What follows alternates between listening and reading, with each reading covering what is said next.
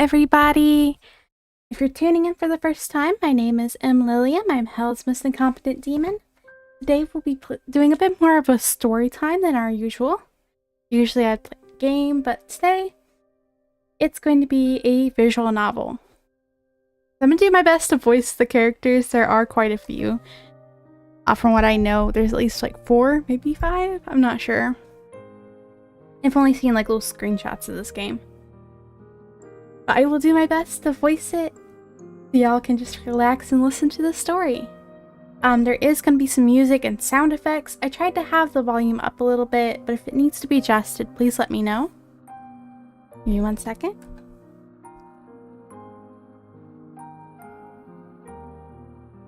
There are also trigger warnings in the pinned comment because both of these games actually, because we're going to be playing 2 of them, are horror games. So for this one in particular, I have the has trigger warnings for character death, violence, bullying, drowning, death by asphyxiation, cannibalism, and probably more. But if you ever need to take a step away, please do. It would mean a lot more to me that you're taking care of your mental health and everything, rather than coming to watch me play a Yuri visual novel, okay? Because I have a lot of fun doing this, but I don't want y'all to push yourselves too hard, okay? Anyway, with that out of the way, let's go ahead and get started. I've heard this one, it does take a couple playthroughs to finish it all. Or like, we have to go through the same thing a couple times. So when I can, I will skip through dialogue, but most of it we're going to read right through. Okay, let's go ahead and get started.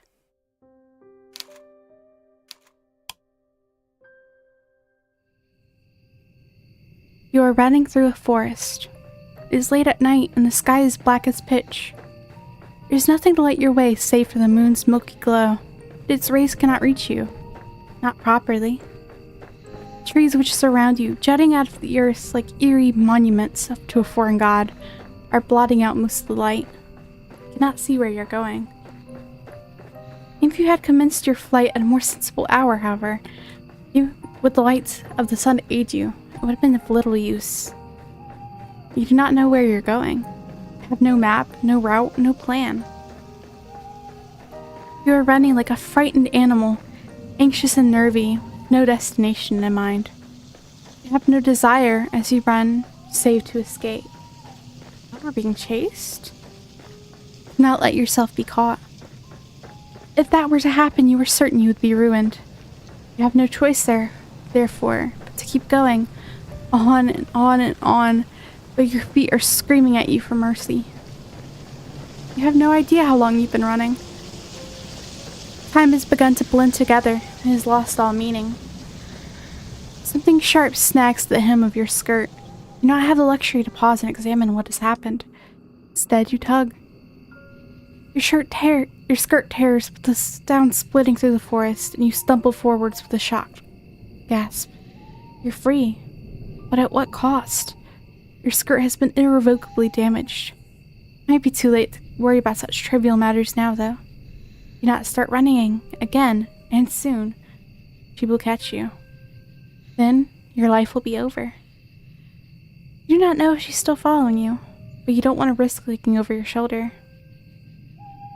You were to see her, silhouetted beneath a tree, looking at you with that sickly sweet smile which once ensnared you. You would lose what little nerve you possess. Your legs would lock up and your blood would freeze in your veins. Then you would crumple. You would fall, but you would not hit the ground. She would be there to catch you.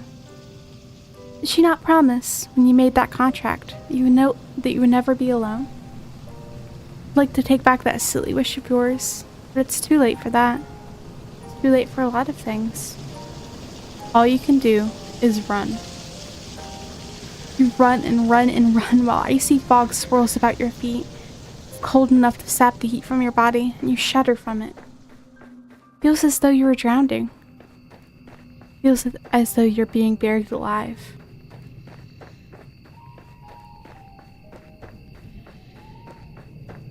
Your knees and your shins, meanwhile, are bleeding. You cannot endure much more of this. But if you value your own life, you must. You run and you run and you run until at long last, you reach a fork in the road. There are 3 paths which split off through the forest. Well, 4. You count the path down which you came. You cannot exactly double back on yourself, though. Not when you have put so much effort into running forwards. You can only press on. The 3 paths are signposted, which is something of a strange sight given you're so deep in the forest. Dark though it may be, you've grown accustomed to the shadows. You can just about pick out the writing in this old dilapidated signpost, curved and slanted though it is. Your fate, if you'll forgive me for sounding cliché, is in your hands. Now I wonder, which path will you take? Go to the shore, to the village, or the castle? Let's go to the shore first and just go down one by one. So, you want to go to the shore? Good idea. What will you discover there, I wonder? This night is far from over. There are any number of adventures still waiting for you. I hope that you prepared yourself in advance, and I do hope, for your sake, you have learnt how to swim. I have a sneaking suspicion the skill might come in handy. You follow the path which leads to the shore, supporting yourself on weary, aching limbs, which you feel ready to snap at the knee beneath the burden of your weight. You're a little more than a wisp of a girl, but you've been running for so very long. Your feet are so very numb, you feel like a great lumbering thing. You need to lie down, and quickly. You only hope, as you continue to run, you will find a means to escape your current predicament by the shore. You do not know what awaits you, but you have visions of a harbor extending out to the horizon, cradling a fleet of white-sailed fishing vessels. Surely there will be a kindly fisherman be willing to take you far, far away on his boat to a place where your pursuer will not be able to find you.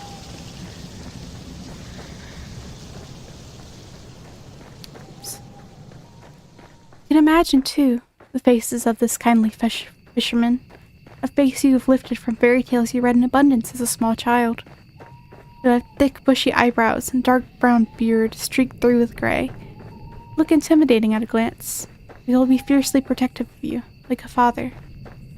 You do not know what fathers are supposed to be like. You're only imagining.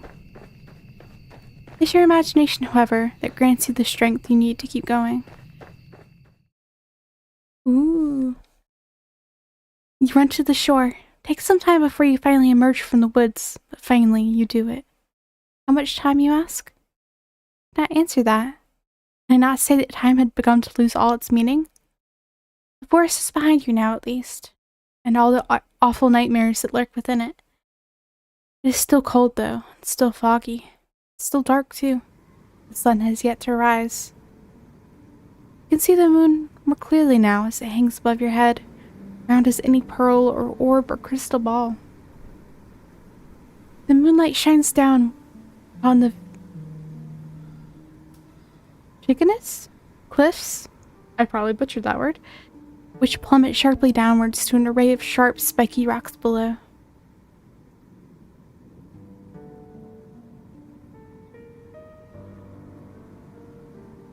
You felt, upon escaping the woods, a degree of hope.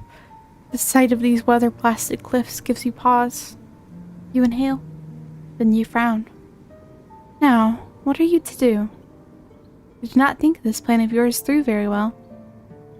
Not that you had much in the way of a plan in the first place. There's little in the way of civilization here. The cliffs are far from the village. How far? You do not know. And you cannot see any houses. Where exactly will you rest your weary head? And what of your weary legs? Fitfully, you look around. There's nobody to your east, nor is there anybody to your west. There's no point in looking south. That is the way you came. And when you look to the north, the world falls away from you. Cliffs are too steep to scale, and it's too dark. 1 second.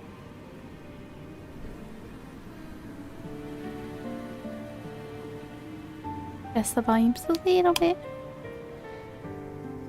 Naturally, there's not a soul here to help you. You are on your own. You feel so overwhelmed you could very well cry. You do not cry, however. You know that tears have never helped anyone. You got yourself into this mess. Now you need to get yourself out of it. It's with this thought in mind that you inhale a lungful of salty oceanic air. And you begin your exploration in earnest. Keep away from the edge of the cliffs, afraid you may slip and take a sudden unfortunate tumble into the abyss below. You are not as attached to your mortal body as some humans are. You do not want to die. Still care for yourself, only a little. It's a sense of self-preservation which compels you onwards. You glance this way and that, depressing the tall grass beneath your shoes as you search for a place of shelter. And they gain down there a little bit. Well, here. Surely there must be somewhere. You cannot see any likely-looking settlements, but what is that over yonder? Could that be a roof? You hurry onwards, hope budding anew in your heart, till at long last you reach your destination. There's a house after all, out here in the wilds, though it doesn't at a glance look very welcoming. A solitary house that you have discovered, not so far from the cliffs, is rather unremarkable. It is so small and squat, you cannot imagine it contains within it more than one floor. You cannot even imagine it contains much more than one room.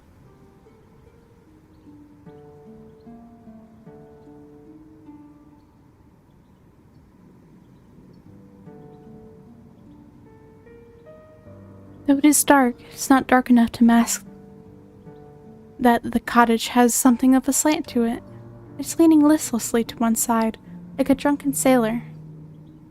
The thatched roof, meanwhile, which tops this dwelling, has certainly seen better days.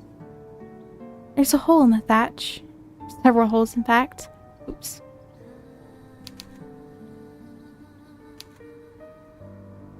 Parts of it look particularly bare, almost bald.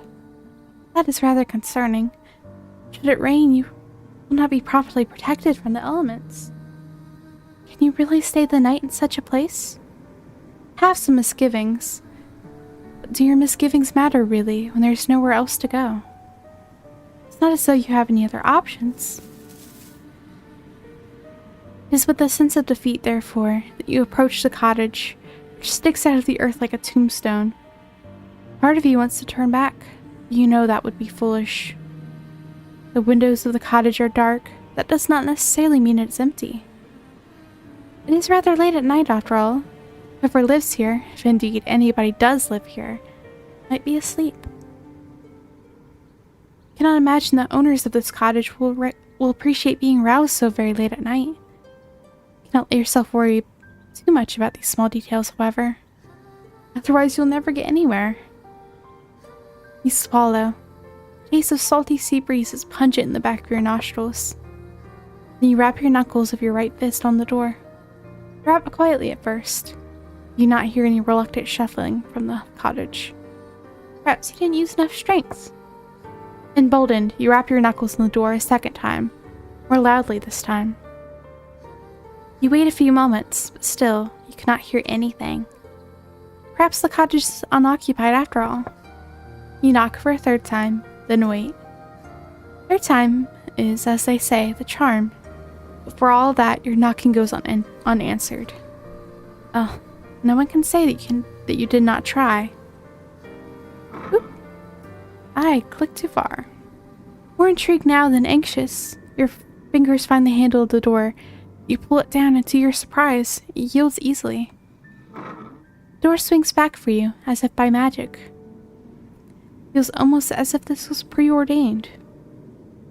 Step inside the cottage, which is very dark, and glance around. It's hard to see, given the lateness of the hour. The cottage's interior is about as inspiring as its exterior. Just to say, not very. It's every bit as small and cramped as you fancied when you observed it from the outside. There are a few cupboards which line the walls, a wood fire which has since been extinguished, and a straw pallet on the floor which must function as a bed. Your search is unsuccessful, however, when it comes to trying to locate other humans. You cannot find another soul. Surely that's to your benefit, though. If nobody else lives here, then you might as well make yourself at home. Or as at home as one can be, I suppose, in a small, cramped cottage such as this, with holes in the roof.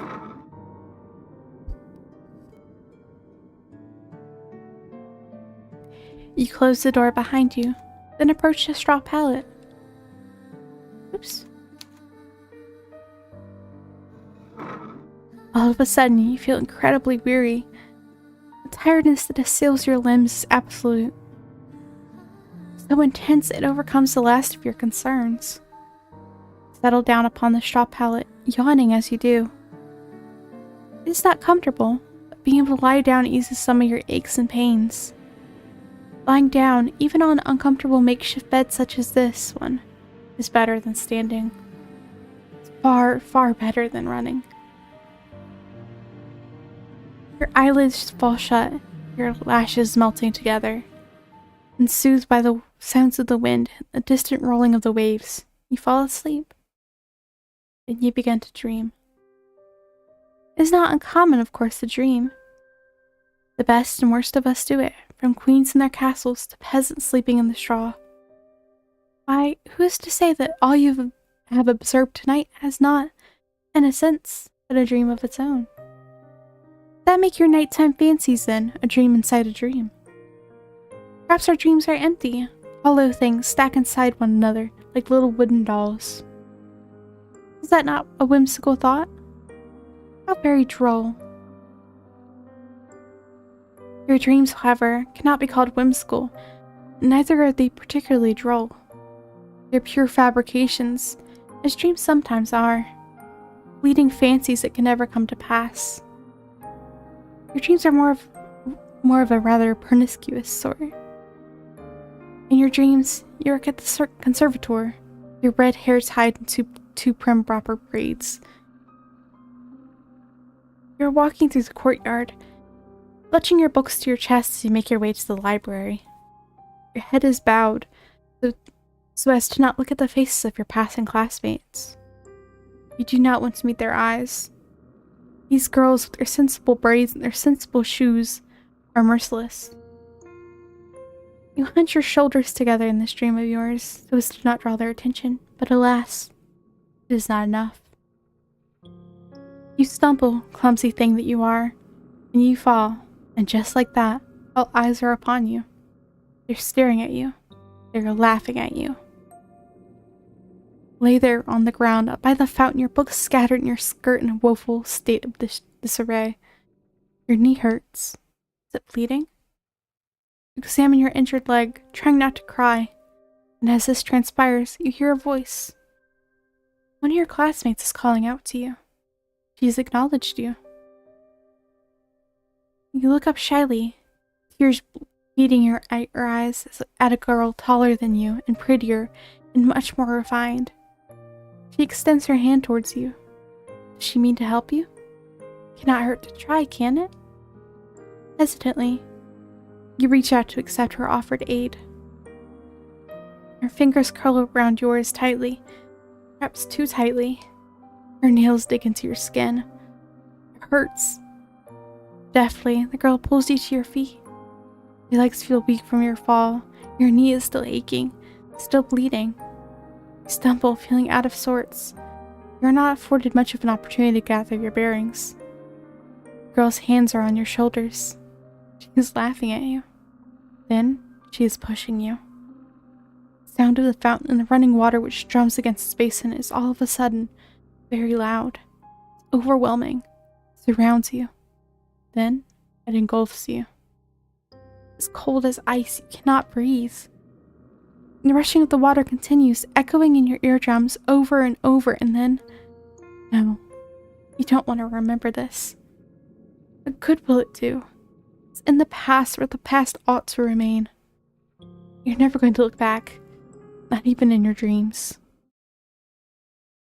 It is this determination which forces you back into the world of waking with the start. Gasp like a fish as you sit upright, your eyes unnaturally wide. Feel wearied from lack of sleep. With half-lidded eyes, you glance about. It's still dark inside your cottage, the sky visible from beyond the windows splashed, still with stars. How long were you asleep? You're not sure. Your dream was so very detailed, it really did feel like you had been transported to a different time, a different place. When you inhale, you can taste rank, coated water in your mouth. Attentively, you pat yourself down, fingers trailing against the front of your uniform. So vivid was your dream, you half expect to find that your clothes are damp. It's not the case, however. You are, in fact, perfectly dry. Well now, what will you do? Will you go back to sleep? Sounds like the best option available to you. You are very tired. Your senses feel too overwrought all of a sudden for sleep. Do not think you could bear it. With unsteady legs, you rise to your feet and then stand by the window. Look out to the starry sky, to the pitted moon which hangs amongst them, and you frown. You can hear the wind outdoors, howling like an injured animal. More softly, the ebb and flow of the waves as they meet the cliffs. That is not all. What is that sound? Why, it's almost like singing. The voice is far away enough that you cannot pick up any individual words, or even the individual syllables. There is a haunting quality to it all. The singer, whoever they are, possesses quite the pretty voice, high and clear like a bell. The song is a melancholy one which stirs your heart. Curiosity takes root inside you, as it did during that fateful day you found that book in the library. Logically, you know you should not go outdoors to seek the source of that singing, but emotionally, that is another matter altogether. Hey, Tobias! Yeah! Time to get cozy. This one is gonna be kinda, has some dark themes, but so far it's been gorgeous. You really should have learnt your lesson by now. You know better than to go sticking your nose into business which does not concern you. But naughty little girls such as you never do learn. You cross the fisherman's cottage, as though, oh my goodness, as though in a dream. Then you reach for the handle of the door. The handle depresses easily enough beneath your grasping fingers, and door opens with a click. The rest of the world yawns before you, framed in the doorway, all of it bathed in the moonlight. You thought it was cold inside the old cottage. It's colder still now that the door is open. Unpleasant wind rushes forth to meet you, knifing mercilessly through the fabric of your uniform. You look across the old, hospitable landscape, your fingers clutched in a fist at your side. Then you step out into the unknown. Canvas the cliff face, led by nothing more than that luxurious singing, haunting and ethereal is his voice, as it hangs on the breeze, enough to send 1,000 ships off to war. Keep walking into the night, till you reach the very edge of the cliffs. They drop downwards into empty air. Ought not to go any further. The voice is yet to cease. And still hear it, echoing inside your head. It compels you to act. You look down at the shore, which seems like a dizzying distance away, and out to the ocean, which is breaking against the scattered rocks below. Your eyes narrow with determination, and you take a step towards the cliff. These cliffs are steep, and the rocks below them are sharp. See them glinting in the darkness, tips jagged like the teeth of hungry predators. The cold wind blows, rocking your hair, and you shudder from it. Your shoes were not built for scaling cliffs, and your heels do not have much in the way of purchase, particularly not when the cliffs are so steep. Clinging to these cliffs is no small feat, yet you are determined to ease yourself down onto the shore, in one piece, preferably. The wind is so powerful, it feels like there's something deliberately malicious to it. You wonder, during your descent, if it means to knock you off your perch on purpose, cast you down into the rocks below. Well, that is what it wants, and you refuse to give it the satisfaction. It can be awfully stubborn at times, and now is one of them. Continue to climb. How have you been at it now? Until at long last, your feet meet the shoreline below. You've made it. You did not sustain too many injuries. Your palms are throbbing, yes. After gripping these rocks. You may have a few cuts, but your wounds are of a shallow and superficial sort. Things could have been worse. You flex your fingers. You feel uncomfortably numb, cold alongside it. Your skin is prickling, but at least you can still feel discomfort. At least it is still attached to your bones where it ought to be, your vital organs concealed within the hollow cavity of your body. You have a lot to be thankful for. The night has, by and large, been quite successful. There are no longer any obstacles between you and the mysterious voice which lured you outdoors. Now you must find them. You set off down the shore, on the hunt for the singing voice which has captivated you so. Sidestep sharp, jagged rocks which jut out from the sand like teeth. Rocks which cannot be circumnavigated. Meanwhile, you clamber over. All the while, the sound of the sea mingles with that of the singing. Hey, Desperado!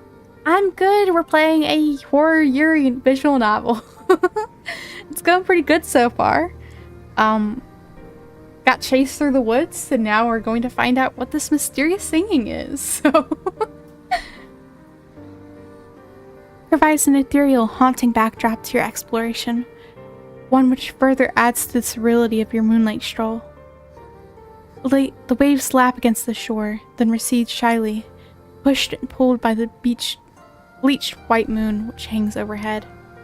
Yes, there is Yuri and Yandere in this.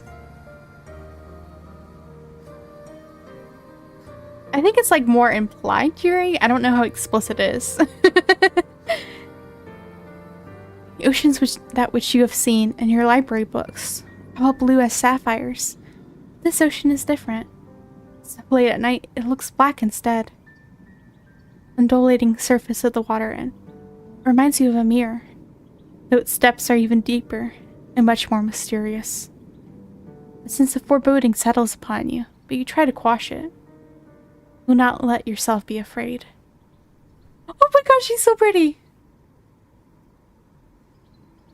You round a corner, your feet unsteady in their sensible brown shoes, and at long last you see her.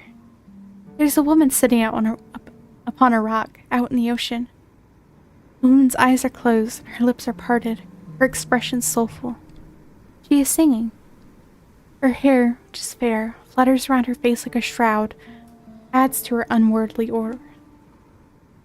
Her eyes may be closed, but her lashes are long and luxuriant like a doll's. Her lips, meanwhile, which are parted in song, are soft like the freshly plucked petals of a flower.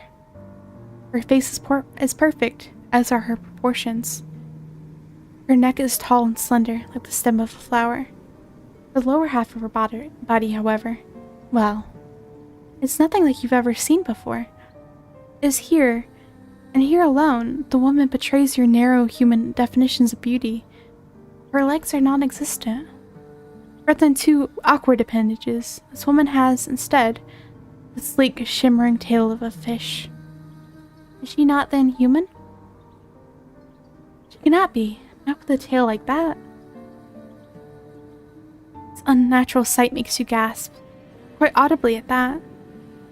You do not mean to be rude, but you can't help yourself.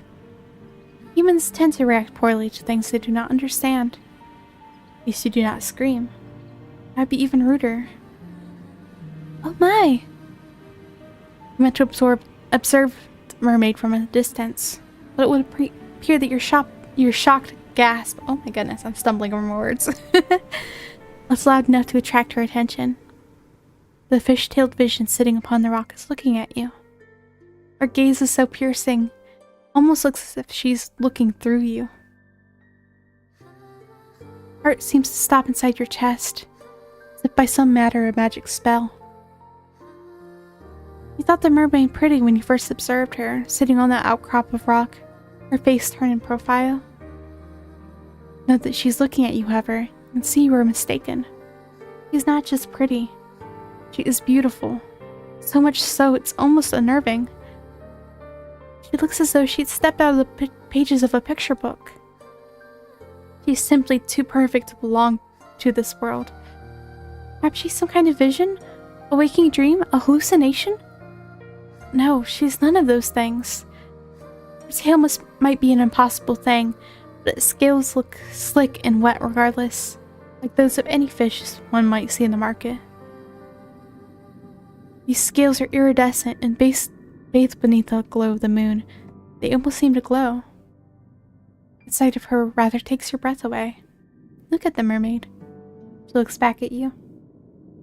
Prepare yourself, expecting some kind of altercation. But the surprise soon fades from the mermaid's face. Her lips, which were once pursed in a frown, now shift upwards. She is smiling. She says in a refined sort of voice, My, and it really is good to see human again, particularly a human girl. I was beginning to fear your kind had all disappeared. I would no longer have anyone left to tell me the world above the waters. My, it's quite the effusive greeting.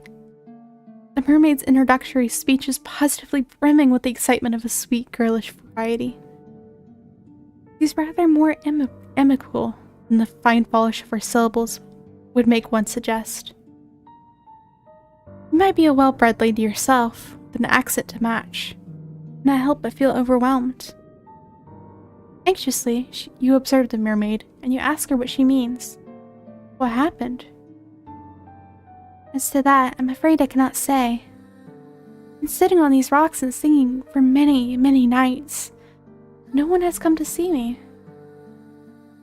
There have been no lovely humans for me to play with. I was beginning to wonder whether your kind had disappeared altogether. I feared some matter of calamity had occurred while I was slumbering beneath the water's surface, and your kind had been eradicated. You shudder, then reassure the mermaid to the contrary. You do not know about the humans that she used to speak with. You, at least, have not been eradicated. You are still here. Yes, well, I can see that. The mermaid answers with a light laugh. It really is a relief. My fellow merpeople who live beneath the water told me not to worry so, but I could not help myself. I've always been fond of you humans. Rather sobering sitting here night after night all on my own. It gets so lonely here. Now, that is an interesting turn of phrase. Catches inside your head like a burr. Have you heard it before? So, dear human, did you say you're unfamiliar with these parts? Hesitantly, you examine the mermaid. Doubtless though you may be at times, you're not so very self-centered you cannot detect the note of longing in the mermaid's voice. It's evident as she looks at you that she's hoping for a particular question to her query. This answer, alas, is not one you can furnish her with. You do not want to lie to her. It's after some hesitation, therefore, that you are able to reaffirm your earlier words. This time you embellish them. You tell the mermaid you are a traveler from a far-off land, one that is very dissimilar to this one. It's not a complete fabrication.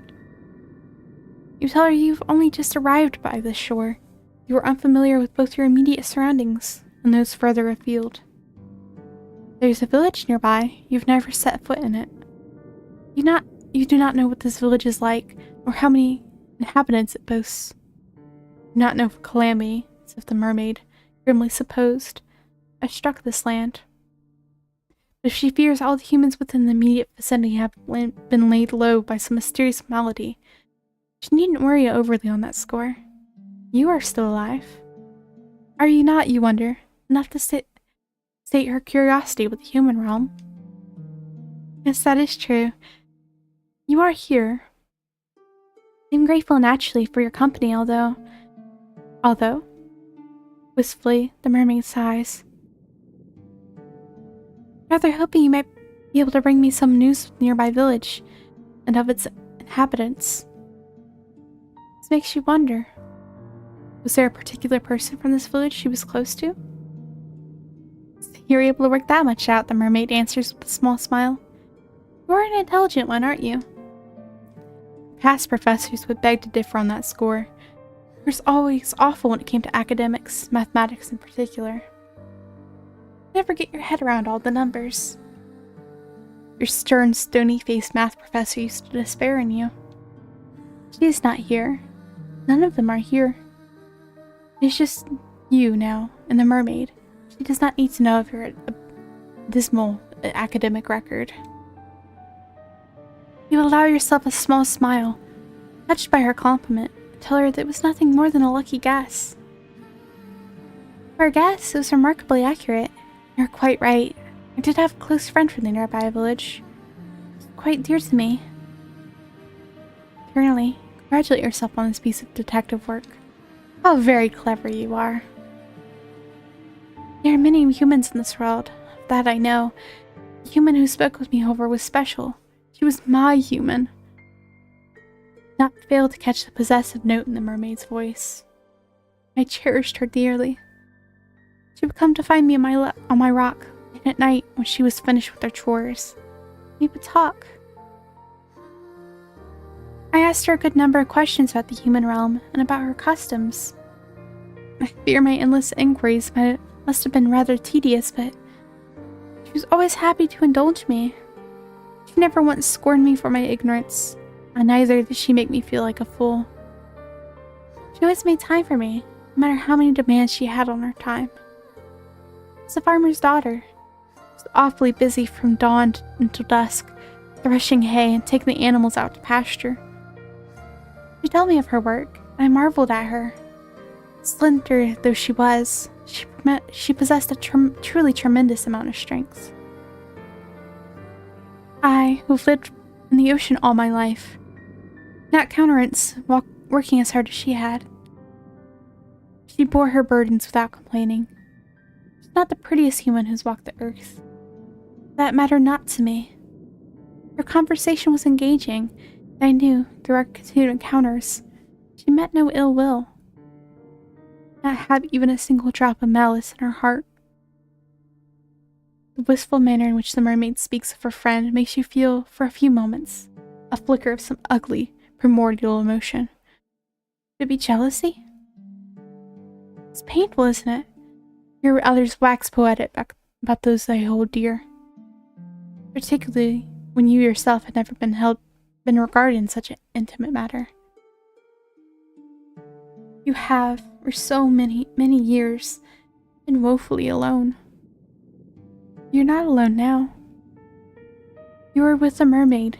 She is with you, and though she may prefer to be in the company of an industrious farmhand, the farmhand is not here. Where did she go? Oh, if only I knew. She simply disappeared one day, as though she'd been whisked away by a wicked spirit. It does seem like quite the anticlimactic ending for such a close relationship. Did the farmhand not tell her companion beforehand she might one day disappear? No, she did not. Nothing of the sort happened. It's all very sudden. So you ask, feeling affronted upon the mermaid's behalf. Did she not give you any warning? Not a single one.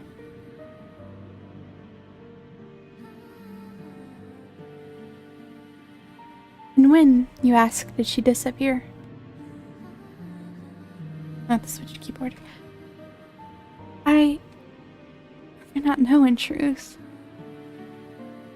Time is a strange concept to beings such as myself, particularly as it seems to ebb and flow differently both above and below the surface. Humans have a strange compulsion to pin down and to place labels upon everything. You have names for your seasons and for your months, even for your days of the week. All very precise. We merfolk, however, do not bother with such affairs. Perhaps because we live so much longer than you humans do. We do not need to obsessively document our days, not when we have so many of them at our disposal. This curious remark catches your attention. How long, exactly, do mermaids live for? The mermaid does not look much older than you, but you cannot help but wonder. My, nosy aren't we? The mermaid asks, and she laughs. A soft tinkling sound like that of a bell, which makes you blush. Were you being nosy? Perhaps you were. I always had a thirst for knowledge, not of the dry, dusty academic variety, but of stories peopled with strange persons. Literature was the only subject you were ever any good at. Again, it's hard for me to quantify, but to put it in terms a human like you can understand, I suppose we mermaids can live on for centuries. Centuries? It's quite the surprise. Perhaps it shouldn't be. You've been subjected to any number of surprises tonight. What is one more to add to the pile? I've not been waiting quite that long, however. For my friend to return to me. I think it's been but a few seasons. Might not sound like much, but never before had I been so aware of the passage of time. I've experienced any number of wants during my life. I've never wanted anything quite as badly as I want to see her.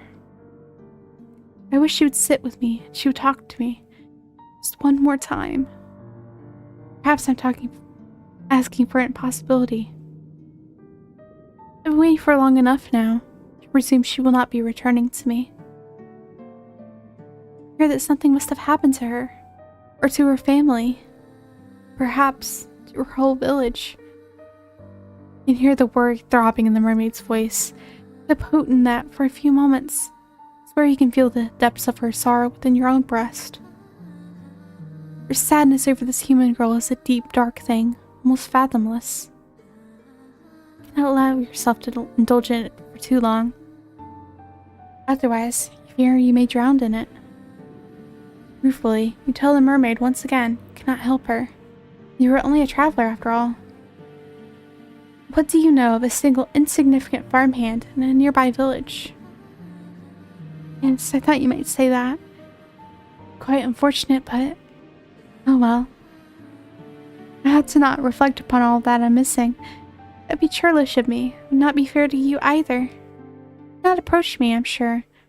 Hope of hearing about all my woes. You should be grateful instead for all it is that I do have.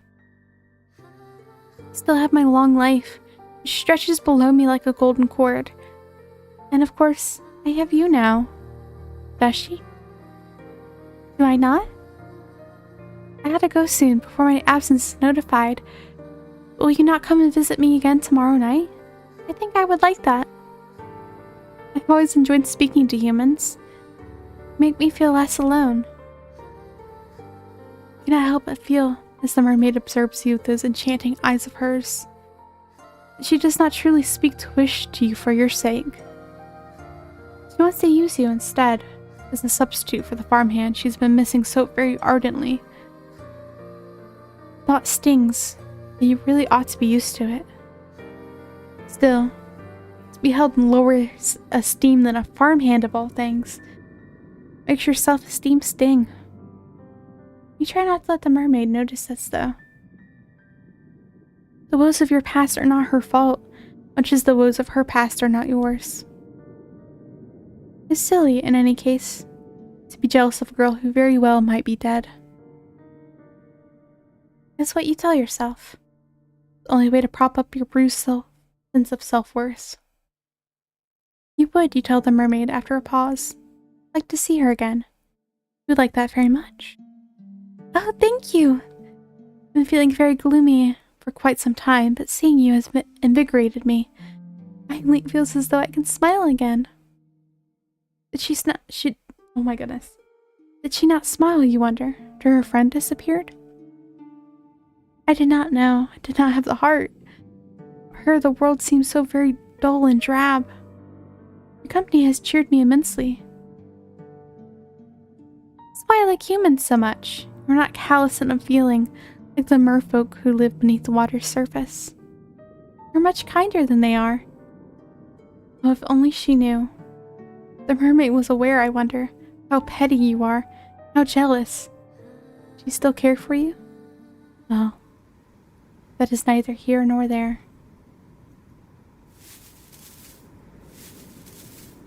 You agree to meet with the mermaid come sundown the following night. They make your slow, stumbling way back up the cliffs, then to the cottage you have purloined as your own. Once indoors, you settle down on your pallet and you close your eyes. Sighing of the wind outside and the distant roiling of the waves against the rocks does not disturb you. Feel after your midnight encounter of a Moorish kind. Quite at ease, perhaps prematurely so. What happened to the icy fear that prompted your frantic flight through the forest? Where is all that gone? Do you not think you're being a bit complacent? No? Oh well. You will. Ooh. Narrator is like taunting. The following morning, when it arrives, is cloudy and overcast. Not a particularly pleasant morning. At least it is not raining. That is some small consolation. You rise from your straw pallet, stretching, and then glance about the interior of the fisherman's cottage. It looked dilapidated last night, and so much more of it was obscured by the shadows. It looks even more so when subjected to the morning's light. Cottage's interior has a distinct, disquieting appearance of having been abandoned in a hurry. There's broken pottery strewn upon the ground, and a singular wooden chair, once a must stood by the singular wooden table, is lying on the floor. Doors of the cupboards, meanwhile, are ajar, shelves within depressingly bare. Quick search reveals a handful of edibles. There's precious little to be getting on with. You wish to live here comfortably. You have to look into foraging. You ate very little last night, and your stomach is empty. The malcontented rumblings through your stomach, in actual fact, which roused you from your slumber.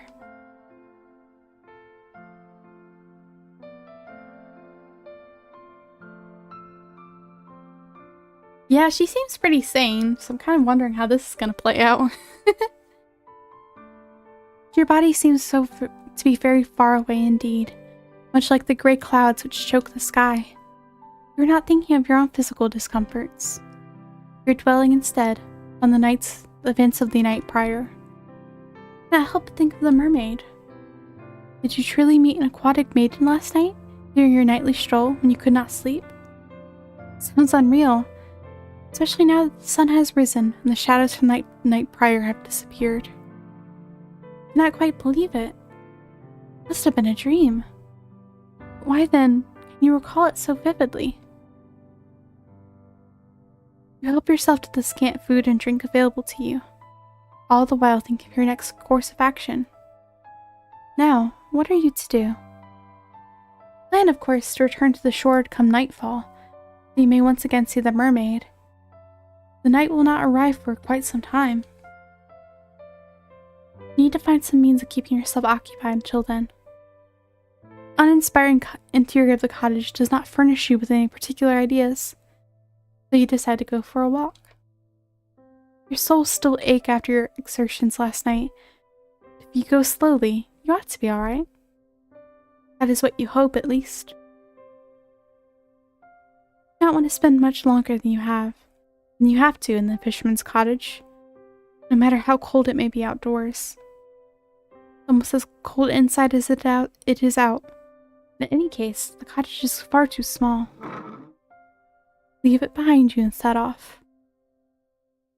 You do not know where exactly you are going, but you suppose it does not matter overly much. You do not have any particular destination in mind. Your meanderings lead you to the cliffs, which are steep and sharp. Drop to the shore is a perilous one, so much so that you have to wonder how you were able to descend to the cliffs the night prior to meet the mermaid. You were rather more determined than you ever realized. Though, I, of course, have told you that much. I wonder who the narrator is. Kind of bothering me, because it, like, sometimes it seems like it's the main character, but then also something just feels off. Surprisingly capricious for such a small, slender human. You walk along the side of the cliffs, keeping a sensible distance away from the drop of the shore. Might have survived last night's excitement unscathed. Do you not fancy trying your luck? Be so like you, really, to avoid a drop to your death in the darkness, only to stumble during the morning's light and take an irreversible tumble. Your fortunes have never been the fairest. Your meanderings along the cliff revealed to you all manners of curious flora.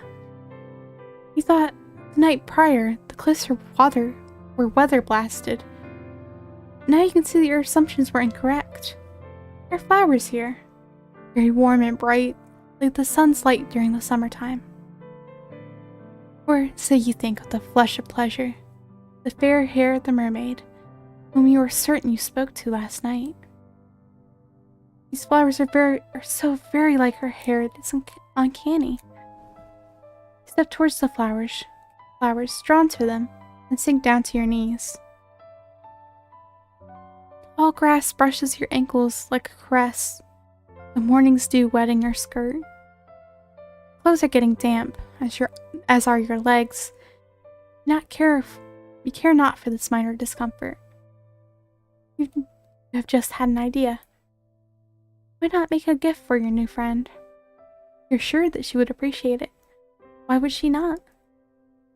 She's told you in a voice that was seeped with dolor that she had been feeling lonely. Want to see her again. And when you next see her, you'd like to make her smile. It is with this thought in mind that you begin to pick the flowers which are growing at the cliffside. These flowers do not have any thorns. Their delicate stems snap easily enough between your fingers. Take care when plucking these flowers. Leave a substantial amount of stem intact. You will need these stems so that you might twine the flowers, not fingers, together. You mean to make for your mermaid diadem, something she'll be able to wear in her hair. This tiara is certain to suit her. She's so pretty, anything would suit her. You continue to work, slow and steadfast, as the weak sun shines. It takes time, but you're eventually able to fashion something you are satisfied with. You only hope the mermaid will feel similarly, if, indeed, she does exist. Carefully, you pocket your makeshift item, then decide to forage for some food. You discover during your search some fruit trees whose sweet burdens are enough to fortify your spirits. For the present, at least. Yeah, it's so cute!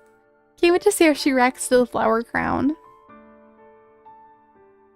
It's fortunate, really, that you're so excited about your moonlight rendezvous with the mermaid. If you're less focused on the future and dwelt more in the immediate present, you might have more of an appetite.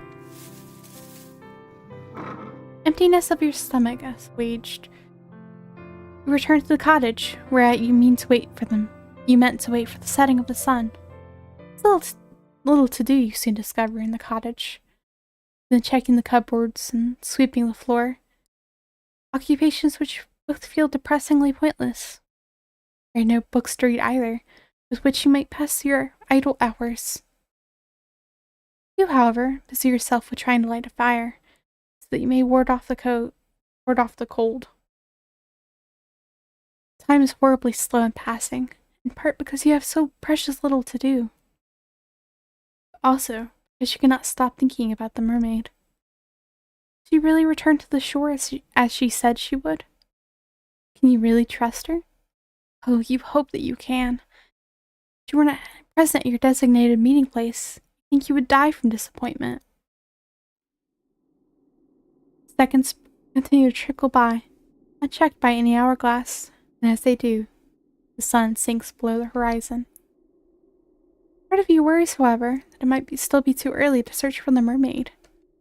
Will she be there yet? You sit there, your stomach tied up in anxious knots. And as you will listen to the wind which buffets your windows, you hear it. The sound is faint. You recall it well from the night before. There's a single solitary voice outside, tempest tossed amidst the roiling waves. The voice is a high, clear one, silvery. Indeed, voices can have colors, like a finely polished dinner plate in a noble woman's home. The voice belongs, of course, to the mermaid. Who else do you know with a voice as angelic as that? Relief begins to bubble up inside you, a relief so potent you almost feel dizzy from it. She did not abandon you after all. Maybe you wonder, did you ever think she would? She said she wanted to see you. Think that a mere nicety? Buoyed by the gentle breeze, hurried to the door. Oh my gosh. Trembling fingers, they are trembling, I presume, from excitement rather than fear. Seize the handle, then turn it. You step out into the dark, inky night.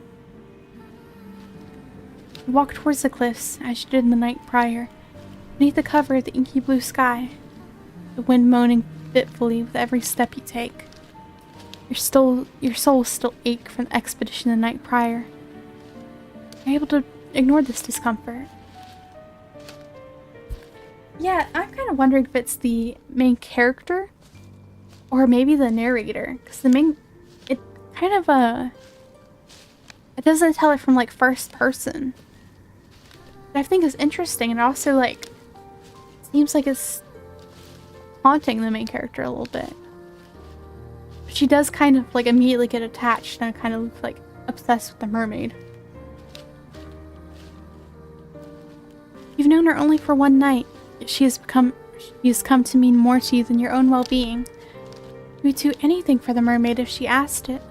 Well, almost anything. You hurry down the sharp incline of the cliffs to the shore, almost stumbling in your scuffed brown shoes, which really were not built with rock climbing in mind. So frantic are you in your attempts to once again make the mermaid's acquaintance. You very nearly fall. It's a good thing you still have enough sense about you to regain your footing. Otherwise, this tale would come to a premature ending. Eventually, you make your way to the shore, and approach the jagged outcrop of rock whereat you last saw the mermaid. Like the night prior, the mermaid is perched upon these rocks, her fair hair strewn about her shoulders. She sees you from across the shore. She ceases her singing, and her eyes light up. At least, they seem to. So have you returned to me, my hero? She says, and then lightly she giggles. Or perhaps I should say heroine? Her praise makes you blush. You do not feel worthy of it. No one has ever called you a heroine before. Not even think of yourself as a heroine. If the story were made about you, rather think it would be a supporting character, one without her own voice. You're not interesting enough. The mermaid seems to think you are, though. Staring at you delightedly, as though you were the one person in the world she most wishes to speak to. Thought makes you tremble, but not as much as the mermaid's gaze. You tell the mermaid you do not think you are so very brave. She dismisses your awkward remark with a laugh. I think you are. I saw the way you scaled those cliffs. I thought it was very heroic. Oh, so she saw that, did she? Then did she see how you slipped down the cliffs, grazing your palms in the process? And how you very nearly fell?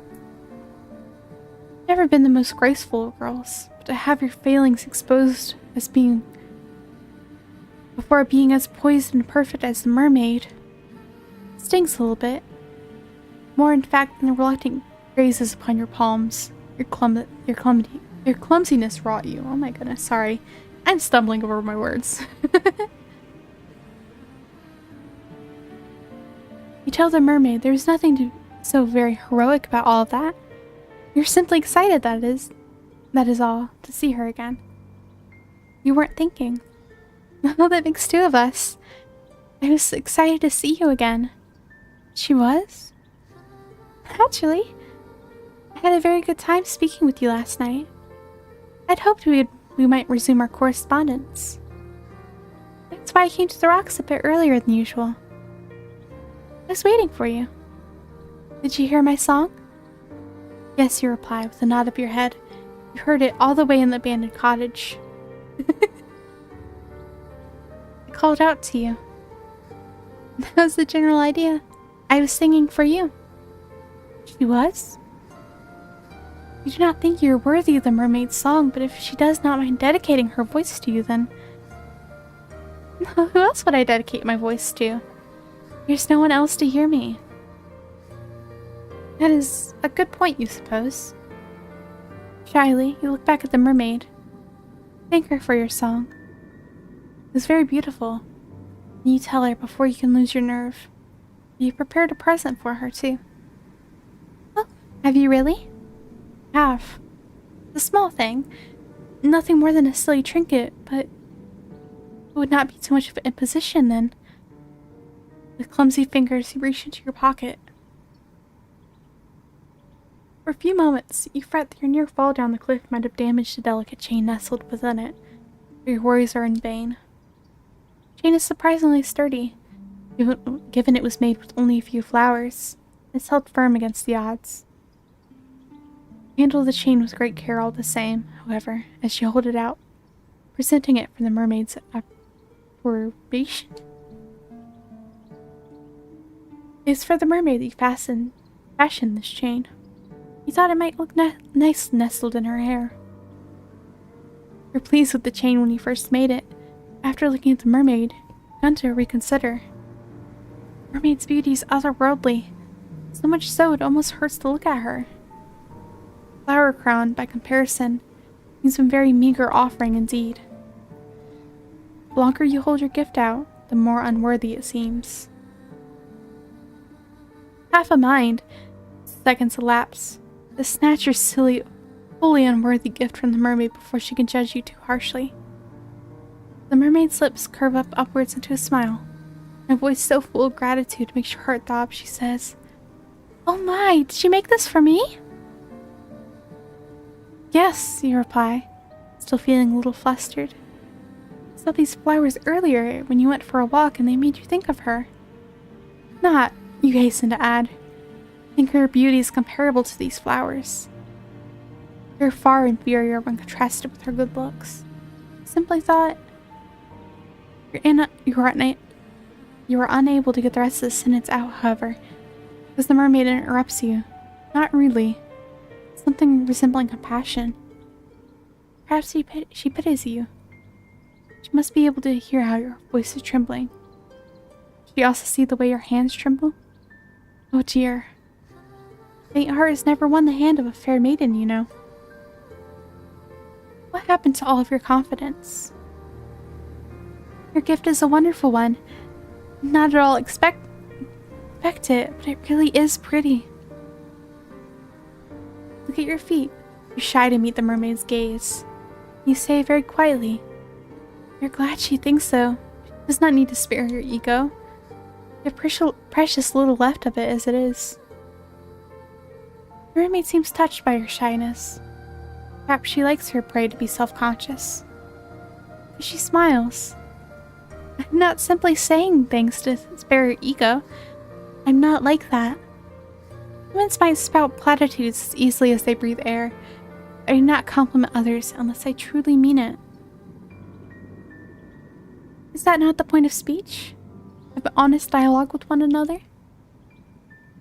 If one party in conversation is withholding their true intentions, then conversation is impossible. Playing games is a waste of my time, particularly given time above the surface is so limited. Oh. You blush more at this. More deeply still, survey the mermaid beneath the full fringe of your eyelashes. And she really does like it. Did I not just say that? You humans are so very funny, with all your second guessing. She was like that too in the beginning. She? My friend. The mermaid's answer is a simple one. It makes your stomach clench regardless. Ah, yes, my friend. You've forgotten about her. She used to make me gifts too, you know. Gifts like this one. She would pick flowers on the cliffs over there where I cannot tread. Mermaid gestures with one hand to the cliffs, which tower above the shore, tall and imposing as though they may stab into the sky below. She would fashion them into crowns like this one and bracelets. I was appreciative of her tokens, though she was similarly shy when she first presented them to me.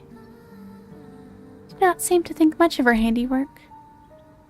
You and her are remarkably similar, really. There's no guile in the mermaid's voice. Her words have rather taken the wind out of your sails. Of course the cowherd gave the mermaid gifts. How would she not? The mermaid is beautiful. She's so very beautiful, like a Tolari goddess. She seems to invite tribute simply by existing. Were you more religious, or more irreligious maybe, may even consider worshipping her. Though in essence, is that not what you were doing with your flower crown? How silly of you. I think your idea was an original one. You'd be accustomed to gifts, but it's been a very long time since any human has bequeathed me with anything. Pleasant surprise. I'm really thankful for your kindness, dear one. Mermaid leans forward on her rock, so as to pluck the circlet from your fingers. Benevolent smile all the while is unwavering. Now that I look at your gift more closely, I rather think it is of a superior quality. The gifts my old friend once gave me. Now this is enough to make you start. The touch of the mermaid's fingers upon your own was not. Your silly gift really be better than the one she once accepted? I think so. My friend's trinkets were all rather clumsy in execution, though I cherish them nonetheless. They were very precious to me. They did not last for very long, though. That when I took them with me to my home beneath the ocean, water soon rend the fragile links between the flower stems asunder. Your diadem, however, seems more sturdy, but it is, by the same token, very delicate. You must be very good with your hands. Think back briefly on your disastrous sewing lessons in the past, your numerous failed attempts to thread your needle while other girls giggled at you, and you blush. You think the mermaid's praise might be a touch too effusive. Tell the mermaid as such, but she only laughs. I do not think so. Now, the mermaid places your floral trinket upon her head, over her long fair hair, and surveys you in a manner which seems almost coquettish? I don't know how to pronounce that one. What do you think? You think the mermaid looks radiant, though it is less because of your gift, more of her natural looks. You tell the mermaid this, though not in terms quite this glowing. She giggles. You're selling yourself too short. I think your gift is lovely, really. The flowers rather match my hair. Yes, you answer with a nod of your head. That is why you picked those flowers. She's all you've been able to think of. Glad you've been thinking of me. I, in truth, have been thinking of you. I do not wish to say as much. No? No, it would be embarrassing to confess how much I've been looking forward to our reunion, if you did not feel similarly. I do not care to pine for humans from afar. But if you care for me as I do you, it makes me feel less alone. Hasten to assure the mermaid, your face aflame. Do you ever stop blushing? Goodness gracious. But you do care for her, very much so. Not known her for very long, she certainly made an impression upon you. Such an easy conversationalist. Time simply slips by when you are together. It's not, of course, that she's so pretty. I've heard it said, yes, that my looks are rather appealing. My old friend was similarly complimentary.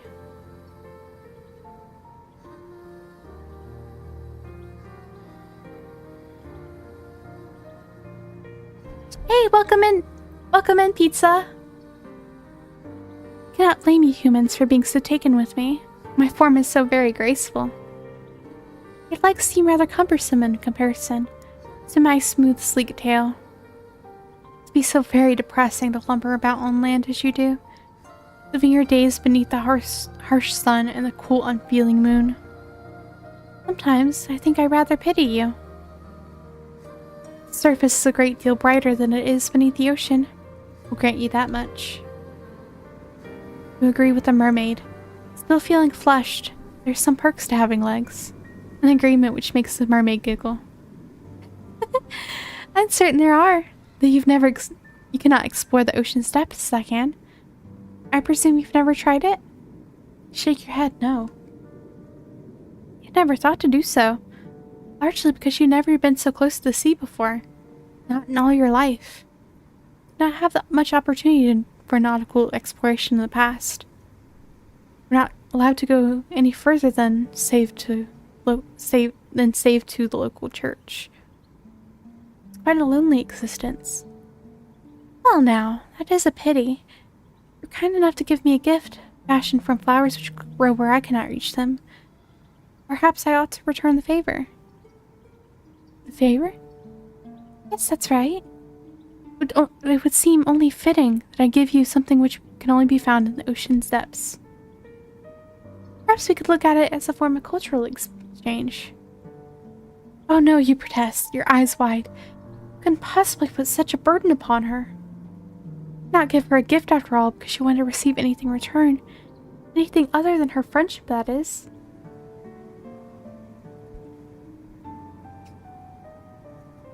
Your conversation is more than enough to satisfy you. Not need any physical presence on top of that. The mermaid doesn't seem convinced, however, by your naysaying. She raises one eyebrow. Even this gesture is performed elegantly, and then says, "My company is all it takes to satisfy you. You're easy to please indeed, but please do not rebuff me. I'm offering because I wish to do this. Remember what I said. I do not say things for the sake of it." Well, you murmur, if she really doesn't mind. Of course I do not mind. Now wait there. I will not be very long. It'd be rude to abandon my new friend in the midst of a conversation. The mermaid turns her attention towards the clear, mirror-like water which shimmers beneath the moonlight. Then she dives. Her body arcs elegantly through the water, her long, slender limbs cleaving through the surface of the water with nary a ripple. Mermaid's face is first submerged, then her torso, and at long last, her tail. The water brushes forth to envelop her, as though it had been waiting for her. It subsumes her. It swallows her. Then she disappears from view. The mermaid is gone, but you are still there. Well now, what are you to do? There's nothing to be done, you suppose, save waiting. You stand there for several moments, watching the black water lap against the shore. The breeze howls mournfully like a wounded animal as it buffets your hair about your face, and your torn skirt around your legs. Time elapses. How much of it? While you stand there, fretfully, feeling ostentatious as a maypole. When will the mermaid return? Will she ever return? You're starting to worry. Is that all you ever do? When... Look, over there, by the rocks upon which the mermaid once sat. The water is rippling. Looks as though your new friend has returned. The mermaid pulls herself up onto the rocks, using a surprising amount of upper body strength, smiles at you. I apologize for the wait. I hope I did not make you worry. We're worrying, but you're not half so honest as the mermaid. Mermaids might be spoken of as devious tricksters who lure sailors to their deaths. But you're in fact very sincere. You're much more sincere than humans. Perhaps that is why your kind fears them so. There are few creatures who inhabit this world whose capacity for lying is greater than your own. Tell the mermaid you were not worrying. She answers with a weary smile. A wry smile. I'm not so sure about that. Means the mermaid is wiler than you are giving her credit for. I've seen right through you. But no matter. It took me some time, but I was finally able to retrieve for you a gift. I now have the means to turn this into a pretty piece of jewelry, as you did with the flowers. I wish to give it to you nonetheless. I do hope that you like it. The mermaid leans forward and holds her gift out towards you. Her slender fingers unfurl about it, like the petals of a flower being folded back, and then... Oh, what a pretty gift it is! The ocean may be dark and deep, cold and unfeeling. The same cannot be said for the object which glitters upon the mermaid's palm.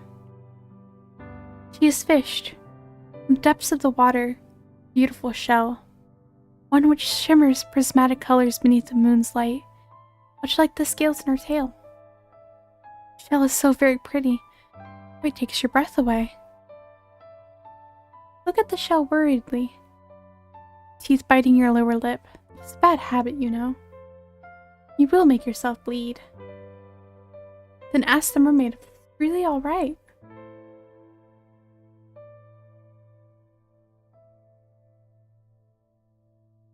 Would a gift like this not be wasted on you? Of course not. I want you to have this shell because it makes me think of you. Does? How so? I thought it'd be obvious. The shell is a lovely find. As are you. Oh. Did she really call you lovely? Surely you must have misheard her. I could scarcely believe it. It's an awful lot for you to take in. But... Now why are you gawping at me like that? The wind will change, you know. And then your face will be stuck like that. It would be quite the shame. You'd waste your good looks, for which a maiden such as yourself would be nothing short of a tragedy. Seems as though the mermaid really does think you are pretty, after all. A mermaid with her smooth skin, her fair hair. I scarcely believe it. Something almost laughable about the mermaid's compliments. How could she call you pretty when her looks are so immediately, obviously superior? Tongue-tied, look at your feet. You do not know how to reply to the mermaid. You have a mind to refute her words, to tell her you are not that pretty. Not really. But you fear that might look rude. You do not want to rebuff the mermaid's well wishes. There's nothing for it then, but to take this shell which the mermaid retrieved from the ocean's depth for you. You do not think you're worthy of it, but neither do you want to refuse it. Now that is a surprise, the mermaid says, amused, as you reach for the shell. I don't think you would be bold enough to take it, not without more coaxing on my part. You've exceeded my expectations. What a good girl you are.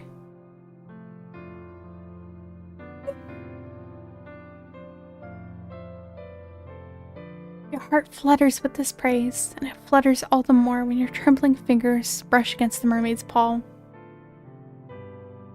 He presses the shell into your skin. Your own fingers tighten about it. The shell is sharp and pointed. It digs uncomfortably into your skin. It hurts, but there is pleasure in the pain. This, too, feels like a gift from the mermaid. You do not want to spurn it. Even pain can be a precious thing when dealt by one whom you care for. I never knew that before. Hold the shell to your heart, which is beating in a regular rhythm. Look at the mermaid. Then, very softly, you thank her. It's quite alright. Seems only fair. But you shared a part of your world with me. I wish to share a part of my world with you, too. Humans cannot normally descend beneath the ocean's depths. Even if they do, they cannot remain there for very long. They're far too fragile. But that if I could, I would bring you with me to my underwater kingdom where we might be together. Mermaid's melodic voice trails away, suffused with something resembling melancholia. She sighs, and she shakes her head and smiles. This is what I have to do for the present. Please, take care of that shell. Look at it from time to time and think of me. That would make me very happy indeed. Days pass following this nightly encounter with your aquatic acquaintance with almost intolerable slowness. You endure hours of sunlight as best you can by going for long, bracing walks amidst the heather, foraging for berries and fruits among the hedgerows. Even when you have mustered enough courage, take an old fishing line uncovered from the fisherman's cottage and try your luck by the shore. Your initial attempts at angling are without success. As time passes, your proficiency in the art grows. Sometime after you take up your rod, you find you are able to catch the odd fish here and there. Small, scrawny things mostly, but the meat goes away, bolstering your rudimentary diet. You teach yourself how to remove the scales of these saltwater fish that you've captured and how to gut them. You learn, too, how to cook them over a simple fire. Sometimes you skewer these fish of yours on spikes and roast them slowly, innards and all. You're able to sustain yourself well enough during the day, as the faint pangs of hunger you experience never quite go away. Physical discomfort, however, is secondary when compared to your desire to visit the mermaid. Your nights may be dull and drab, but your nights, comparatively, are made of magic. Only during the night the mermaid emerges from beneath the waves. When she does, you hurry to her side. Never before had anyone who took so great an interest in you, not until you met the mermaid. That's why she's grown to mean so very much to you. She's the first friend you have ever had, but do not temper your obsession accordingly. I fear she may very well be your last. You care little for the potential danger, however, which lurks beneath your interactions with the mermaid. You only want to show the mermaid how much you value her. And you hope, within time, she will come to value you too. You keep seeing her, surely she will stop thinking of her human friend who she lost so suddenly. That is your plan, at least. Fortunately, your self-serving wish to grow closer to the mermaid seems close to being granted. Your nightly conversations when you greet her come easily enough, the words tumbling from your mouth like thread. You've grown rather comfortable in the mermaid's company. She, worse. She must have. For it is not long after you bequeath your diadem of flowers to the mermaid that she looks at you, and pauses a curious question. I was wondering, dear one, whether you would mind indulging me. I know this may not seem like an appealing proposition. I thought it would be remiss of me not to ask. I've seen some of your world, where I've sat on the shore for many, many nights hence. You see nothing of mine. Seems unfair I should know some of the world that you inhabit, though you know so very little of my own. So would you care to come with me, beneath the ocean's waves? There's so much I wish to show you, sights that cannot, I fear, be accurately represented in language alone. It can be awfully stifling when it comes to communication of experiences such as this. Quite the florid speech, but at the heart of it beats a simple enough request. The mermaid wishes to bring you beneath the ocean's surface so that she may show you her home. You're flattered initially that the mermaid wishes to show you something so personal. This flutter of flattery comes an uncomfortable sense of unease. The mermaid may feel at home beneath the water's surface. What of you? You're a human girl with two awkward, ungainly legs. We're not made to live under the sea. You frowned, and mistrustfully you look at the ocean. It's late as night, as it always is when you speak to the mermaid. The water does not look blue. It appears instead to be obsidian. The waves moan as they break against the rocks, which jut out of the shore like mighty dragon's bones. They sound angry, violent almost. Salty sea sprite arcs through the air, caught in the moonlight. Shimmer sharp as knives. Hesitantly, you take a step back. You're a little afraid of the sea. So restless, so deep, and so all-consuming, it reminds you of a hungry monster. Never submerged yourself beneath the ocean before. Never had the opportunity. Do not even know how to swim. You're fearful for your own safety should you consent to dive beneath the undulating menaces of the water, but do not look so frightened, dear one. I'll be with you. I will not let you go. Have my word. Shyly, answered the mermaid. She's still perched upon her rock, her hands folded neatly upon her. Well, she did not have a lap, really. You're still afraid. The mermaid's reassurances do help. As she told you numerous times, that she is nothing if not honest. You trust her not to break her word. She will not leave you beneath the waves, abandoning you to a cruel, lonely fate, become the food of so many fish. Of that, you are certain. That is why, despite all your misgivings, you find yourself nodding your head. That is what she wants, and you will accompany her. You're interested, too, in what lies beneath the ocean's surface, out of sight. I knew you would agree. Thank you very much for humoring me. I'll endeavor to make these next few moments the most memorable you've ever experienced. Now, would you care to come with me? I shall be your guide. Ocean steps may be dark.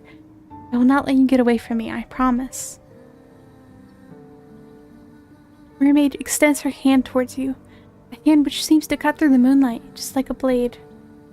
The moon's celestial rays play against the mermaid's upturned palm, so that it shimmers. The mermaid's hair is glowing, backlit by Celine's glow, so that she almost looks like an angel. Her beauty is such that, for a few moments, you cannot do anything, neither step towards her nor back away. You feel frozen in place, rooted into the sand like some shore-growing tree. I don't understand why the mermaid has taken such an interest in you, but an old adage does occur to you. You ought to not look a gift a horse in the mouth, or ignore the pleas of graceful, dignified mermaid. Reach out, your arms shaking like the skinny bow of an ancient tree, and find the mermaid's hand with your own. The mermaid's fingers curl about your own, her nails. Only now you notice how sharp they are, digging into your skin. The mermaid herself looks very soft. Her grip is surprisingly strong. I don't think if she willed it, you'd be able to get away from her. But why would she want to? She does not mean you any harm. Now, let us be on our way. There's much to see in my underwater kingdom. Can't wait to show it to you. The mermaid turns towards the ocean, as do you. Yeah, they're holding hands! So happy for them. A brief moment passes, one during which you allow yourself to stand there, your hand claimed by the mermaids, as wind buffets your hair and your skirts. You inhale deeply. The smell of the salt is heavy on the back of your nostrils, so much so you could choke on it. It's not a particularly pleasant smell. You've grown accustomed to it after living in your tumbled-down cottage by the shore. It is nostalgic almost. You have a vague feeling as you stand on the precipice between your world and that of your aquatic companions. You might never again be able to smell the salt in the air like this. It's just a silly supposition, though. Being foolish. The mermaid will return you to the surface in due course, will she not? You hope she will. You, unlike her, cannot breathe underwater.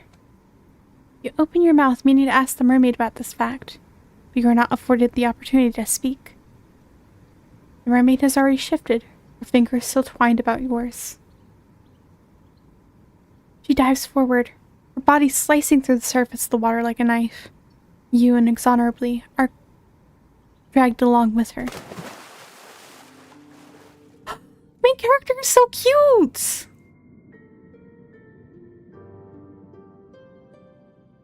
The water rushes forwards to meet you in a sudden, shocking rush. Mermaid's descent might be graceful, but yours is anything but. You do not know how to position your legs. Your limbs feel awfully ungainly. The shock of the water as it touches your skin, meanwhile, is intense. I did not think the water would be this cold. No, it is not just cold, it's freezing. It feels as though all the warmth has been sapped out of your skin. If your head was not already beneath the ocean's waves, you would gasp from it. Do not gasp, however. You cannot. You've already been submerged. Your body no longer feels as though it is your own. Your hair is unspooling behind you like thread. Your skirt is fluttering. Your body rocks to and fro as if being soothed in a mother's arms. It's a curious feeling, but it's not wholly unpleasant. Only it were not so cold down here. Beneath the ocean's depths, you might find it relaxing. It's dark under the surface of the water, yes. You've not ventured so very far. Not yet, at least. The glow of the moon cannot penetrate its depths. Your surroundings are illuminated, though faintly, thanks to this precious illumination you can see the schools of fish swimming about you. Your scales all glisten as they arc through the waves like rainbows. They do not look like life forms. They appear instead to your fairy tale-addled mind, the ancient relics brought to life through some strange, arcane sorcery. You're pretty. No, that word is not significant enough. You're beautiful. Not know, as you stood upon the shore, how very full of life it was beneath the water's surface. Not know either how very beautiful these aquatic denizens of the deep were.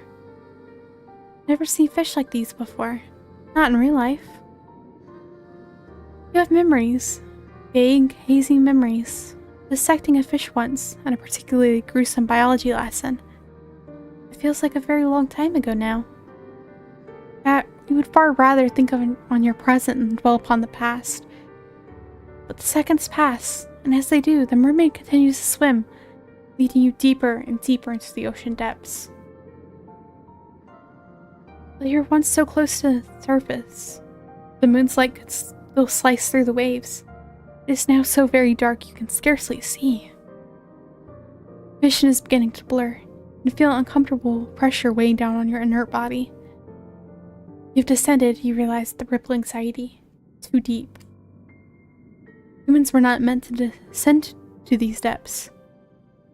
Water, once cold, now feels freezing. Caresses every inch of your exposed flesh, as if to sap what little warmth you may still possess. Shiver. And when you do, it's where you can hear your teeth clattering, despite the water which stops your ears. The water is stopping up your nostrils. So much water down here at the bottom of the ocean. It's endless. Mermaid might be able to breathe underwater, but you are not so fortunate. Your body is far less sophisticated than hers. It requires oxygen, with which to furnish your body with continued strength, not salt water. The thought of trying to inhale the endless water which surrounds you makes you shudder. Oh, no, no, no, no, no, no, no, no, no, no. No! What did I press?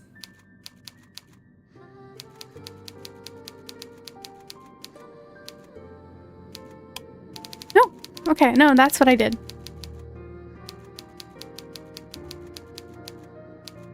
Sorry.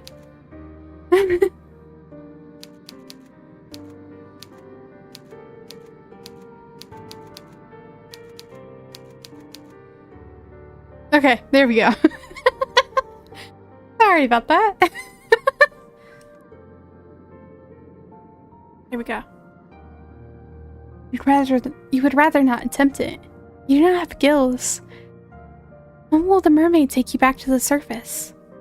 Surely, she must know you've fast begun to near your limit. Been under the water for too long, and it's too cold, and it is so dark now. In any event, you cannot see much of anything. I'm sorry about that. The joy you once felt during an underwater adventure has begun to dissipate, just like the less of oxygen you still possess. It's time to return to the surface now. How are you to communicate this to the mermaid? You cannot speak, and she is not looking at you. She's staring instead, fixedly at something beyond your comprehension. Something far away, perhaps, the underwater gloom you cannot see. Not knowing what to do, you try to pull your arm free from the mermaid's grasp.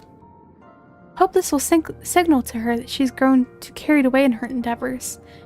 That she ought to cut short your expedition and return you to the shore. Oh my goodness. The mermaid does not react, however, to your attempts to escape her. Her grip does not slacken as you had hoped, from about your wrist. In fact, it's quite the opposite. It feels as though she's gripping you more tightly than she was, as if to prevent your escape. Why would she do that? Tap on the mermaid's shoulder to get her attention. A gesture which prompts her at long last to turn. Her fair hair billows about her, suspended in the water like a shroud.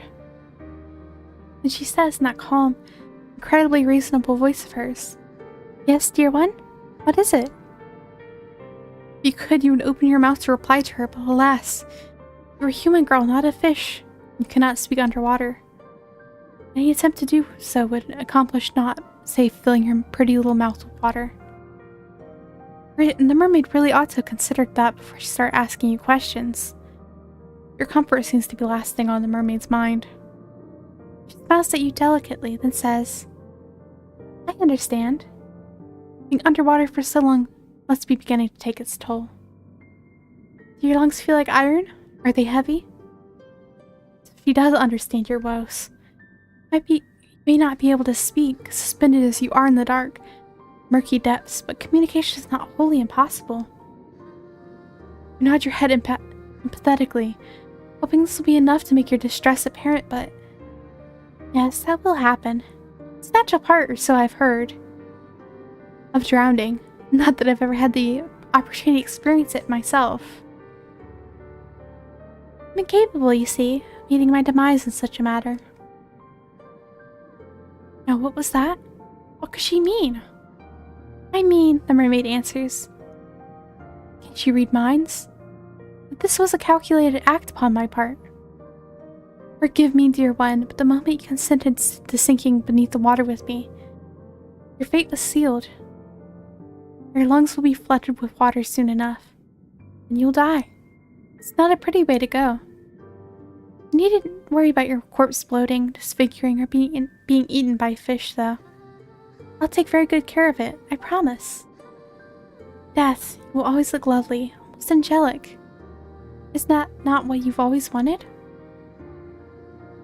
You do not know what the mermaid thinks it is exactly that you want, but you know she's laboring under some severe misunderstandings. You would like to try and correct her.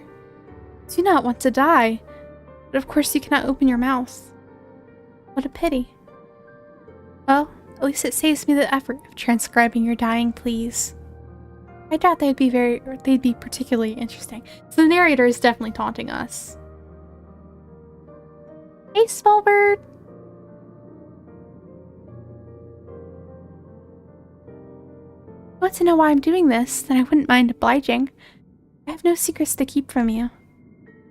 Other than the secret, perhaps, that upon your first meeting, she nursed within her cold fish's heart the desire to bring about your watering murder? Yes, it is a Yuri game. Yuri Yandere visual novel. I would like to know that before you agreed to sink below the ocean's surface with her. I'm only doing this because I have no choice. The other girl I liked, after all, the one whom I adored, disappeared. She went away and I was never again afforded the opportunity to see her. You remind me of that girl, though. Although you do not look much alike. No, you don't act very alike either. But you're both humans who, despite your delicacies, have no shortage of determination. Oh, your kind is able to live when your lifespans are so very short. You're so susceptible to many diseases. It's a mystery to me. Though my lifespan far eclipses your own, and I am far sturdier, I cannot help but marvel at the tenacity of you humans. I know that if I were as fragile as you are, I would not be able to exist in this world. I would be far too afraid. I see my own death lurking behind every corner, just as you see your own death looming before you. It's not so very far away now. Yeah, this is actually like the first game, and then there's a sequel after this one. You can feel it coming closer and closer, closing its cold, icy fingers around your throat. Pitiful humans are incredible. I hope but respect you, weak and pitiful though you are. He respects your tenacity so very much he wishes to extinguish it? That does not make very much sense. Perhaps my words are confusing to you, but it makes perfect sense, to me at least. My beloved cowherd left me. I do not know where she went or what happened to her. Perhaps she was murdered by bandits. Perhaps she contracted a horrible disease.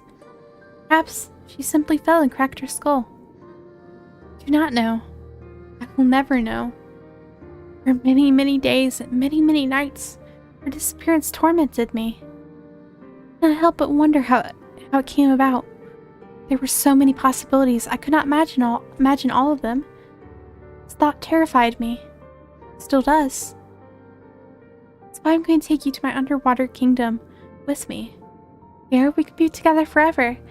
Nothing will be able to tear us apart then. I'll brush your hair and will dress you in the finest pearls found from the bottom of the seabed. Be lovely. Much, much lovelier than any sort of miserable existence you may be able to eke out above the water. My citadel, you will never be attacked by bandits, nor ravaged by diseases. Be quite safe, I promise. Quite safe, yes.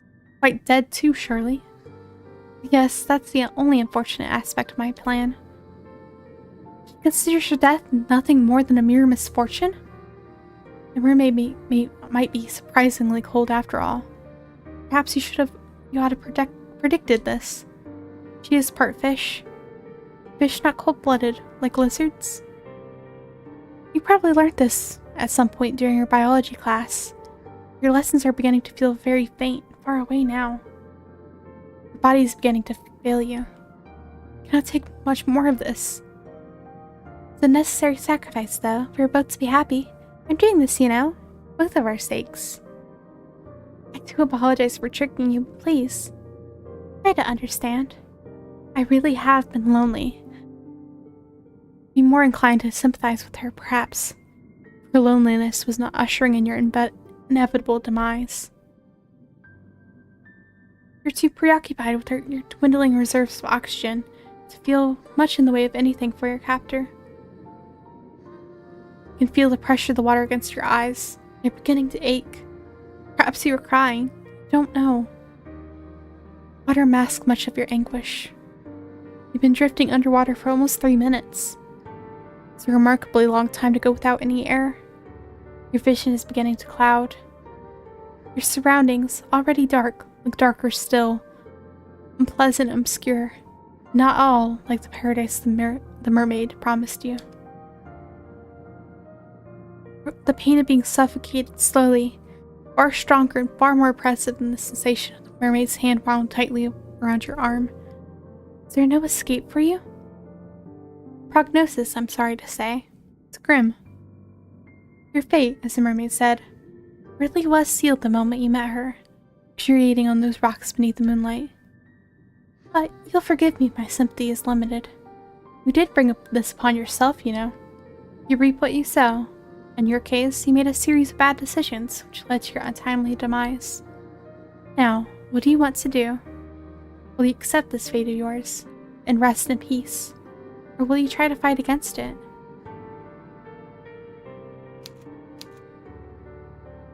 Let's fight against our fate. I like that look on your face. Look full of determination. The same self-determination which first prompted me to take an interest in you. I can tell you're not happy with this ending. You did not come all this way, after all, to drown. It is quite the indecorous demise, regardless of how many fine stones and shells the mermaid means to twine through your hair after your death. If you wish to carve out a new story for yourself, I would be only too happy to indulge you. Just try not to get on the bad side. Or the good side of any homicidal naiads this time. The drowning of fair maidens is something of a cliché. Your fate is once again in your hands. Now I wonder, which path will you take? I don't know. I think she was sincere and she was just so lonely. She wanted to make sure she could keep the main character there forever. What I'm curious about is the narrator. So do we want to go to the village or the castle? I'll let you choose this time.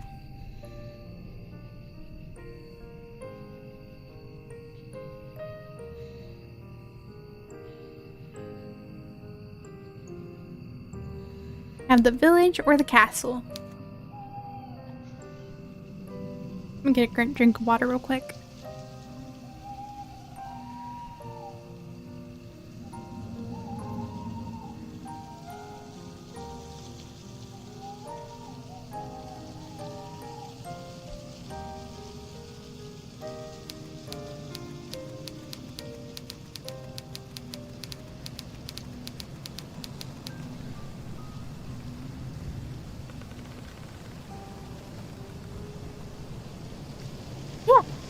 I'm gonna put a... Oh, you're good.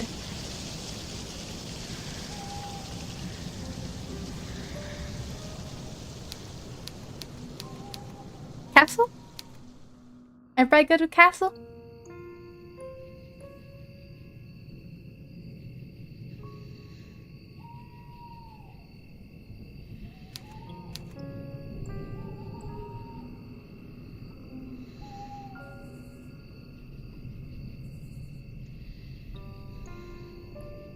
Alright, if we don't have any objections to the castle, we'll go ahead and do that one. This is the one I heard the most about, so I'm kind of excited. So, you want to go to the castle? Good idea. All decent fairy tales seem to conclude in castles once they're... I don't know how to pronounce that. Put upon heroines are finally able to wed the handsome princes they once dreamed of. Why bother trying your luck with the shore, which may very well be deserted, or the village which would be full of dirty barefoot peasants? Maybe? Oh, it can actually. I didn't know that. Okay. Next time I have a choice like that, I'm gonna put a poll. Right, Beto? I actually didn't know I could do polls in chat. Alright, now I know for next time we do any of these. It's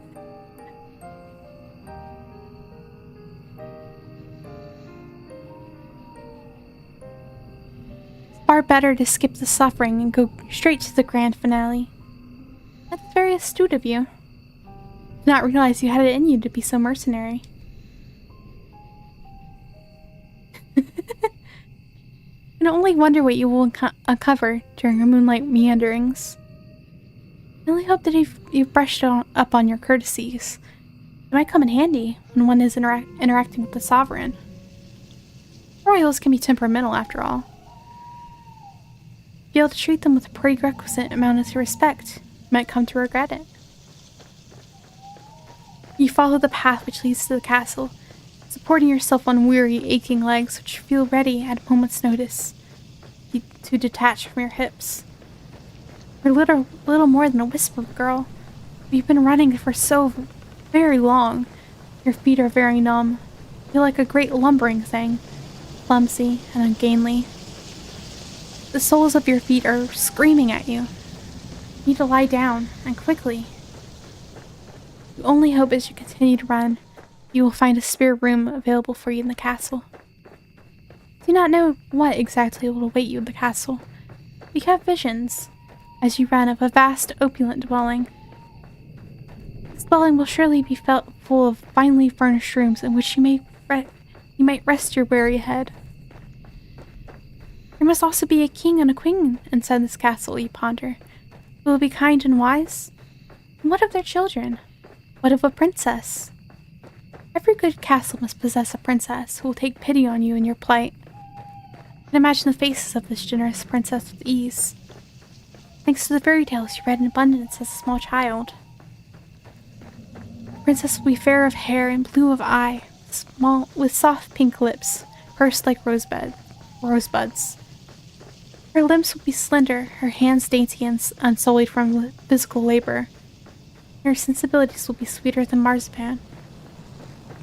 Be kind to you, compassionate, like an older sister.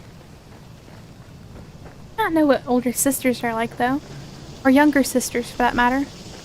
You are only guessing. You are not a complete fool, however, despite your tendency to daydream. And you do have a few reservations. Monarchs do not, as you know from curious reading, have the best track record when it comes to caring for the peasantry. Was there not a very famous queen who once said, with a cavalier wave of her hand, that the hungry peasants in our kingdom should content themselves with cake if bread was not an option? I think this might be a misquote. The point still stands. The royals are supposed to grant their subjects succor in their time of need. This does not always happen. In fact, it rarely happens. Kings and queens and princesses and princes are just people at the end of the day. They are subject to the same caprices that all humans are. You can also be careless and selfish and inconsiderate. There's no guarantee that this mythical princess of your imagination will help you. There's no guarantee this mythical princess exists at all. Still, you must try. It's this hope that keeps you going. Continue to run to the castle. Take some time before you finally emerge from the woods. But finally, you do it. Goodness, the sound effects are loud. How much time, you ask? I cannot answer that. Did I not say that time had begun to lose all its meaning?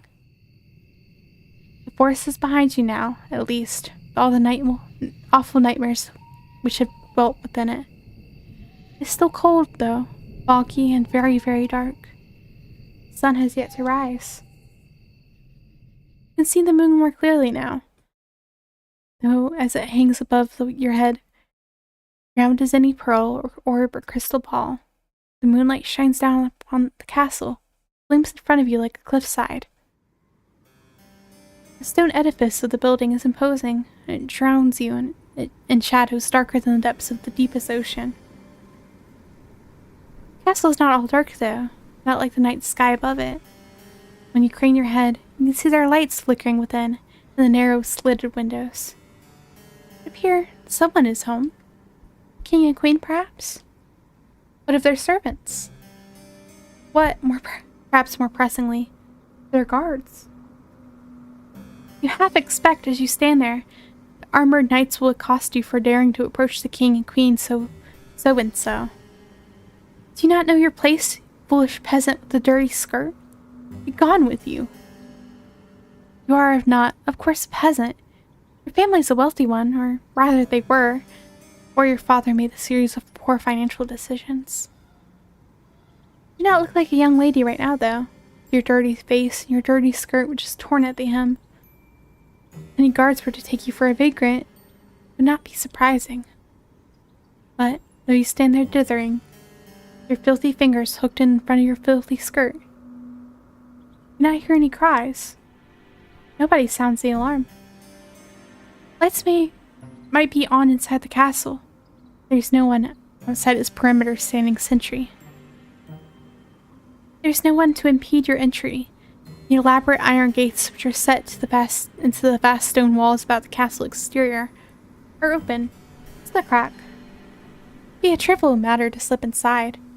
There's nobody to stop you. Why are you trembling now, you silly thing? Come so very far. It'd be an act of foolishness to turn around now. Go on. Go. You inhale, perhaps in an attempt to screw up your courage, which has at long last begun to fail you. And then you step forwards. You slide between the wrought iron gates, stealthy and as secretive as a thief, and cross the path which leads up to the tall, imposing structure.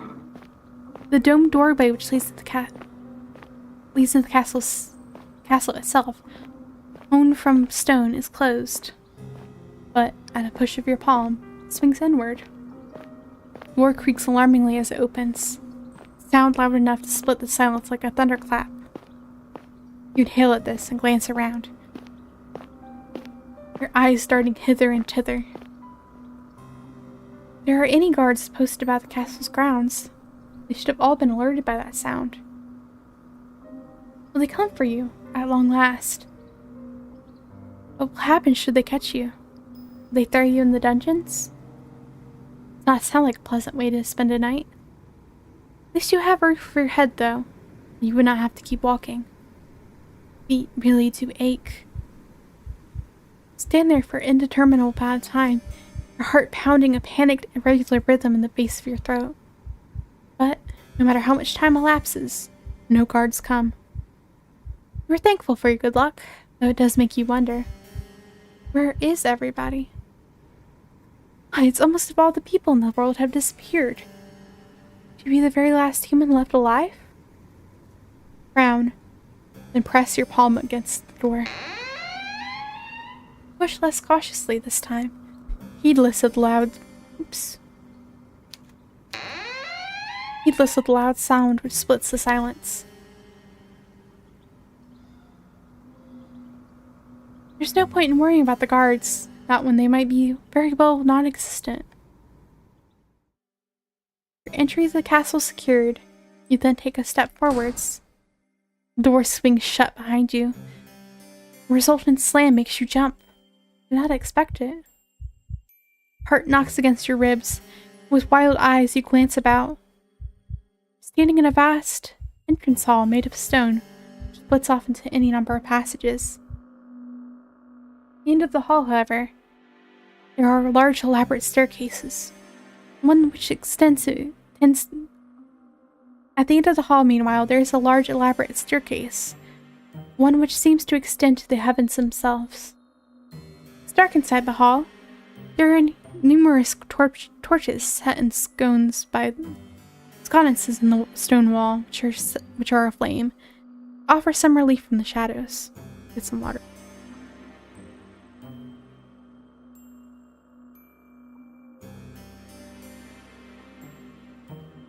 You can hear the faint sounds of the wind outdoors as it moans against the castle's impervious walls. You cannot hear any footsteps. You cannot hear any voices. You cannot, more importantly, hear any people.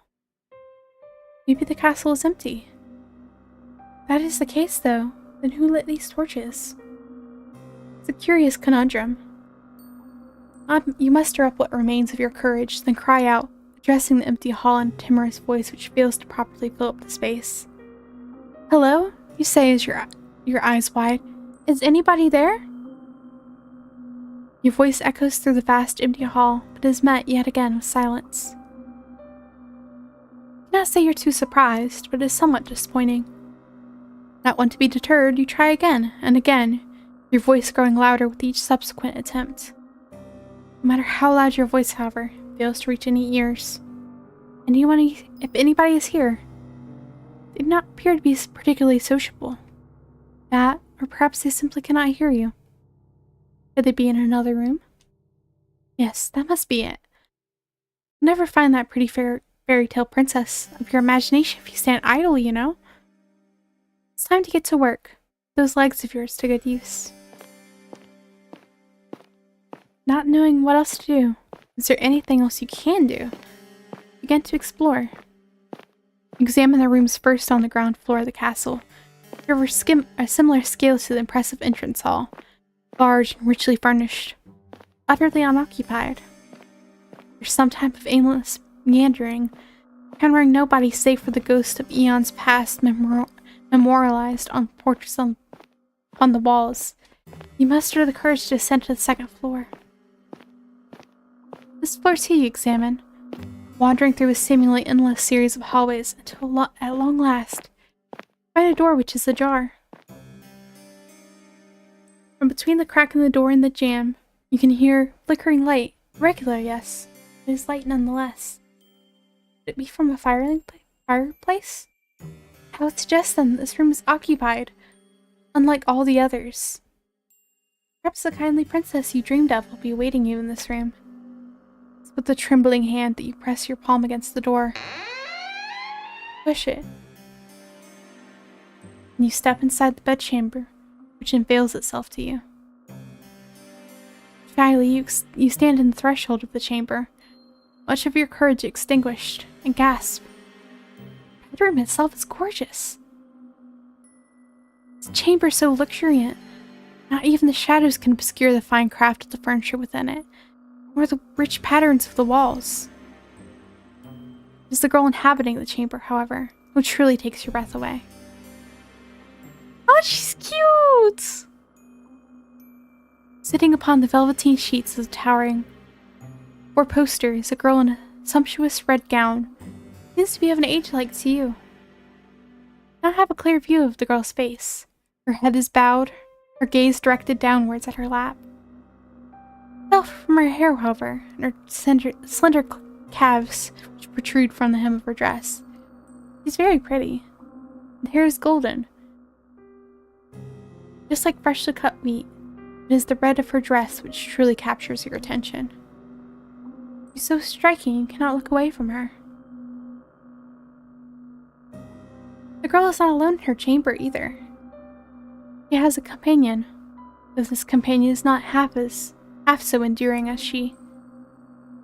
In her lap, perched upon her velvet skirt, is a doll. The doll's hair, like that of her mistress, is golden, but much of it is hidden beneath the bonnet. The girl is adjusting the china teacup held in the girl's tiny hand. The rim of the cup glints in the light which exudes from the fireplace. The girl is a similar age to yourself. It seems strange she would content herself by playing with dolls. Is she not too old for it?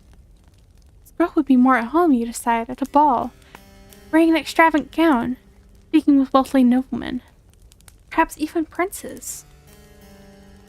She should not be sitting in what you presume is her bedchamber, adjusting a teacup in a doll's hand. You're not afforded much time to stand there, marveling at the girl. As she turns, she raises her head, then her eyes meet yours. You thought the girl pretty when you first examined her, sitting on the edge of her plush velveteen bed examining her doll. Now she's looking at you, however, her face illuminated by the flames in the grate. You can see that you were mistaken.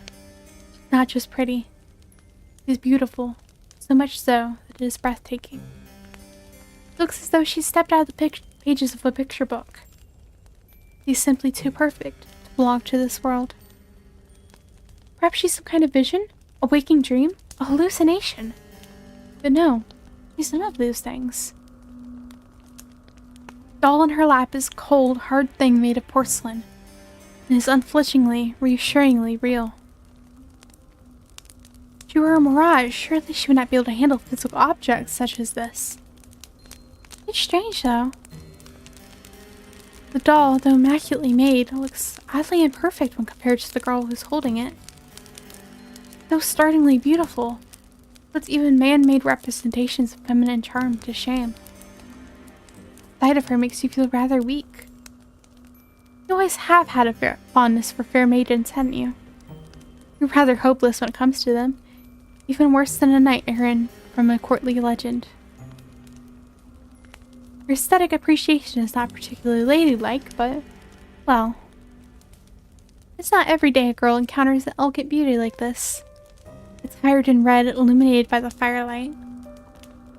I suppose I can forgive you for this rudeness. As too can the girl. She does not seem the type to hold a grudge. Oh, what the girl says in a voice that is surprisingly far less refined than her appearance. It's good to see you. I've been waiting. Has she? That is news to you.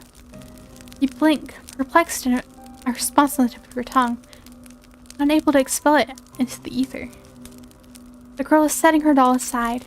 She stands, the hem of her dress swishing about her legs. Nimbly, like a ballerina, she canvasses the space between you. The room is very large, so there is quite a lot of space. She takes your hands into her own. You must, the girl says, her eyes aglow with excitement. Be my new lady's maid. It's been quite a while, but it's such a relief you finally arrived. I knew that you would. You never leave me alone. Not when you knew how long I was waiting. Oh, I'm so happy. The girl's good mood is contagious. So much so, you find yourself being swept away in it. You're tempted to accept any identity she might press upon you. Never been a maid before, but you might not mind being this girl's maid. That seemed like a poor mistress to serve. Not if she's always this kind. Not mask the confusion, however, which flickers across your face. You're not a good enough actress, in any case. All happening too quickly. You barely know this girl. Why is she being so very familiar? It's with blank, bovine eyes that you examine the girl. Her befuddlement is pronounced enough that even the girl, despite her good mood, notices it. She frowns, and she says, her fingertips sliding away from your own. Or am I mistaken? Are you not my new lady's maid after all? The disappointment in the girl's face is abundant, so much so your heart clenches. You do not know her, still a stranger. You are struck all of a sudden with the intense desire to appease her. You do not want to let her down. The thought is devastating. You're not aware, you told her, that you could apply to be her maid, but if that is what she wills, you would not be opposed to it. Pray that she forgives you, though, for your discombobulation. You come from a distant country. You traveled for many miles. You do not know where you are. You do not know who she is. What? You don't know who I am? Regrettably, you tell her, but no, you do not know her. Though it is no fault of her own. You've spent such a long time running, you hardly even know yourself. Ah, so you're a fugitive then, from another country. I see. I won't pry into your past then. You'd rather forget about it. I don't mind sharing my past with you, though. Everyone in this country knows who I am, after all. Or at least they should. Now, this is quite the impressive boast. If it were to come from the lips of another, you'd find it unpleasantly arrogant. I don't think, however, this girl is trying to show off. Get the feeling instead. She's merely telling the truth. You don't have the pleasure of knowing me, then allow me to do the honors. My father and my mother were the king and queen of this realm, and I am his princess. I've lived in this castle all my life, so I don't know much about the outside world, but I know that other countries do exist out there. I presume it's from one of those foreign countries that you come from. It's very good to meet you. I've always wanted to talk to someone from overseas. Feels like quite the opportunity. The girl giggles at this, and you smile in response. You tell her unthinkingly that it's your pleasure, really, to meet her. Or at least you mean to. You only get halfway through this mark when the full gravity of what this girl has told you sinks in. Come to a stop, and you stare. Did she just say she was a princess? Yes, that's right. I'm a princess, and one day I'll be queen after I've done a little bit of growing up. My ministers don't think I'm ready to run the country just yet, but I've been doing my best at my lessons. One day, I'm sure I'll be the best queen there ever was. So, she really is a princess. That makes sense, you suppose, given she lives in a castle, but it's a surprise regardless. I hadn't known before you entered this chamber you're trespassing on a lady of such great renown. Why, she willed it. She could have you executed for your carelessness. Ugly red flush creeps up your face. A flush which is far more lurid than the princess's dress, as you look to your feet. Bashfully, you stammer out a new address. You're very sorry for intruding upon her, and you hope that she can forgive you. Oh, it's all right. Think nothing of it. I don't mind, really. We all make mistakes. Anyway, you weren't to know. You said you weren't from around here. You nod your head in silent affirmation. It wasn't a complete lie. You really are not from this country. You're not from this world at all. How wonderful. I'll look forward to picking your brain later. All my servants come from the nearby village. Their tales are all the same, and so are their superstitions. I could do with a breath of fresh air. My last lady's maid told me I was too impetuous. I don't think there's anything wrong with wanting a little bit of adventure. Not that I've been afforded much of that. I've been shut up in here for so long, I hardly get the chance to talk to other girls my age. The last lady's maid was older than me, and so was the one before her and the one before that. Some of the princess's fair mood seems to dissipate as she speaks, her expression turning by degrees into something more pensive. I haven't seen any of my old lady's maids in a while, or any of the other servants for that matter. They've all disappeared. That is quite curious. How could a whole household full of servants simply disappear? That I don't know. This castle was full of servants once. My lady's maids, my undermaids, my scullery maids, my housekeeper, and my cooks. A large routine of retainers. They're all gone now, though. I think my ministers must have sent them away. I don't know why they would have done that, though. They didn't explain it to me. Then again, they never explain anything to me. They still treat me like a little girl. It's so tiring. She said her ministers sent her servants away. What of her parents, the king and queen? Would they not be the ultimate authorities in this castle's hierarchy? They would, yes, if they were still alive, but they're not. They died a long time ago. I was raised most of my life by my servants. Oh, you answered, then flush. You hadn't known.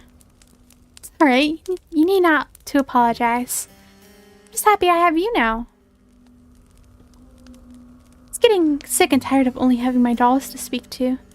They aren't the best conversational partners. You can imagine so, yes. You doubt any doll, even one made by a talented artisan, an intelligent face indistinguishable from humans. Be very good at answering back. Oh no, they aren't. They're hopeless at it. You're so stony-lipped. No idea how much of a relief it is to see you. This castle is so big, and without my servants, it feels so very empty. It gets so lonely here. Same thing the mermaid said. Now that is an interesting turn of phrase. It catches inside your head like a burr. Have you heard it before? I don't have much time to ponder this, however, because the princess, speaking anew, that curiously conversational matter of hers, does not seem particularly princessy. Maybe she learned how to speak from her servants. That would explain why her consonants are so unrefined. But listen to me yammering on again. It's a bad habit. I really must put a stop to it. You're probably tired, dear one, from your travels. Would you like me to show you to your room?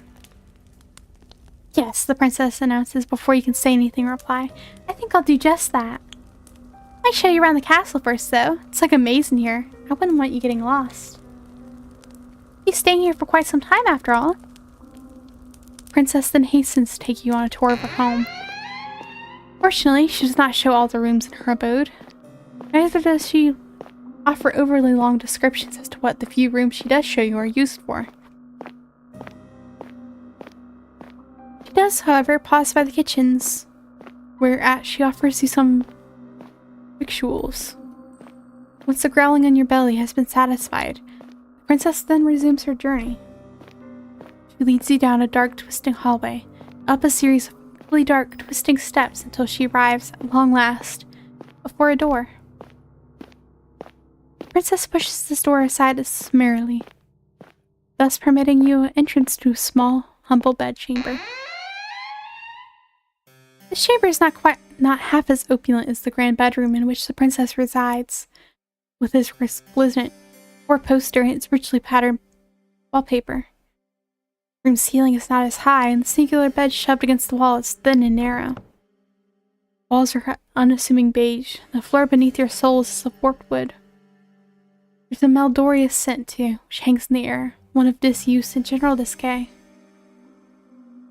You get the feeling no one has slept in this room for quite some time. That might explain why it feels so very cold in here.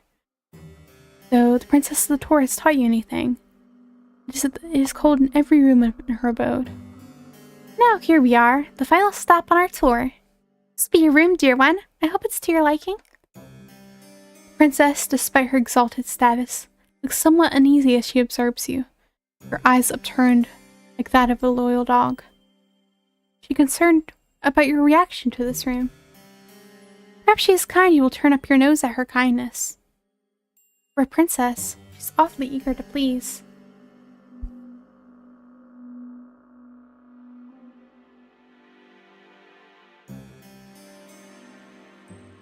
This unexpected contrast between the princess' lofty title and her ingratiating attitude makes you smile. The room is rather scanty, yes, when it comes to its contents. It's more than passable. At the roof and four walls, and though it is cold, you fancy you'll feel warmer once you slip beneath the bed sheets. The room is not quite so fancy as your dormitory at the conservatoire. Neither is it so large, but it does have one glaring improvement over your previous lodgings. You will not be expected to share it with anyone else. There's only one bed in this room, and this bed is to belong to you. I think the peace and quiet will do you a world of good. Tell the princess as much. She smiles. That's good. I was worried you wouldn't like it. I know it isn't much to look at, but it's one of the nicest servants' rooms we have in the castle. Most of the maids sleep beneath the floor, in this teeny-tiny room which is all cramped.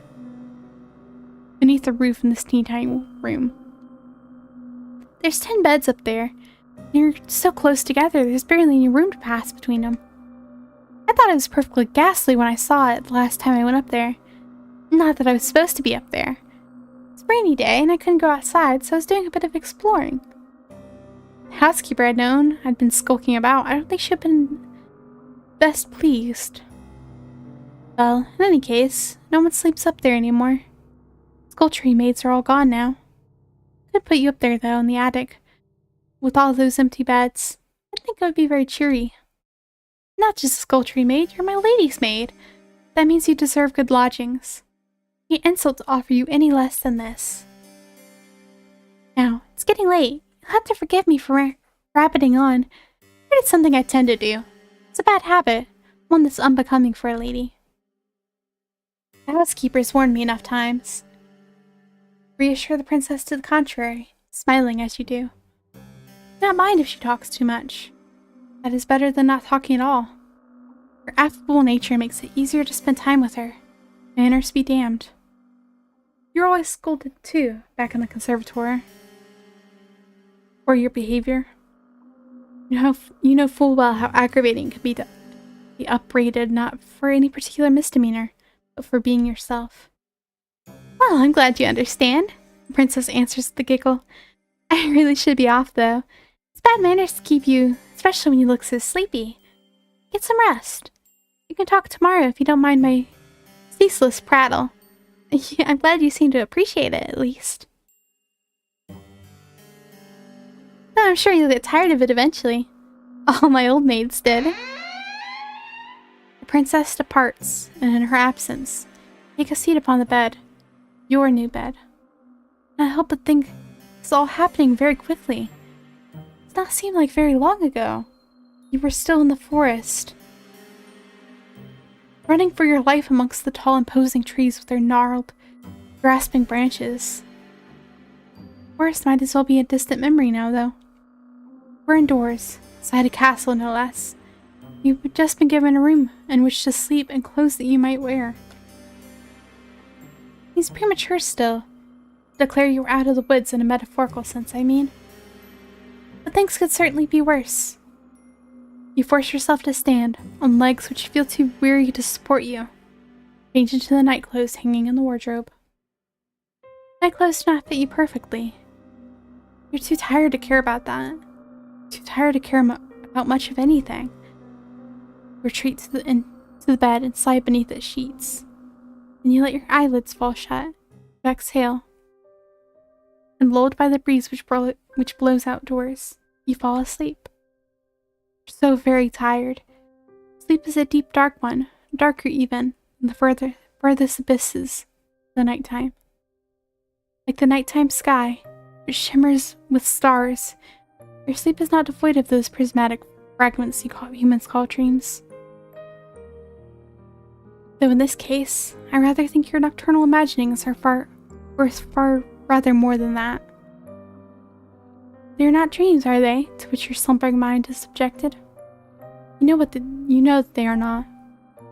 Otherwise, your body would not be so very cold, not so clammy.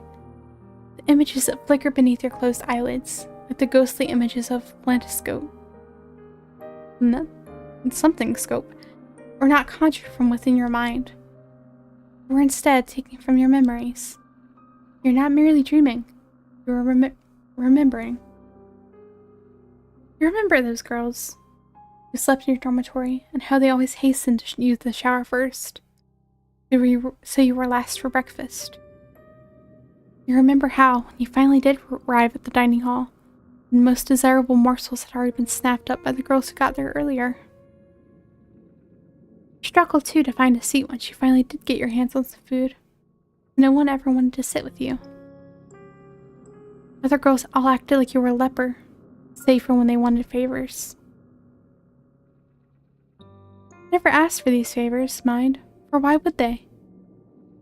Them, your father's prestige did not matter. They were all wealthy ladies, too, many of them wealthier than you. When everyone has the airs and grace of a princess, how is anyone supposed to stand out? You stood out the least in your class, perhaps because you were one of the smallest, the frailest, the sickliest, who always came down with colds in the winter. Your poor health did not stop the other girls from treating you as a servant, though, when they remembered you existed, of course. Your lot in life, you dwelt within the stone walls of the conservatoire, carry school bags across the field like a pack mule. And come the evenings, girls in your dormitory had you sewing on missing buttons and ironing out the creases and wrinkles in their uniforms. If there was an odd job that needed performing, you'd always be asked. These girls did not ask you. You have been too civilized. They ordered you instead. As they ordered you, they laughed at you. They laughed and they laughed and they laughed. The laughter hurt, but it hurt considerably less than the kicks did, the slaps and the pinches. Once during an embroidery class, one of your classmates had an accident with her sewing scissors. She stumbled, or at least she pretended to, and before you knew it, the silvery blades of those scissors were embedded in your left palm. This happened quite some time ago. You're even littler than you are now. I still remember it. It hurt a lot. The scissors were sharp. They perforated your skin. Not all the way down to the bone, but enough to bleed. Your wound bled bright red, like strawberry jam all over your embroidery. Then, when your professor saw it, she shrieked. Face turned pale as away when they looked, for a few moments, as though she might faint, though you were the one who was in pain. Your professor looked at your face. She could not bear to look at your hand, then demanded to know why you could not be more careful. Her tone had been an accusatory one, almost as if you had stabbed yourself in the hand with your scissors to goad her. The pain in your hand hurt. The giggles of your persecutors hurt all the more. You were never punished for that. Perhaps your professor did not care enough to punish them. Perhaps she, like everyone else, thought it was all your fault. The wound, when it was said and done, was not too deep. Not even need any stitches. It healed well enough in time, on its own, though it still left a scar. A white raised thing like a crescent moon. You still have that scar. You do not know how much blood you lost. It seemed like a lot back in the classroom. The smell in the air sharp as iron, but it couldn't have been that much, evidently. The wound had been more serious. Perhaps your professor would have cared. Perhaps your classmates, too, would have felt some modicum of guilt over what they did. It seems very unlikely. You know that your blood meant nothing to your classmates. Why should it? You meant nothing You've met next to nothing, and the blood in your veins was, such a thing was possible, more inconsequential. You feel disoriented when you awake at long last with the rising of the sun. You do not remember what you dreamt. You do not think that your dreams were of a particular pleasant nature. If they were, your heart would not be hammering so. Ill at ease, you glance around. You are lying in a narrow bed in an unremarkable room, one with dull beige walls and a warped wooden floor. Where exactly are you? It does not look like your dormitory or in the conservatory, not unless it has shrunk threefold overnight. Your brow burrows as you attempt to recall the events of the night prior. Still, with a gasp, it all clicks into place. You remember now. You're running through the woods trying to escape from... Shudder. You do not want to think about what it was that you were trying to escape from. I presume you must have given your hunter the slip, though. You're still in one piece, awake and alert enough to face the dawning of a new morning. You still have all your limbs, and your facial features seem to be in the correct configuration. More than enough to be getting along with. Look to the foot of your bed, then blink, bemused at your discovery. You can see, lying upon the sheets, a garment, 2 garments actually, a black and white, folded into a neat white square. What could that be? A maid outfit? If so, would not be too surprising. You can now recall your visit with the late princess the night before. Her assertions you must be her lady's maid. Well, that is the role she wants you to assume. You have no qualms with it. Far preferable to the role you played last night. That of a startled quarry, running from its pursuer. Press your fingers against the humble maid's attire. Feels surprisingly soft to the touch, not coarse like you imagined. Clothes are rather fine. The princess put them here? If so, that's all the more reason to wear them. You're not churlish enough to deny her hospitality. You rise from your new bed, then undress yourself, buttoning the front of your plain white nightgown, setting it aside. This task accomplished, you then clad yourself in your new attire. Black, white, and femininity? Sensible. I'm realizing I don't know how to pronounce a lot of words today. You feel very far away from the girl you once were. Your face might be the same as always, but something within you seems to have changed. You are no longer a student, not as long as you mean to reside within the princess castle. You would far rather be her servant. Assured of your newfound identity, you retreat from your chamber and make your way to your mistress's bedroom. The castle is a large one, many, many rooms, and many, many hallways to connect them. For a brief while, you find yourself horrendously lost. You cannot remember where the princess's bedroom is. You're beginning to feel rather disoriented when, to your relief, your eyes snag upon a stairwell that looks rather familiar. Could this be the way? You ascend these steps, your footfalls cushioned by the plush carpet which lines them.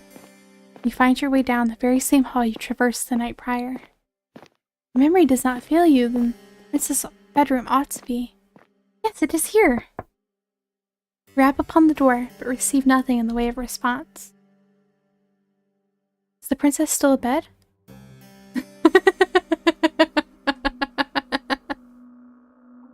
You wonder briefly whether you oughtn't wait till she's risen of her own accord. But no. The sun is high in the day, and it would seem a shame to let the princess sleep through the day. You ought instead to rouse her. Seems like the sort of duty a lady's maid should attend to. Enter the princess's bedroom and glance about.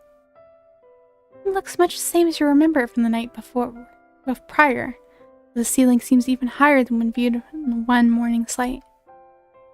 See now, there are fewer shadows to impede your view. How very opulent your princess's abode is.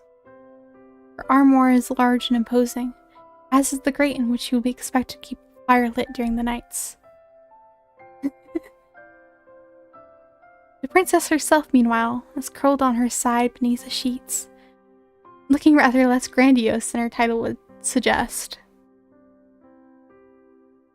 She's attired in a nightgown adorned with frills. Her hair is split across her pillow like spilled gold. Her slender arms, meanwhile, held to her chest as a doll, the very same one she was cassetting last night. I suppose this doll must be her favorite. Idly, you wonder what the doll's name is. Though you suppose it doesn't matter all that much. It's time to wake your mistress. Call out to the princess. She is largely unresponsive. Her eyelashes are still sewn tightly shut, her lips pursed in slumber. Purse your lips too and sigh. Well, no one ever said your job would be easy.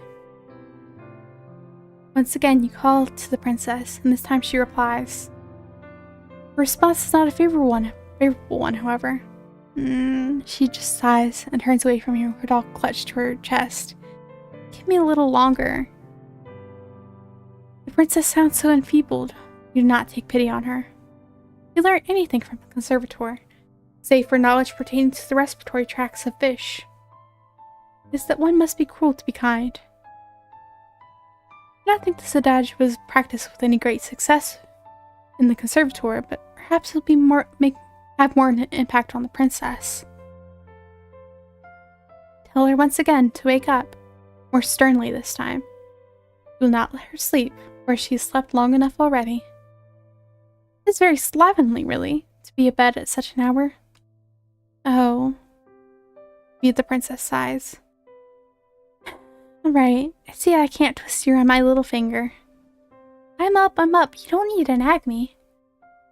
Once you've roused the princess from her bed, you put her doll to one side, set upon her toilet. Or something.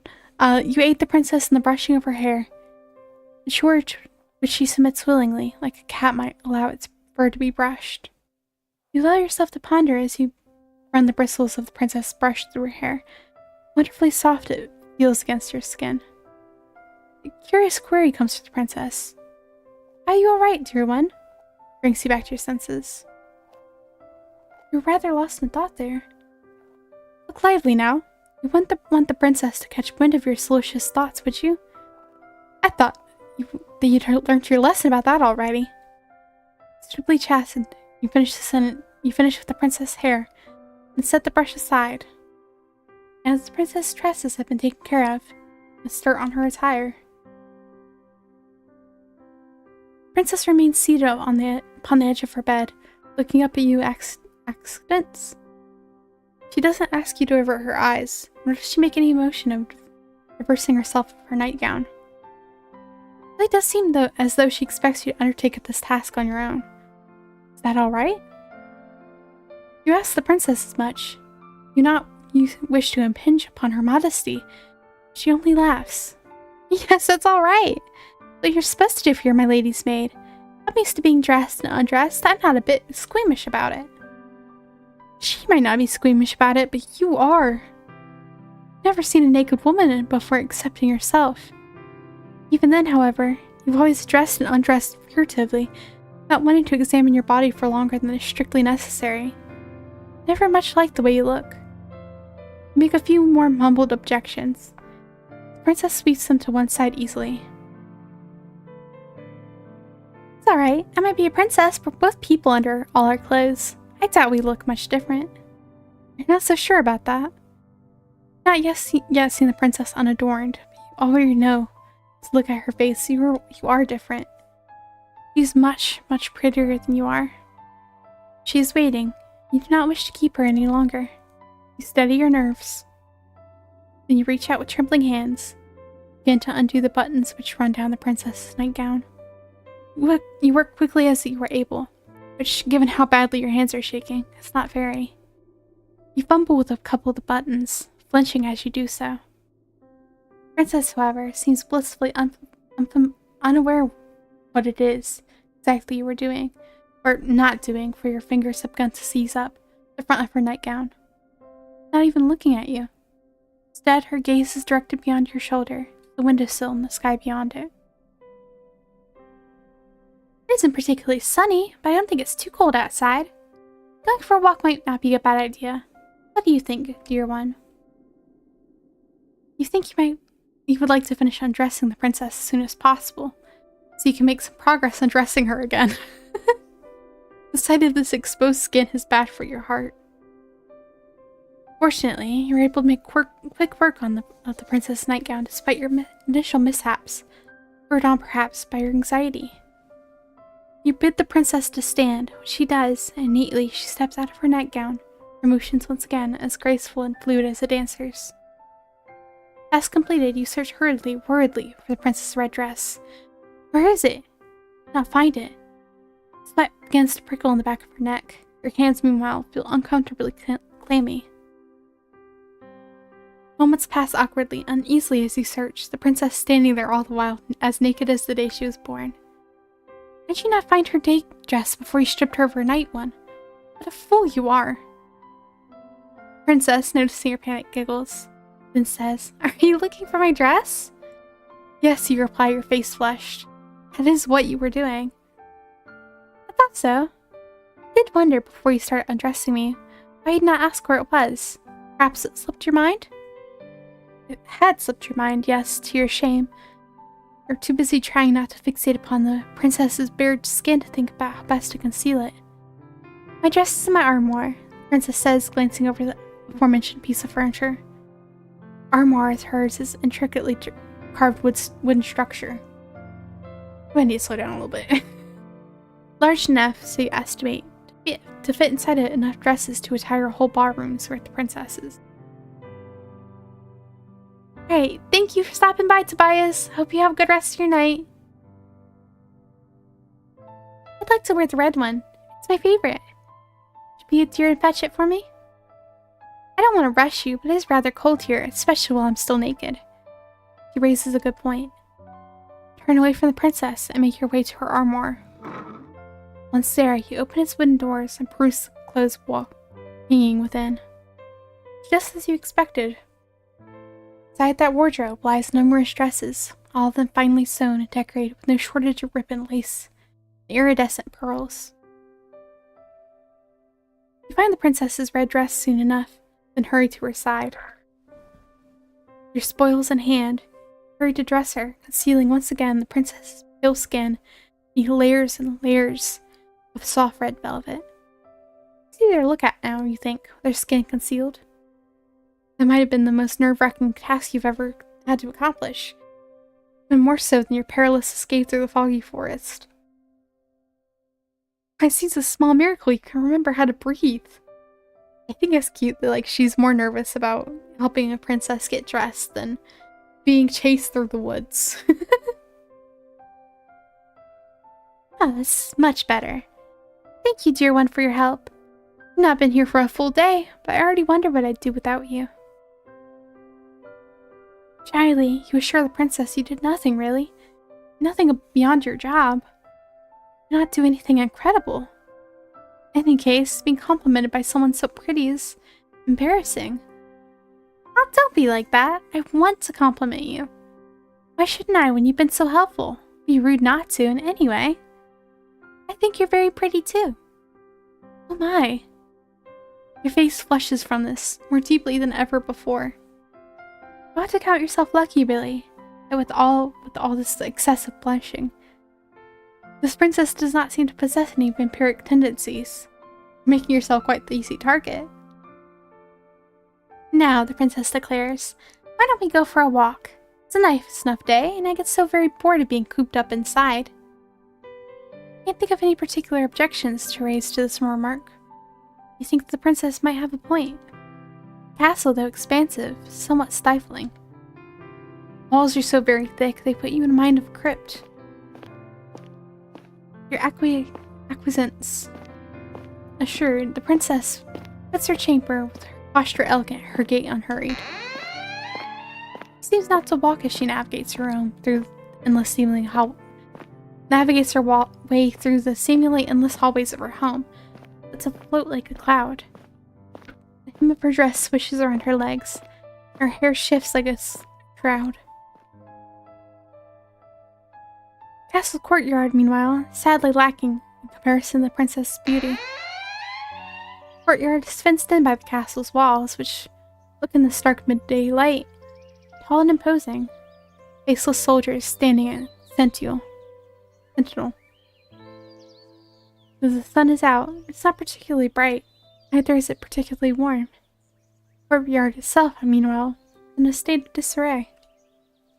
Flower beds are in shambles, all overgrown with weeds. It's rather depressing. Princess Castle might be grand in scale. The courtyard itself is simple, hemmed in to a claustrophobic degree, like a coffin. The princess, however, does not seems not to share your dolorous mood. She instead looks elated by her newfound surroundings, her smile unwavering. She gambols about like a lamb, flitting hither and thither as she examines the weed-infested flower bed. Her frolicking comes to a cease, however, by a bush, one that is full of bright red roses. "Oh, how very pretty! Do you not think they are gorgeous, dear one? The flowers are not too disappointing, you suppose. Make for a fine spectacle, in fact. Welcome splash of color when contrasted with the dullness and drabness which permeates the rest of the courtyard. Though other flowers in their beds are wilted, withered things, it's not so for these roses. They are rich, bright red, just like blood, their heads so full they seem to droop beneath the weight of their own engorged petals. They are pretty in a sense. There's something unsettling about them too. I think it is almost obscene. How have these roses become so very red? What's been sustaining them? Could it be these roses have been draining the life from the other flowers which are struggling to grow within this garden? It's a fanciful thought, but...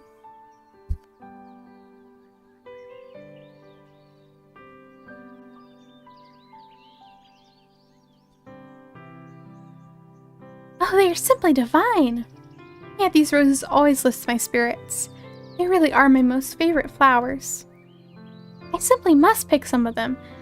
Perhaps I can use them to decorate my bedchamber. Could use a bit of color. The princess reaches out, so as to pluck one of the roses free from its resting place amongst its brethren.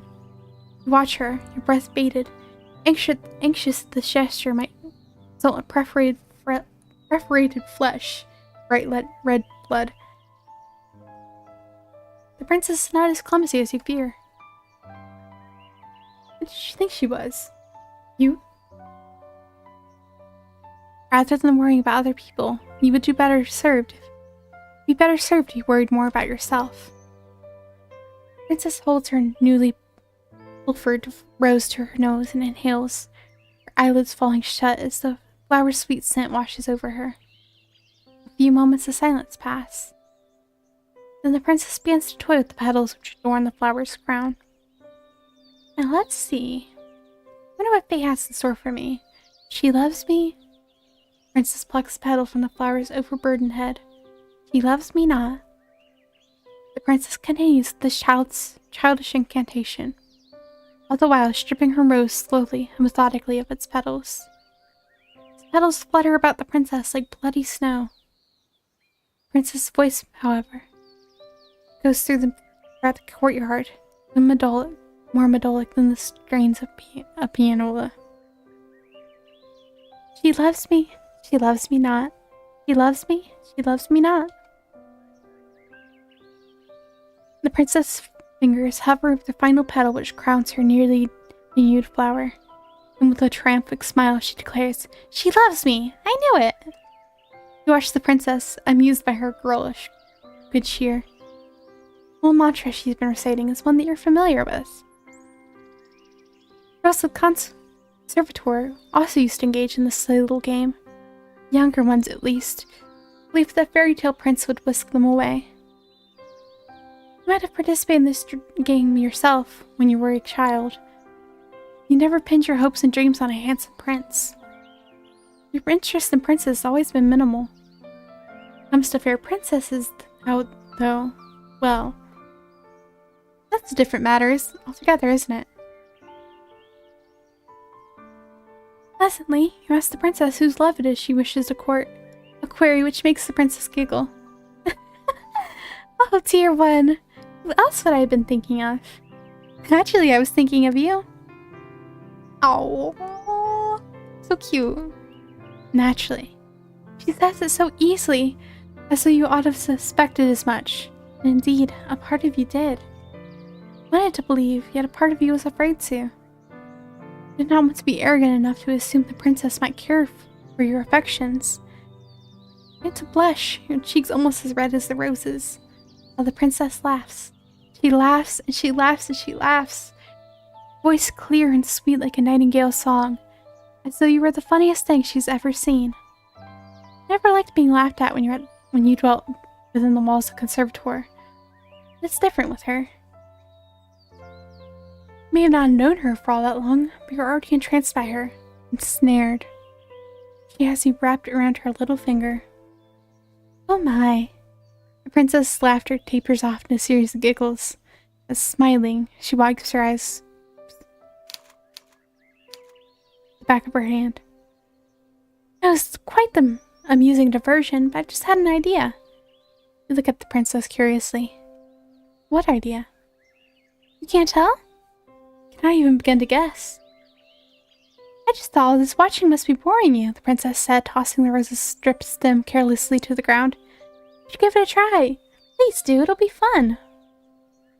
The princess retrieves the second red rose from the bushes, deftly snapping it between her fingers, and offers it to you. I want to see what fate has in store for you two. You smile at the princess, touched by her enthusiasm. Indulging in childish games like this might not be the best use of your time. The princess looks so very determined you would not wish to hurt her. Could be the harm, really, consenting. The only real casualty of this game would be the one singular rose. The rose the princess is holding towards you. You reach out, meaning to accept the princess's offering, but... Oh no! You're clumsy, and you seize the stem of the rose with a touch too much strength. The head of the rose might be pretty. There's more to a rose than its bright red flowers. Roses have thorns, too. A fact you're now being painfully reminded of. Pain flares through your fingers and you gasp. Take a step back, the hem of your skirt swishing around your ankles. Finger is stinging, so are your eyes. Ought to be more careful. Why were you so stupid? You poor dear, you're bleeding, the princess exclaims, alarmed. Then she frowns. This is all my fault. I had not suggested this silly game. This never would have happened. Please let me take care of you. And how is she going to do that? Perhaps she means to take a handkerchief from her pocket, which she might staunch your wound. Princes tend to carry handkerchiefs around with them, don't they? Silken ones? How else would they give brave knights tokens of their gratitude once these aforementioned knights have successfully slain dragons? Yeah, I mean, it's just a tiny prick, and the main character's had scissors in her hand before. Like, it's a prick of a rose. Princess can hardly dispense kisses as favors. Simply not done. That's what you always thought, but please hold still. This might sting a bit. The princess, anything but ordinary. Rather than take a handkerchief out of her pocket, she instead closes her white, slender fingers around your hand. Careful as though she's handling a precious object, she raises your hand, her eyes affixed all the while on the beads of startlingly crimson blood which are oozing luridly from your wound. She licks her lower lip. She dips her head, parts her mouth, and with a soft sigh which borders on the sensuous, she slips your injured digit between her teeth. Ooh.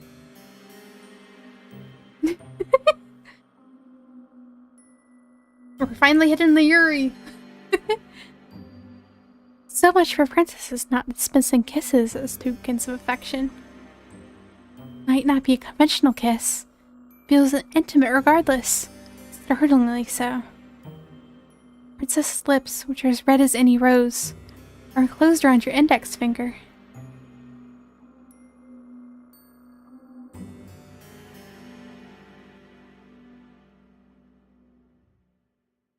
Sensations make your whole body quake. Did not expect this. Timorously, in a voice which wavers, you ask the princess what she is doing. Oh? The princess glances up at you, her mouth still enclosed around your finger. Didn't I tell you? I'm trying to stop the bleeding. Yes, you gathered as much, but... Is there a problem? I'm not making you uncomfortable, am I? It's not you say that she's making you uncomfortable per se, but it's rather awkward. Not expected, that's all. And is she not worried this is unhygienic? Hygienic? The princess blinks. It's the very picture of innocence. Which is funny, really, given your finger is still nestled against her tongue. I don't know what you mean by that exactly. I've heard this is the best way to take care of cuts. My nursery maid used to do this for me when I was a child. It's what you're supposed to do. And you ask her, your voice catching your throat, did her nursemaid keep staunching her wounds with her mouth when she grew older? Well, no, but my nursemaid was dismissed when I was 8 years old. That's the normal way of things. I had my lady's maids look after me after that. Very interesting. Did they ever clean her wounds like this? No, the princess says, smiling mischievously. Because I'm not clumsy enough to cut myself, silly. Now that is quite the sharp retort. Not expect it. Face turns even redder if such a thing is possible, although this might perhaps be to your benefit. Some luck, all your blood will flow to your face rather than your finger, and your bleeding will stop. Has it stopped? Entry was not a deep one. There should be no need for the princess to keep on suckling. She is. You are not accustomed to the intimacy of this nature, making your heart flutter. If the princess knew what her mouth was doing to you, you're sure she would not be so very familiar. Feel quietly, crushingly confident she would scorn you for your feelings and deem them unnatural. Not be the first time. At this point, you'd be used to rejection. Still stings, though. Stings much, much more than any thorn on any rose ever could. Days pass, following your misadventure in the rose garden, in a relaxed, unhurried sort of manner. Mad dash through the forest is beginning to feel like a distant memory. So much so you can scarcely remember the raw, naked fury you once felt as you fled for your life. There's no running to be had while you're working for the princess. You'd have nowhere else to run. In any event, there's no longer any reason to run. The shadows which once tormented you have at long last begun to recede. You can scarcely recall, as you lay down on your bed, the petty cruelties you were subjected to by your classmates at the conservatoire. They no longer matter. Your attention is no longer focused upon yourself, but upon the princess. The more time you expend with her, the more you come to care for her. You become quite besotted with her. You are not yet to realize it. Well, I never. How very ignorant can one girl be of her own feelings? The princess is not half so ignorant as you are, though, despite having spent her whole life within the palace's walls. The weight of her own feelings are not unknown to her. And during one stormy night, she chooses to make them known to you. We're in the princess's chambers later. Later than you ought to be. Later than strictly appropriate. It's dark outside. There's little to save the light of the moon to alleviate it. That and the fire which crackles in the grate. Only just finished stoking that very fire. Now you rise. You look to the princess, who was lying on her bed. You bid her a good night, as you have many nights past. The neat curtsy, turn to leave. The princess's plaintive voice gives you pause. Wait, dear one. Do not go. Not just yet. Perplexed, you pause, and then look back at the princess. If she's smiling, her expression is unusually wan. You alright? Oh, I'm sure I'll be fine. It's just nights like this, you know, which make me feel a little out of sorts. What, you ask, does she mean by that? Only it is very cold and very dark. And it is very windy besides. I'm afraid there will be a storm later. awfully cloudy earlier when we went out for our walk. The princess is not mistaken about that. The sky, when the pair of you promenaded about the gardens earlier, was gray and steely, the wind bitterly cold. You can hear the wind rattling mournfully against the panes in the princess's bedchamber.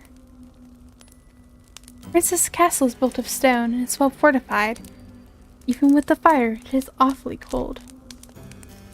I like to think about how much chillier by comparison it will be in your own humble bedchamber, which is not fortunate enough to have its own fireplace. This might sound rather childish. I've always found it hard to sleep on stormy nights like this. They make me feel uncomfortable. Look at the princess with no small degree of sympathy. No longer clad in her bright red dress, she looks oddly, uncommonly vulnerable. Will she really be alright? All alone in her oversized bed in her high-ceilinged bedchamber? It was silly of you to contemplate such a query. How would she not be alright? There's no one in the castle to hurt her. Still, you fret for her. As her lady's maid, it is your job to fret for her. You'd never want your mistress to feel unhappy. You ask the princess what it is she would have you do. The princess perks up at this. Please, perhaps, you're taking the initiative. I wouldn't like to take up much of your time when it is so very late. Would you mind sitting with me a little while longer and reading to me? Provided you can, of course. It's a fair enough question. Your pride bristles regardless. Hastily, you assure the princess that yes, of course you could read.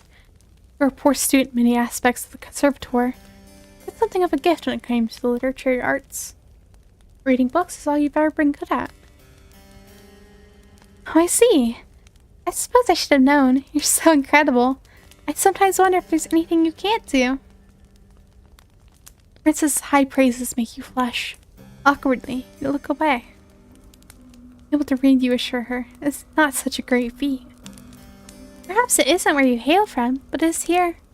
Very few of my old servants could read. They certainly couldn't read the books that I like. It piques your interest. Read. You asked the princess what books exactly she likes. Well, I'm glad you asked. I'm fond of fairy tales, you see. Old ones from centuries past. I have a collection of them here, the princess says, indicating a book on our bedside table, as thick as a mortuary slab. The book is old, though, and the bindings are weak. Pages brittle, the writing woefully old-fashioned. I didn't trust any of my past servants with that book. I think you'd do a good job breathing life into those old stories. Do you mind reading to me for just a brief while? Please, dear one. Oh, please. Princess' request seems like a simple one expressed sweetly. So much so you don't see any reason to refuse her. Take a seat beside the princess. On her luxurious bed. Sinks beneath your weight. Then you then retrieve the leather-bound book which is resting upon her bedside table and spread it open. The pages of the book are very brittle. Like the princess said, the bindings of the book are loose. You can feel in the heft of the book's manifold pages the weight of the ages concealed within it. How old is this book? Perhaps as old as the castle in which it resides. It's with a quiet voice. Hesitantly at first, he began to read to the princess. A tale of courtly love culminates in a lavish wedding ceremony.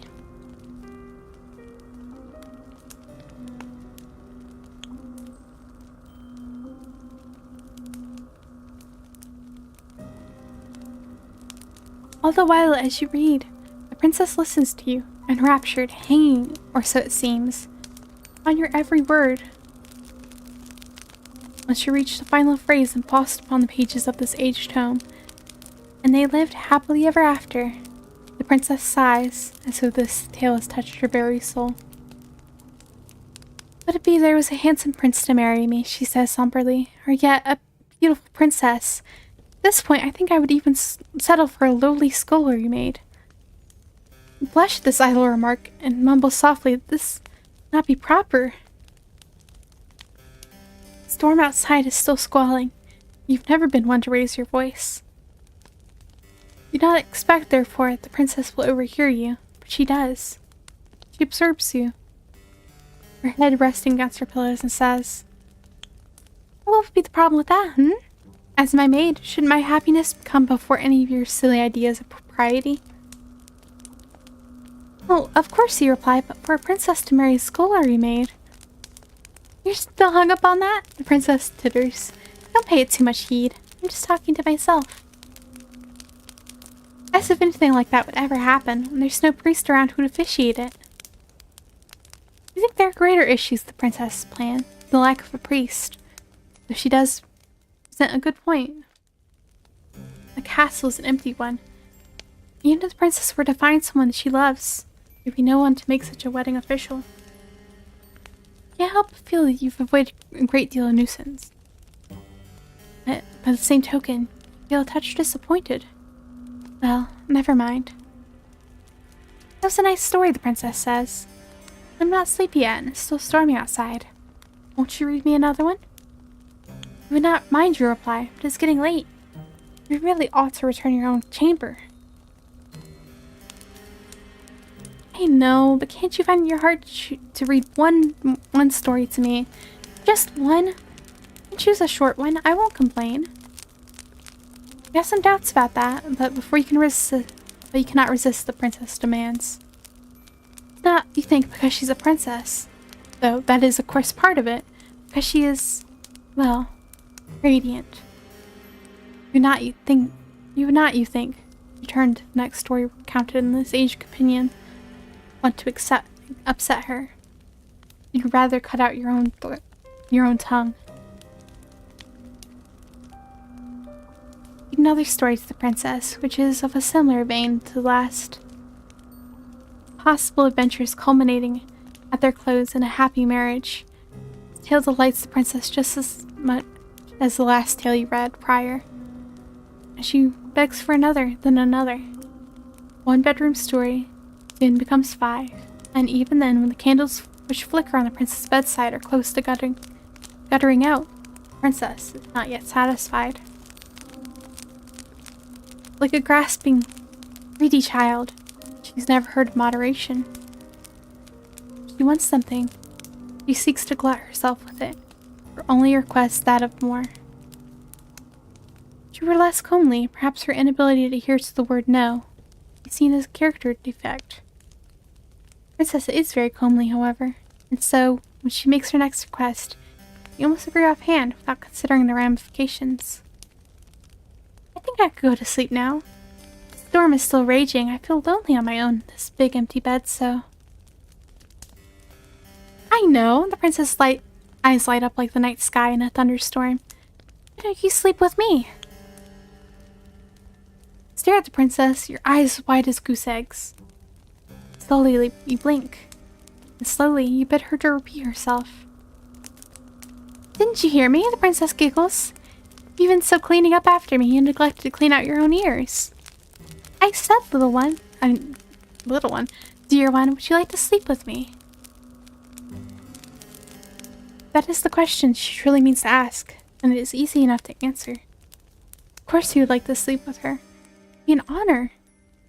Would it really be alright for you to accept such an invitation? It'd be such a gross breach of protocol, surely, for a lowly domestic as such as yourself to share a bed with the princess. You sit upon the princess's bedside, fretting, while she observes with wide, beseeching eyes. She's waiting. "Well, what's the matter, dear one? Why do you tarry so? Could it be..." Princess's lower lip begins to tremble. "Don't you want to lie with me after all?" The sorrow present in the princess's voice and in her face makes you feel awfully guilty. Hurriedly, you console her. Tell her in no uncertain terms that if she truly wishes to partake in your company, you have no qualms with it. Why would you? Well then, don't just stand there dilly-dallying, silly. Come and join me, come. That is what you do, After returning briefly to your own chamber, change into your nightgown. Once dressed, you waste no time in returning to your impetuous princess side. Alright, good night, Betso. Have a good rest of your night. She's already lying in her glorious four-post bed, awaiting your return, as though you're a knight-errant gone away to slay some wicked dragon. Princess giggles when she sees you. In your haste to come, you've made a hash of the buttons. She bids you to come closer. Let me fix that for you, silly. No, you say. I couldn't possibly let you do that. I am but a servant, after all. Shouldn't it not be your job to dress her? Maybe so, the princess says. I don't mind a bit of role reversal. Makes things more fun. Try a few more refutations, but in vain. The princess summarily discards all of them. Right at the princess' mercy. She might be even more stubborn than you are. Capitulate to her demands. Let the princess unbutton the front of your nightgown, then rebutton them. The fabric of your plain gown is drawn shut. Satisfied with her handiwork, with very elegant hands, the princess draws back and pats the mattress beside her. Now come in. It must be horribly cold out there if these sheets are warm. Spoiledly, the princess smiles, and so am I. You feel warm yourself as you slide into bed next to the princess. Face as red as the gown the princess wears so often, as red as the roses in the castle's grounds. All the while, your heart is fluttering. Does the princess know what an effect she's having on you? Surely she must. How could any woman be so blind? There, the princess exclaims when your body's lying beside hers. That's much better. Feel cozy now, dear one. You swallow and in a shaky voice you reassure her. Yes, you are cozy. You're quite cozy indeed. Very good. The storm may be raging outdoors, but it can't get us here. I know. When I'm with you, I'll be safe. Strange, but... The princess reaches out and takes your hand in hers, twining your fingers together like a chain. When I'm with you, I feel so very light. It's as though nothing in the world can hurt me. You make me feel safe. I want to make you feel safe too. Take very, very good care of you, I promise. You return her smile with one of your own. Touched by her thoughtfulness, something about her promise does make you wonder. Shouldn't that be your job to look after her?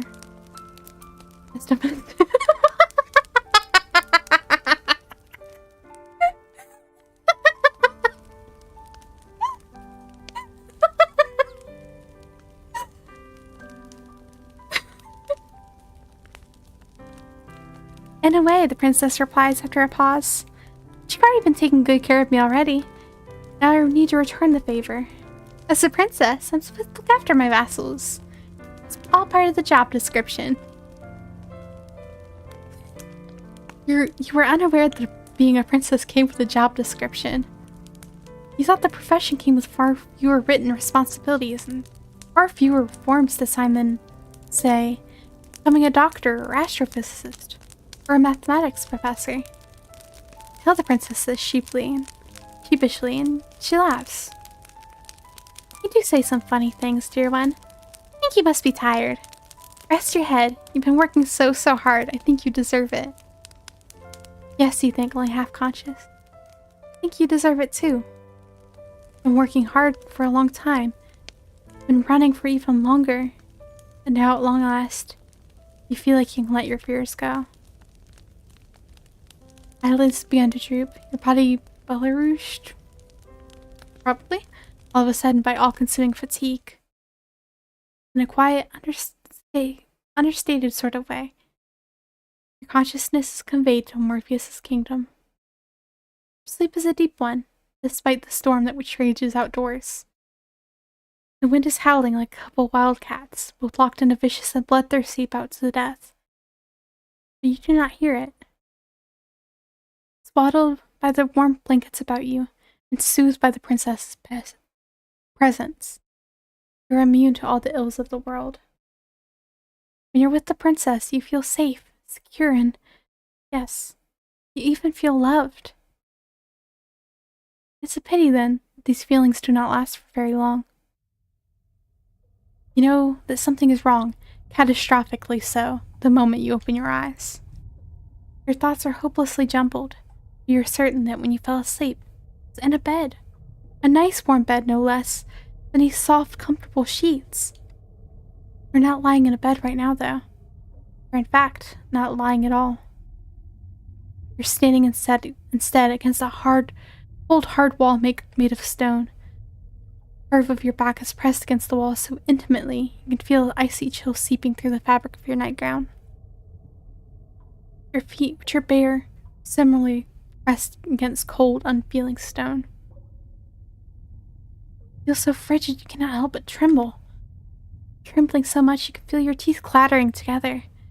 They sound like castanets. The sound is almost jaunty as it echoes through your cell. For that, indeed, is where you are.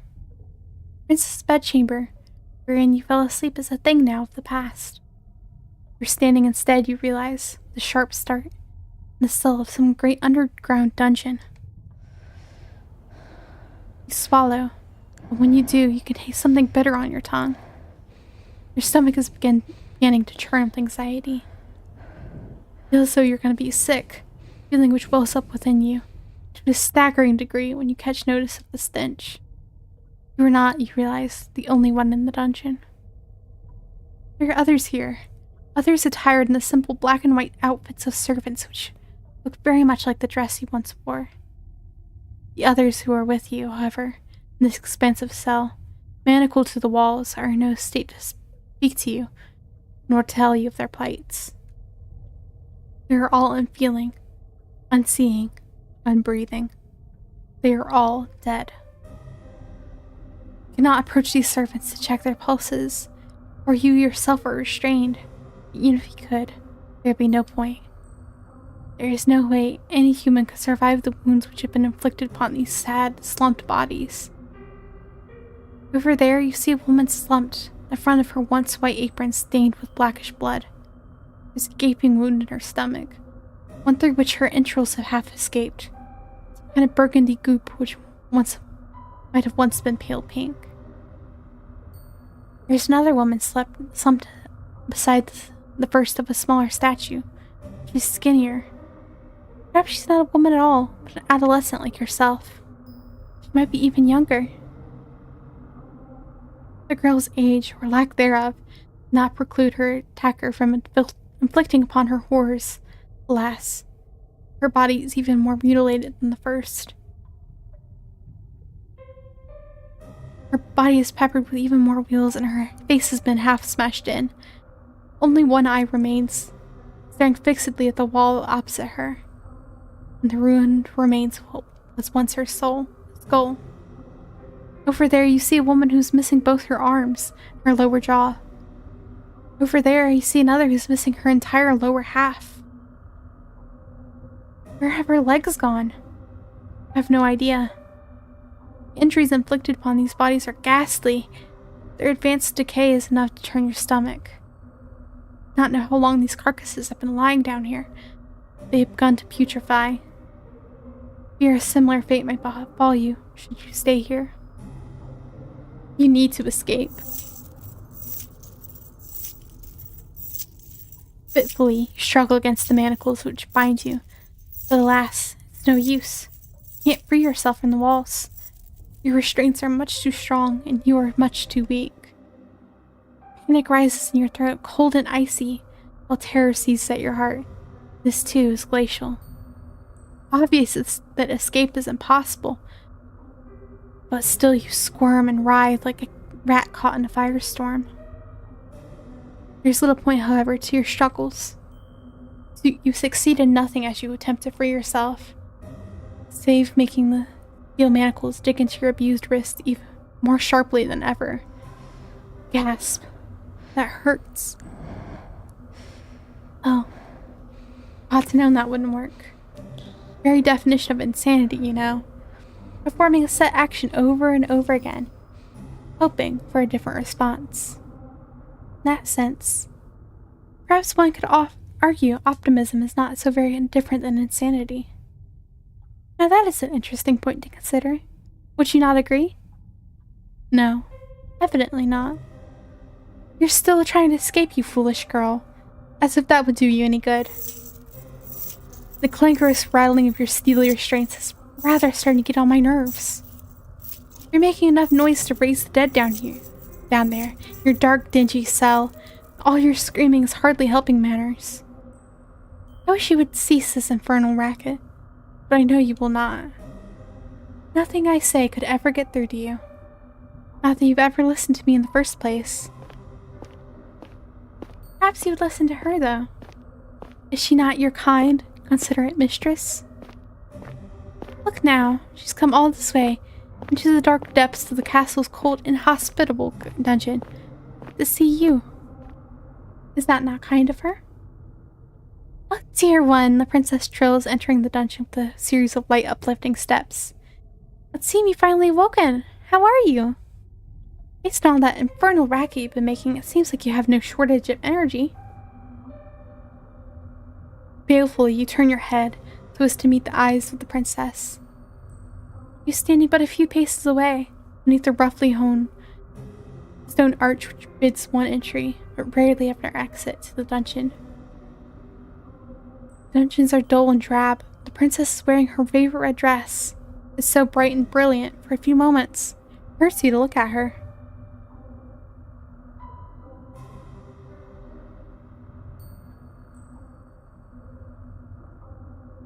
Once, the red of the princess's outfit made you think of romance. Now, it makes you think of violence. You must forgive me for leaving you down here so long. That wasn't fair of me.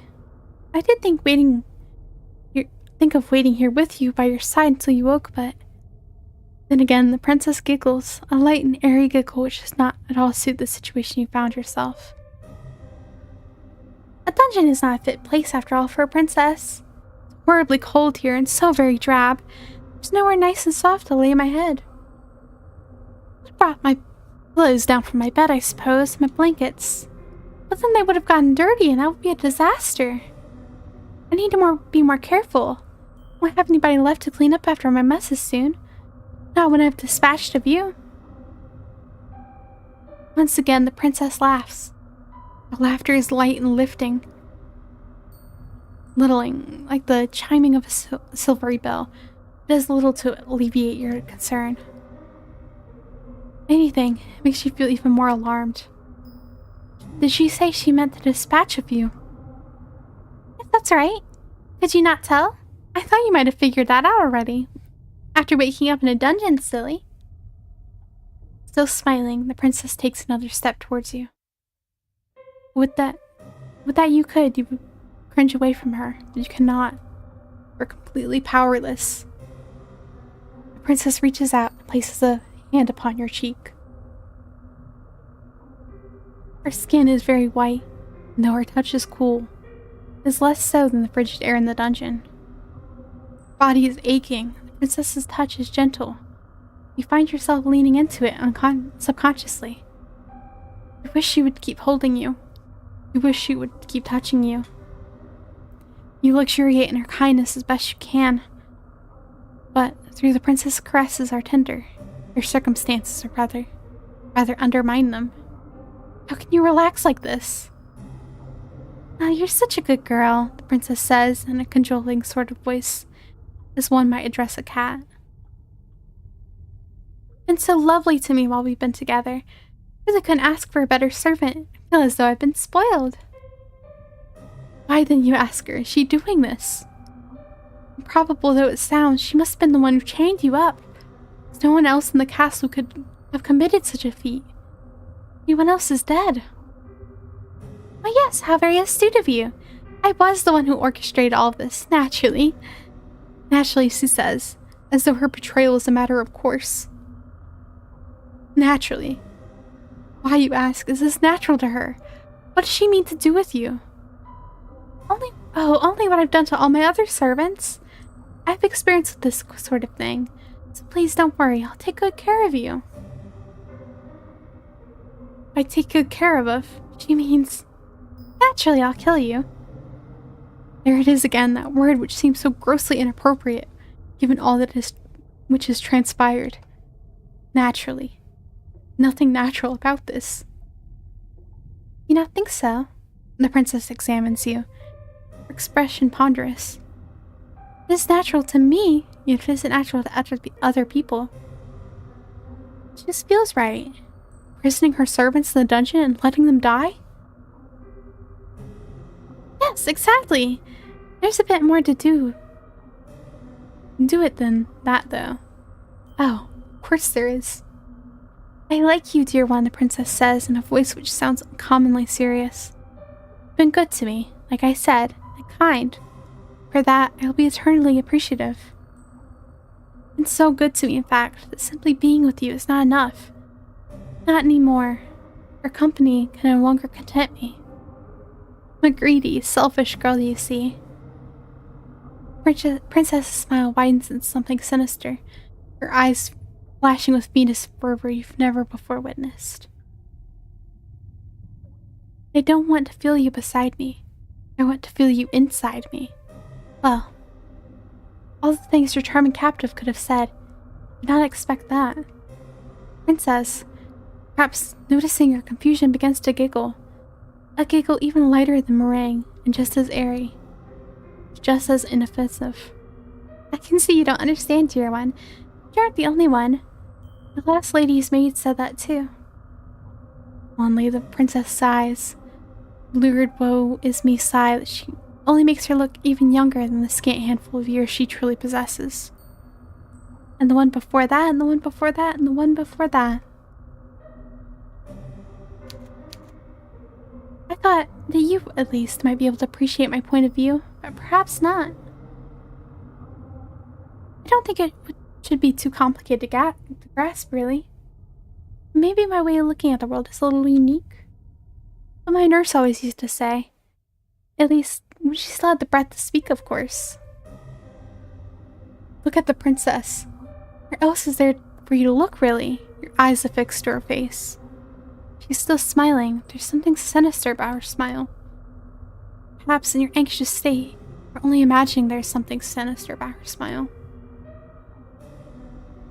It is easy to see things which do not really exist when your surroundings are festooned in shadows. In actuality, the princess does not look any different than how she usually does. Nor is she acting any different than the way she usually acts. She's not changed. It is only your perspective of her that has. Tremulously, you ask the princess what she means, a question the princess is only too happy to answer. Simple, really, like I said. You were wondering, weren't you, why there weren't any guards or any servants in the castle when you first arrived here? The question had crossed your mind, yes. You're sure the princess said her ministers sent them away, though. Is that a lie? I wasn't being wholly truthful, no. Thought you'd be afraid of me if you knew what actually happened. I didn't want that. I wanted you to stay with me. My ministers didn't send anyone away, because I don't have any ministers. I dispatched of them, too. Did she now? I suppose you ought not be surprised, but you still shudder regardless. My ministers weren't very much fun, I am afraid. I had a lot of ideas of what I should and shouldn't do after my parents died. The princess stares at you, her eyes wide like black holes, empty, yawning abysses. So I killed them.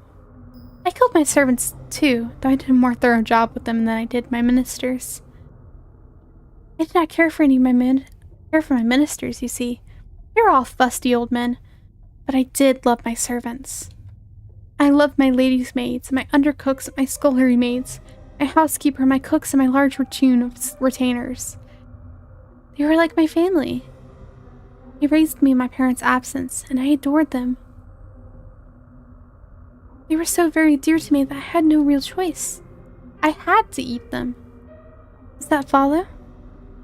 Not logically, no. Why, you asked the princess, trembling, but you eat the people you love. Seems like a poor way to repay them for their kindness. Well, why wouldn't you eat the people you love? I don't think there could be any greater way of showcasing one's gratitude. Do you have any better ideas? You weren't expecting the princess to turn the tables on you quite like this, and dumbfounded, you stare at her. You know precious little about love yourself. It is hard for you to form a convincing rebuttal, but you muster up a few token arguments. You tell the princess that eating people isn't very nice, and neither is it strictly legal. A better way to show your gratitude to your servants would be with increased wages or increased holidays. Princess listens to your arguments, her expression astute, a student poised to take notes on a very important lecture. Once you are finished, though, concentration fails her. Her shoulders begin to shake, but it is not with a remorse for what she has done. Instead, she's laughing. Oh, dear one, that's very funny, but why should I care about the law? I'm a princess. One day I'll be queen. I am the law. That's a good point, but would eating people not turn her subjects against her? Subjects. I'm no fool, you know, no matter how I might act, and I know what happens beyond the castle's wall. I know all about the plague. Once I might have had a populace to govern. They're all gone now. Princess in nothing but name only, a monarch without any subjects. Don't you think that's sad? I know I do. It's so woefully lonely. If she feels lonely, then why has she been systematically slaughtering all her domestics? Doesn't it make a lick of sense? Perhaps not to you. Princess gently caresses your cheek. But I shouldn't judge you too harshly. As much as I like you, dear one, you are a commoner. Perhaps you can't understand the intricacies of my thoughts.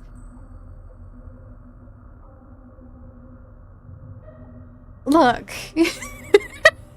Yes, I would be. I'm sorry, but I kind of, in a weird way, I kind of get what she means. Not that I would ever do that, but like, I get it. And I'm kind of into it.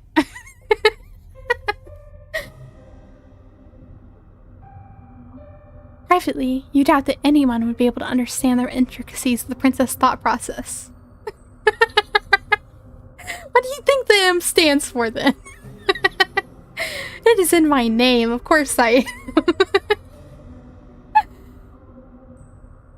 Largely because it is unreasonable. You do not say that, though. Instead, you ask her the only question you can think of, with your weary throat which is sore from shouting. Why? Why, you ask, the princess blinks. It's because I don't want you to leave me, of course. Everyone leaves sooner or later, whether they pledge their allegiance to me or not. That's simply the way of the world. People are fickle and inconstant. Even to me, a monarch. That's why I decided to eat my servants. I had no other choice, you see. Only way I could ensure they would never leave me. Not really, but I mean, it might as well at this point. Might as well mean that at this point. You think about it, they should be grateful I would demean myself so. To consume their flesh and blood. I'm a magnanimous ruler, you see. I treat all my subjects equally. I love every single one of you. And naturally, I love you too. You've been awfully nice to me. You're very pretty alongside it. You're a plain ugly girl. Perhaps I would not shower you with affection quite as intense as this. But you've captured my heart. I think you're lovely. So I'll bestow upon you the highest honor I can conceive of. I want your body to mix with mine. Then we can stay together. Forever and ever.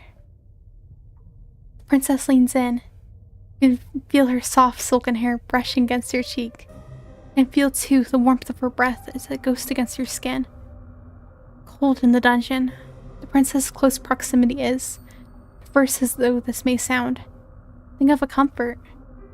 Her eyes are wide and her lips are so red. Her smile, meanwhile, is so sweet. I've been doing my best to fulfill the role that fate has dictated for me, really. Her eyes are boring into yours like two dark tarns. Finally, you think you can see, the alarming lack of light lack of anything, and the princess gaze some degree of humanity. It gets so lonely here. But this brief flicker of understanding which passes between the pair of you soon cut short. Princess dips her head, parts her lips, which are as red as the petals of carnivorous flower. You feel the princess' breath against your neck. It's warm in the icy chill of the dungeon. You shudder from it. For a few moments, you think this overture of the princess, this could be romantic in a way. This too comes to a swift, merciless close. The princess's mouth is on your neck. The princess's teeth, sharp as needles, are in your flesh. The princess is draining your blood. He's slurping on it in great, greedy goblets, like a hungry animal, one who cannot truly comprehend the harm it is causing. Even as the princess sups from you, her arms twined around your waist, you find you cannot hate her. She's far too unworldly. You're sure as your consciousness begins to fade, the princess was being sincere when she spoke of her love for her past servants. This is simply the way the princess expresses this great love at first. A love which is so very abundant, it borders upon the monstrous. It's a love you never thought you would ever experience. The love of the princess eclipses anything you've ever known before. It eclipses sanity. It eclipses reason. It eclipses all notions you might have had of right or wrong. Princess, as you know full well, does not care about such concepts. You've always possessed a stubborn core nestled beneath your weak-willed exterior. Princess is even stubborner than you are. In the face of her love, you've met your match. Princess draws back. Desperately, you gasp for air, but she does not give you any quarter. As before, she dips her head, red lips redder still with your blood, and splits apart her jaw. Her teeth, which are impossibly, inhumanly sharp, glint wickedly like knives. Then she tears out your throat. The front of your nightgown was white once.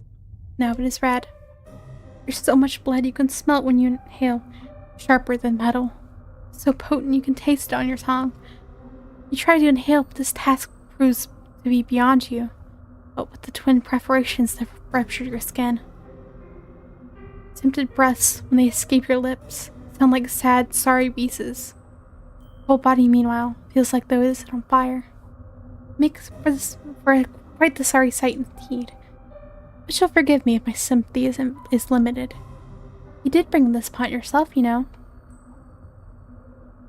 You reap what you sow, and in your case, you made a series of bad decisions, which led to your untimely demise. Now, what do you want to do? Will you accept this fate of yours and rest in peace, or will you try to fight against it?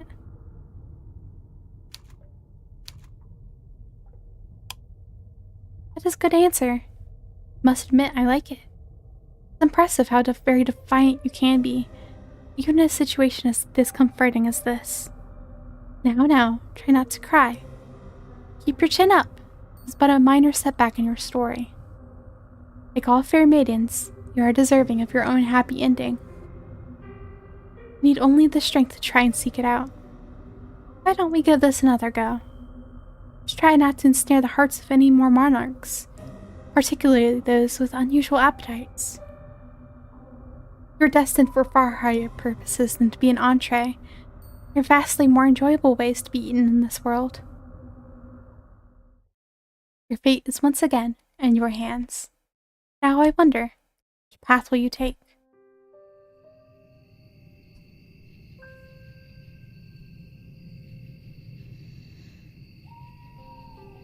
Alright, only one way left to go.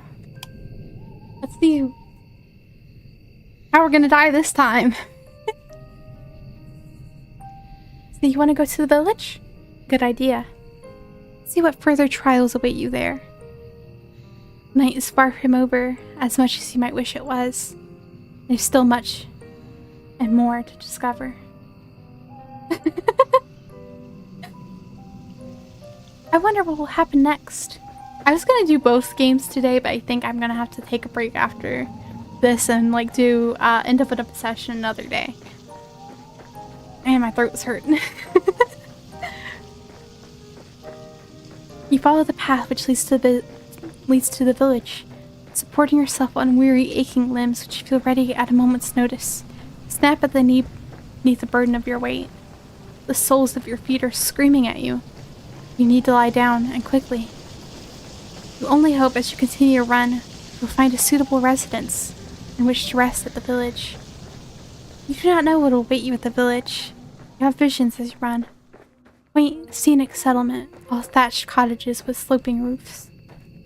Perhaps, surely there will be a kindly peasant who will be willing to put up a young runaway for a few nights. But imagine, too, the face of this kindly peasant from the fairy tales you read in abundance as a small child. To be broad-shouldered and ruddy-faced, dull brown hair cramped beneath a cap. Her arms would be sturdy from many years of washing clothes and milking cows. She would be kind to you, compassionate, just like a mother. You do not know what mothers are like. You hardly ever spoke to yours. You are only guessing. You're not a complete fool, however, despite your tendency to daydream. You do have a few reservations. Peasants do not, as you know from your precarious reading, have much money, nor do they have much food. It might be hard to convince a resident of the village, even the kind washerwoman of your fantasies, taking a complete stranger. Still, you must try. All you can do, really. So you run to the village. It takes some time before you finally emerge from the woods, but finally, you manage it. How much time, you ask? Not answer that. Did I not say that time had begun to lose all its meaning? Forest is behind you now, at least. All the awful nightmares which dwelt within it. It's still cold, though. It's still foggy. It's still dark, too. The sun has yet to rise. You can see the moon more clearly now, as it hangs above your head, round as any pearl or orb or crystal ball. The moonlight shines down upon the village, nestled among the hills like a diorama. Hope anew bubbles within you. Finally made it! Surely not, but your salvation awaits you. Follow the winding dirt path to the village, looking this way and that. Your hope, such a precious, fragile thing, soon begins to fade. The village up ahead does not look half as welcoming as you imagined. There are cottages, yes. They are in a state of disrepair. Holes in the roofs and holes in the windows. Most of the doors are tightly shut. Others are gaping open. Kitchens beyond them even darker than the night sky, which shrouds you. There are no lights on in any of the windows. Neither can you see any people, insomniacs like you, at them. You cannot hear anything either, beyond the sound of your own footsteps and the low, mournful sighing of the wind. The village is quiet, eerily so. Immediately obvious, even to a naive girl such as yourself, something terrible must have befallen this village. You know, before you try your luck at one of the houses, that nobody will answer you. There'll be no kindly red-armed washerwoman to welcome you here, no matter how you may wish for it. That does not stop you from wishing regardless. Your knuckles rap smartly against the wooden door. Your efforts soon prove, however, to be in vain. There's nobody here to hear your entreaties. Very sad. Try another door, then another. The result is the same regardless how many doors you rap upon. Nobody answers you. How could they? There's nobody here.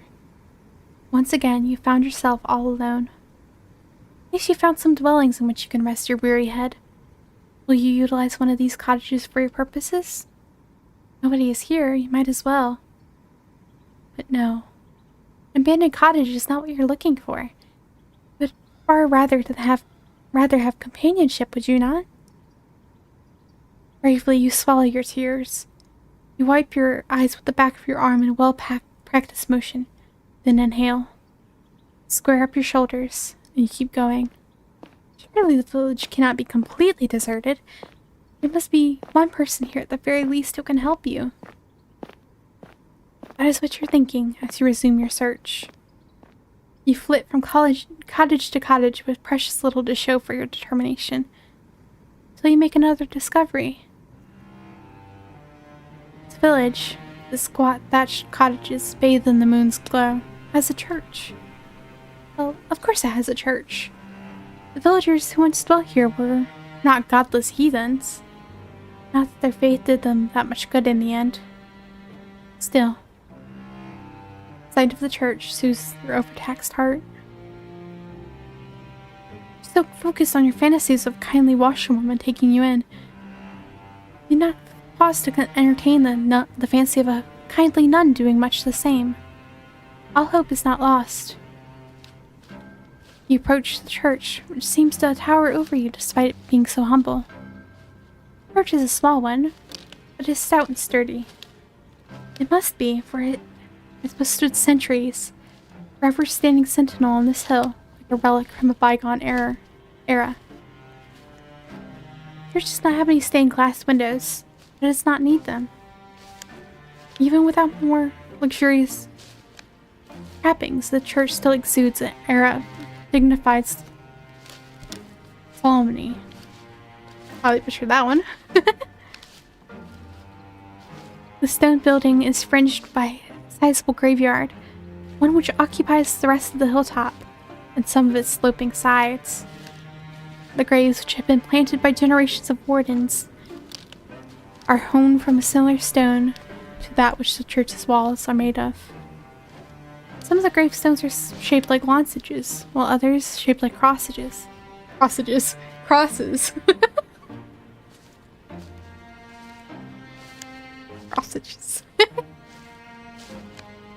A handful of headstones are even shaped like angels, though these are few and far between. There are few people in a village such as this one who can afford such luxurious final resting places.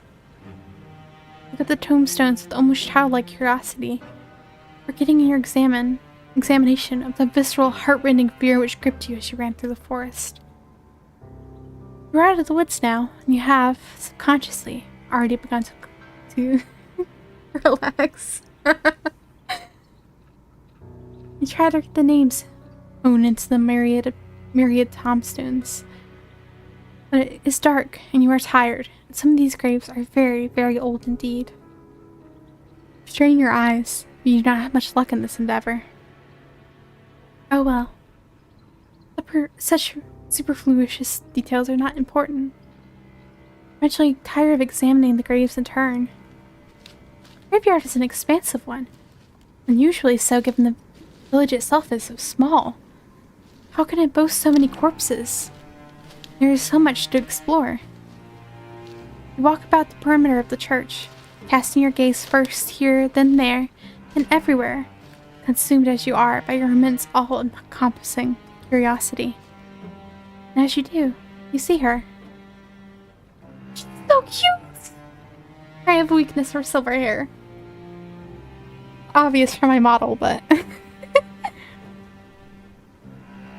She looks like an ordinary girl, small and scrawny, just like yourself. But she is much more than her unremarkable appearance might suggest. For some moments you observe her, hiding all the while in the shadow cast by the church, a furtive lizard clinging against a rocky edifice to shroud itself from the sun. There's no sunlight here, though. There's only the night sky, and the stars, and the moon. Beneath the moon's light, a silvery implement the girl is clutching shimmers. It takes you a few moments to realize what it is the girl is clutching in her hands. It's not until you see her manipulate it, sharp edge biting into the earth, that you understand. The shovel. This girl is standing in an isolated corner of the churchyard, late at night, and she's digging a grave. Well, I suppose she could always be digging a hole for the sake of it, but her work seems much too precise for this to be the result of some mere whimsy. Hard for you to see her face, given the distance between the pair of you, but her posture is one that speaks of supreme concentration. She moves slowly, mechanically, like a woman on a mission, driving the end of her shovel into the earth over and over. Motions regular enough to be repetitive. Something hypnotic almost in the manner in which she attends this task. Should you risk interrupting her? Do you dare? You get the feeling she would not appreciate it. Shovel in her hands, meanwhile, rather hefty. She wished it. She could cause you no small amount of damage with it. Old anxiety makes your skin prickle. I do not know if you should risk speaking at her when she in her dark cloak, her shovel, looks so very strange. What do you have left to lose? You've come this far.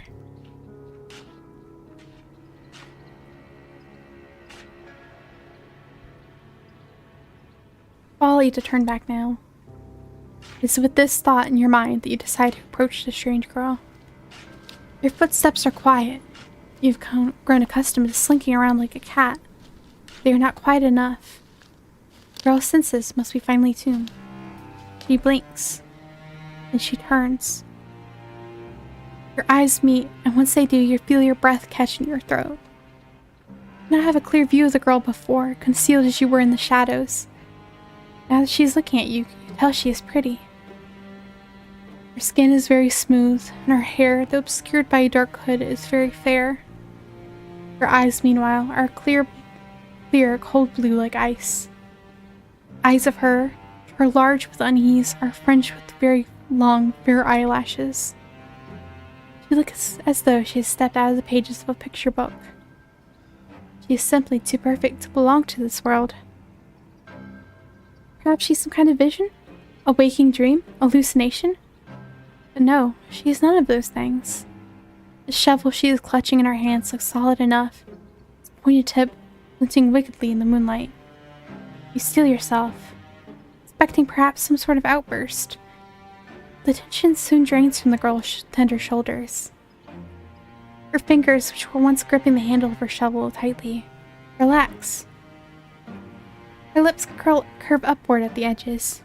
She is smiling, and what a smile it is! Oh my gosh, she's so cute! It's transformative. She smiles, she looks radiant, angelic almost. Hers is a smile so suffused with light your eyes begin to prickle from it. You're so relieved, you almost feel as if you could cry. It would not be the first time you've wept during this night. Neither would it be too surprising if you did. You've been through a lot. You must be exhausted. The girl holding the shovel seems to realize this. She bridges the distance between you cautiously, as one might approach a skittish cat. She says, in a rough voice which does not match her dainty appearance, "Well, she does live in a rural village. What were you expecting?" "Oh, it's so good to see another person. I was afraid I was the only person left alive. The only one in the whole world." Now this is quite the effusive greeting. Her introductory speech is riddled with exclamation marks. She's rather more personable than her apparel would make one suggest. You, a well-bred lady, cannot help but feel overwhelmed. Your turn now, to be on your guard. Anxiously, you observe the girl with the shovel, and you ask her what she means. What happened? Oh, did you not know? Awful lot you don't know. In fact, it would fill a whole encyclopedia. No, a whole library. You shake your head, ashamed at your ignorance. The girl frowns. You mustn't be from around these parts. I guess I should have known. The village is a small one, and everybody knows everybody else. The girl's expression falls. Well, at least they used to. Back when there were still people to know. That ain't the case now, though. Not after the plague. There was a plague? That would certainly explain why the village, when you walked through it, was so quiet. Did everyone else succumb to this mysterious illness? That's right, just me here now. I've not seen yet another human being in a long, long time. It's so lonely here. That's an interesting turn of phrase. Catches inside your head like a burr. You heard it before. Not have much time to ponder this, however, because the girl takes a step towards you. Oh, but where are my manners? Must have gone rusty after being on my own for so long. My apologies, miss. Look like you've come a long way. You said you were a traveler, yes? And your hands are very cold, just like ice. Excuse me. Would you like to come inside? Maybe I have something warm to eat. And to drink? My home's small, I'm afraid. My food ain't nothing fancy. I'd be more than willing to share. It's not every day another girl steps by. Especially not one as pretty as yourself. Feeling very blessed. The girl laughs. A carefree or airy sort of laugh. Does not match your initial impression of her. You thought when you saw her amongst the graves, she would be more distant somehow. More mysterious. Perhaps you're mixing her up with someone else. Still unsure whether you can trust this girl. Her invitation is an appealing one. It's much more appealing, certainly, spending the night outdoors, in the cold, keeping on the graves. What are you, a romantic poet? Please. You make a show of pondering the girl's invitation, but at the very least, you do not want to seem to appear too eager. Your acquiescence is, alas, an inevitability. Why would you ever refuse her? She's the first friendly face you have seen all night. Without her, you would be alone. Your hostess leads you to a small, humble home located but a stone's throw away from the church, built in the shadows of a twisted, towering sycamore. The girl's home is such a state, it seems a folly to even call it home. Hovel would to you be more appropriate descriptor. When your hostess leads you inside, her eyes alive, she says, "Here we are! Home sweet home." You don't have the heart to tell her that you don't find her home very homey or very sweet. That would be incredibly rude. As a guest, you have to be more appreciative. Half-heartedly, you look around your newfound surroundings. The ceiling is supported by wooden joists is perilously low. Not so much so you're in danger of bumping your head, just enough to feel claustrophobic. There's a fire in the corner, which is not consigned to a grate. The fire instead is blazing in the open, a circle of logs set alight like a scene from a witch's kitchen. Above the fire hangs a silvery pot, suspended from one of the wooden eaves. Other objects of interest are hung from the eaves. Iron implements you take to be cooking utensils. Various herbs, strips of meat left to cure. The smell of cooking fills the air, mingled with the sharp, sour scent of unwashed bodies. How, you wonder, does your hostess clean herself? You don't see a bathtub anywhere. Perhaps she does not possess one. The girl's home is unremarkable in every regard. It is but it is, you suppose, better than nothing. The main character, I kind of don't like her. At least there's a roof over your head, food to put in your belly. The girl looks to the pot, suspended over the fire. She gives a stir with the ladle. Then she brings the ladle to her lips to taste whatever concoction she has brewing within it. I can only hope she is not like the weird sisters from that famous play, brewing a broth with many snake fillets. Yes, I think this is just about done, the girl says to nobody in particular. She sets the ladle down, back into the pot, and looks at you and smiles. You want something? Looks like you've come quite the long way and you must be hungry. These words are like music to your ears, even more divine than the trumpets of God's most loyal angels. You're so hungry you could eat a horse. Not there are any horses in the immediate vicinity. You express your interest to your hostess, who smiles in response. Thought you might like the sound of that. Give me a few moments. Your hostess retrieves 2 earthenware bowls from a cupboard with rickety hinges, to which she pours 2 hefty helpings of whatever it is she is cooking. This, she serves with bread, which is so hefty it could be used as a murder weapon. Not much, I'm afraid. Just soup and bread. But should take the edge off your appetite, though. Thank your hostess for her hospitality, your stomach rumbling all the while. Soup does not look like anything you would typically consume, but the soup or presentation does not dissuade you. True enough that people eat first with their eyes, but when one is hungry enough, one becomes obliging enough to eat almost anything. Why else do you think that people, when stranded upon desert islands, will resort to cannibalism? Humans are creatures of necessity. Like to wrap yourselves up in pretensions, but in actuality, we're not much better than animals. You're so hungry, your stomach's achingly empty. You certainly descend upon your food like an animal. Your teeth glint, your sinners gleam, and sure enough, you consumed all that your hostess has offered you. Your hostess watches how you eat, and she giggles once you've finished. Did she enjoy that? Oh, catches your hostess' gaze, suddenly abashed. You're so hungry you fail to account for her judgment. Now you have some food in your belly, though, and you've been suitably warmed. Your old self-consciousness is returning. Do not make a fool out of yourself. You demur shyly, looking at your lap, fearful all the while about what your hostess might think of you. You don't want her to take against you. Fortunately for you, however, and that of your fragile ego, your hostess is not the judgmental sort. It's not like the other girls you grew up with. Well, I'm glad you enjoyed it. It's nice to see my food being appreciated so heartily. I know I'm not the best, but I've been practicing for a long while now. I used to cook food for my father all the time, you see. This remark catches your attention.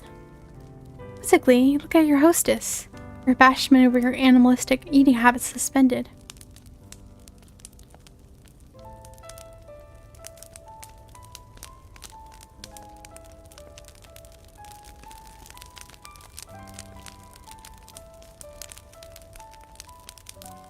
What happened to her father?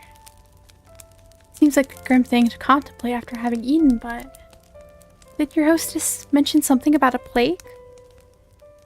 Yeah, your hostess says, her voice low, now and serious. That's right, there was a plague. What of the villagers? What of her father? They're all gone now. Gone? Yeah, you see... Your hostess rearranges herself upon her chair, one slender leg folded over the other. Then she begins her tale in earnest. My family has a history. Lived here for centuries by the church, so we tend to the graveyard. Ah, so this abode is centuries old then. It would certainly explain the dirt. I don't like the main character on this one. My father used to prepare bodies for the burial back when he was alive. He built the coffins, he dug the graves, he lowered the coffins into the dirt. I know it might seem like an awful job, but somebody's gotta do it.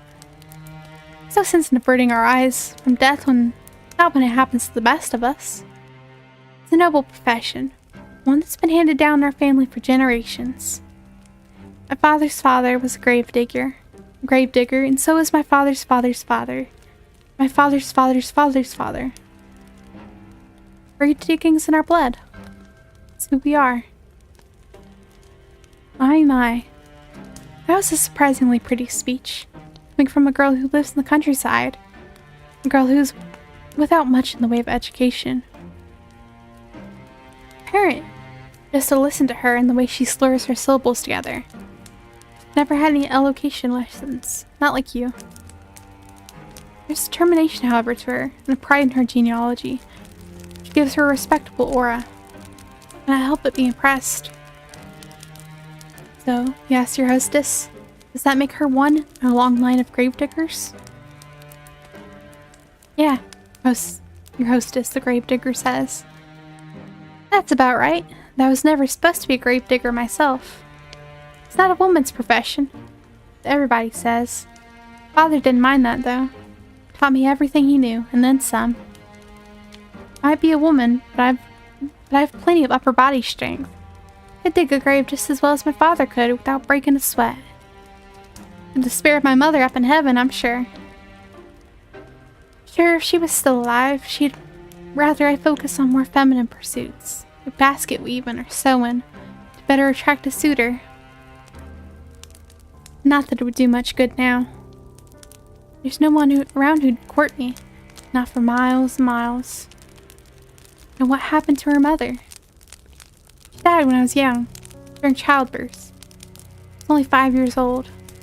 Oh, well, I relate to her at least, upon this point. Parents are not dead. At least, not as far as you're aware. You have not seen them in an awfully long time.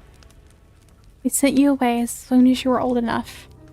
Never once bothered to check up on you. For many years, there have been no letters nor any visits. Offer the gravedigger your condolences. Do not know if they will help. You feel like you cannot say nothing. That would seem heartless. Gravedigger, however, does not seem too upset by this turn of events. She smiles, albeit somberly. It's alright, it was ages ago. I don't remember her too well, and I've never really had the luxury of sitting around feeling sorry for myself. I had too much work to do. Around the house, you ask? That too. I was the oldest child, so it was my job, after my mother died, to manage the sweeping and the cooking. Oh, and looking after all my siblings too. Blink, intrigued. Then glance about your hostess' humble lodgings. Not see any siblings in the immediate vicinity. Where could they be? Gravedigger must have noticed your roving eyes. You're not exactly being subtle. She shakes her head. I had siblings. The younger brothers. They're both gone now. Oh. You should have known. You apologize to the gravedigger for your lack of tact, but she does not seem upset by this faux pas. Don't apologize. It's not your fault.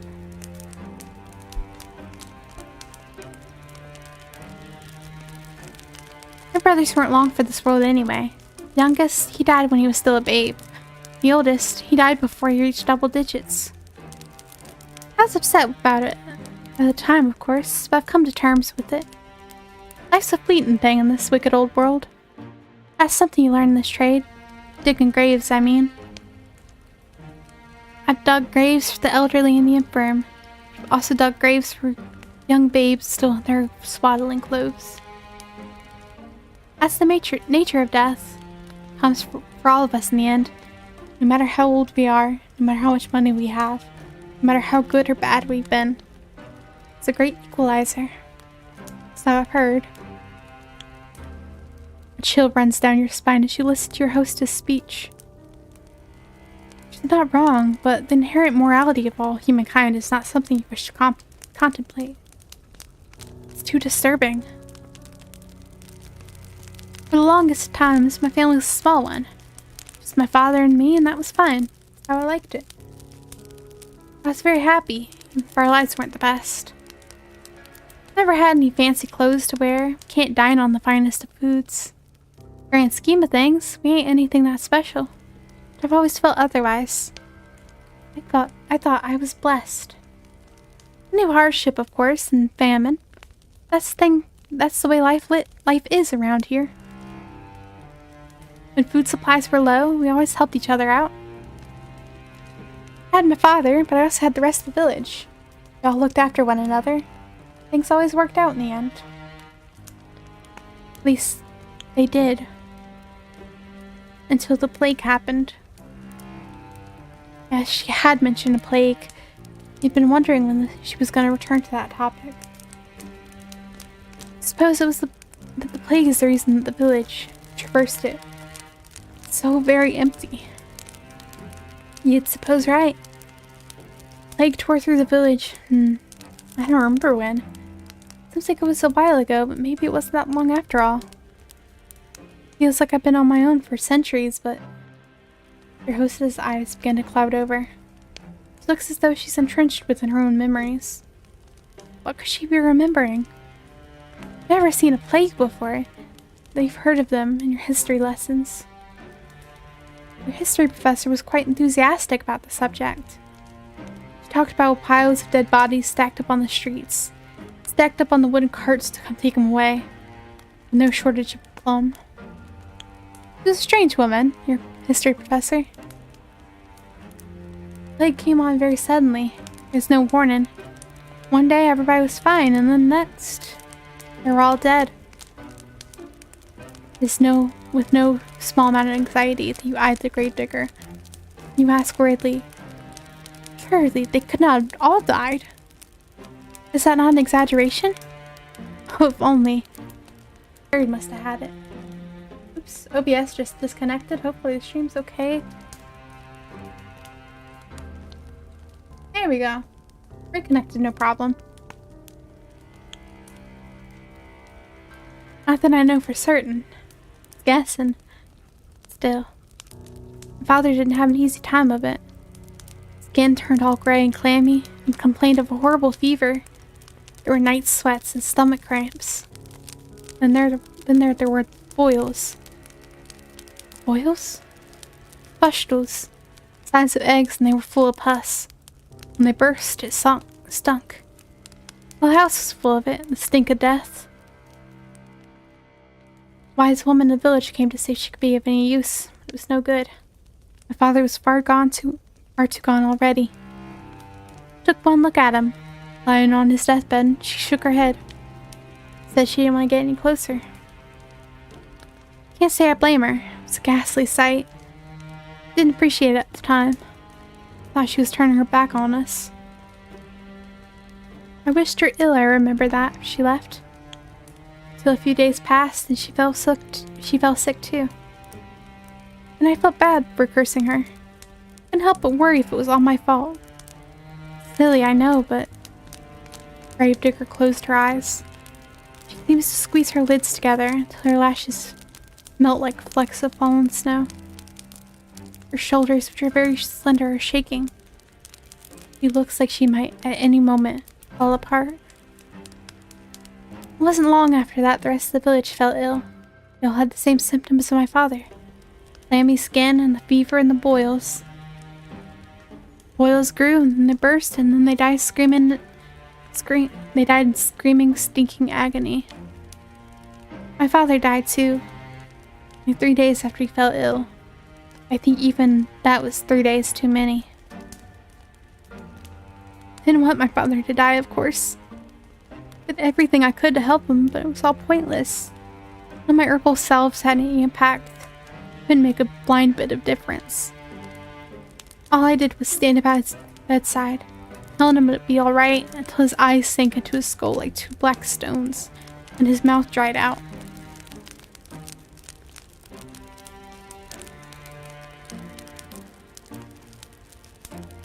And during that last day, before he died, he might have been a corpse already. He didn't look at me, he didn't speak to me. He just lay in bed with his eyes closed, groaning. I'd never wished ill on my father before, but during those moments The gravedigger squeezes her hands, resting upon her black-clad lap, into fists. He trembles. In a voice throbbing with awful emotion, she says, I wish he'd just died. Well, based on her anecdote, it does not sound like she had an overly long to wait. Wonder if she would consider that a silver lining. No, perhaps not. Gravedigger is still shaking. She will not cry, will she? You hope not. Awkwardly, look at the gravedigger. You're not sure how to soothe her, but you know you must make some sort of effort, if it's a token one. Shift upon your chair, which feels very cold and hard beneath your thighs. Then you say, very softly, you are sorry. It's not much. It's all you can think of saying. You thought initially that your situation was comparable to that of the gravedigger. Now I can see that isn't the case. Her suffering has far outstriped your own. Not that suffering is competition, of course. Your apology feels inadequate to your ears, largely because it is. The gravedigger seems not to mind it. She's very big-hearted, that girl, to smell at you so, no matter how foolish she may be. You really deserve such kindness. Oh, again with the apologies. It's alright, like I said. I didn't cause any of this. I'm not upset at you, I'm just... It's alright, like I said. I'm just recounting what happened is all. I do wonder, though. I never fell sick myself. Thought I was gonna die. I was very prepared for the Reaper to come and take me away. Maybe he wasn't interested. Maybe he'd already sated his appetite on all the others. That, or thought he'd have to leave me alive for practicality's sake. Father gone, who else would tend to the dead? Only person left by the end of it all. So as I had to bury all the people in the village. They're all resting peacefully now, under the earth, and the plague can't reach them. One hand, I'm happy for them. They're able to escape from all their suffering. I think about all the people I've lost, though. Gravedigger tenses, and she sniffs. When I think about the kindly washerwoman who helped me scrub the mud and dirt from my clothes. Aha, so this village did have its fair share of washerwomen after all. Seeing your earlier insistence upon this particular point was not without merit. The handsome young farmhands used to flirt with me. The priest who preached at the church told us wonderful tales of paradise. The children who would skip stones on the lake and play hopscotch in the streets. I can't help but feel so lonely. Gravedigger's eyes began to shine. She's finished her dress. Tears. She does not let them fall. She's being very brave. Much more so than you are. Anxiously, you extend a hand towards her, meaning to... What? Give her a hug? You not know her well enough. Head? That'd be infantilizing. Squeeze her hand? Perhaps that could be misconstrued as a romantic overture. And that is the last thing you want. You've endured more than your fair share of teasing over that. You sit there for a few minutes, paralyzed by indecision as the gravedigger poorly suppresses her sniffles. In the end, you let your hand drop back to your side. Her hand rests upon your lap, as useful as damp kindling. You don't know what to do with it. You do know that you ought to say something, though, to show you heard her plight and that you care. I do not know what that something should be, however. No words could ever console the gravedigger. They would never be enough. They can offer some balm, however, to the bereaved. And so, after a pause just long enough to be awkward, offer your condolences. What else can you say? Oh no, the gravedigger replies, wiping a few stray tears away with the back of her arm. It's alright. I've grown used to it, really, being on my own. It ain't so bad, really. And I'm not alone now, at least. I met you, and he'll keep me company, won't you? Well, what can you say to that? You aren't callous enough to trample on this poor girl's hopes, are you? You know full well yourself how awful that feels. You do nothing but nod, a response which makes the girl smile more widely still. That's wonderful. I know you're just travelers passing through, but I can offer you bread and board until you leave.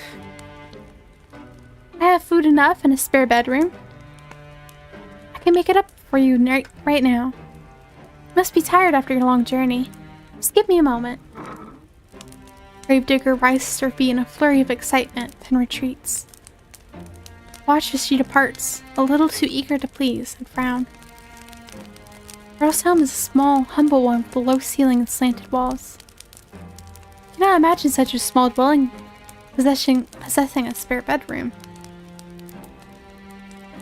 So-called spare bedroom is, in all likelihood, the room her father slept in before the plague carried him off. You do not think that you would much like to spend the night in the room of a dead man, but what choice do you have? You're tired. Wretchedly so. Why, it's all you can do to keep your eyes open. While you were running through the forest desperate to escape your pursuer, you had no thought in mind beyond finding some safe sanctuary in which you could recuperate. Now you found said sanctuary, it would be unreasonable to find faults with it. You ought to learn to be more thankful for what you have. There are many people in the world with less. You rise and follow the gravedigger when she's finished her preparations to her so-called spare bedroom. every bit as cramped as you feared it would be. At least there is a bed. Comes as something of relief. The rest of these lodgings are so humble, half expecting a straw pallet. As tired as you may be, you cannot lie to yourself. You have no desire to sleep among the hay like an animal. The sheets of the bed are clean too. In fact, you discern with a cursory glance. So you will not be expected to sleep upon the sweat-soaked linen of a plague-ridden man after all. This really is your lucky day. Got you this too, the gravedigger said, somewhat shyly as she hands you a folded gown. To sleep in. I thought it might come in handy. Your own clothes are, a little shabby. She can say that again. The skirt is covered in mud and the hem is torn and ragged. This nightgown is one of my old ones, so it's suffered a bit of wear and tear. I hope it'll fit all right. It's clean, if nothing else. You accept the nightgown from your benefactress with words of thanks. You want to sound appropriately appreciative, but you cannot mask your fatigue. Weariness overcomes you and you yawn.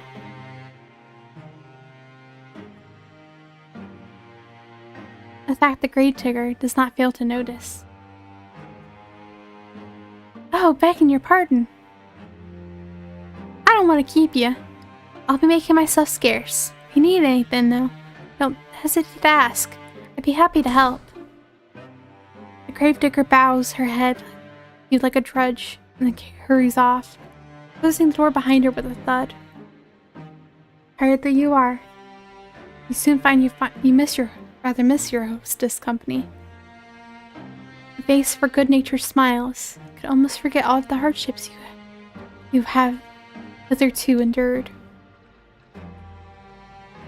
Her absence, however, the lodgings feel almost unbearably cold and inhospitable. Suppress a shudder, then unclothe yourself. You work as quickly as you're able. Your fingers are cold, and they fumble with the buttons of your blouse. It takes more time than you would like to complete this endeavor. Soon you have your shirt and your skirt dispensed with. You're too tired to fold them neatly, so you do not bother to fold them at all. Instead, you cast them carelessly upon the floor, defiant as a sulky child. Pull on your new nightgown. Hostess' earlier warnings were apt enough. It is quite worn, but it fits well enough. It's more comfortable, at least, than your old uniform. You've endured worse. Newly dressed and ready for bed, you loosen your hair from your braids, settle down among the sheets. With a sigh, you extinguish the weakly flickering candlelight which burns in your bedside, with another sigh that you lay your head down upon your pillow. Though physically exhausted, you have to wonder whether you will be able to sleep at all. You can recall your previous dash to the forest in such vivid detail your heart is still pounding. But fear has yet to leave you. Perhaps it will never leave you. Your terror was such, it almost feels as though it has suffused itself to your bones, and to your very being. Your exhaustion is greater than your worldly anxieties. Soon, it claims you. Your eyelids fall shut, and your breathing, inevitably, begins to even out. It isn't long until you're spiraling through a deep, dark abyss, lost in Morpheus' kingdom. But your sleep, despite your wearied state, is not as restorative as you had hoped.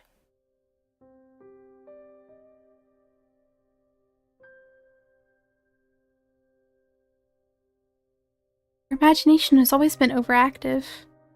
When at the conservatory, you were frequently beset by dreams of the most vivid nature. Dreams you have this night, lying beneath unfamiliar street sheets in an unfamiliar bed, are no less intense than usual.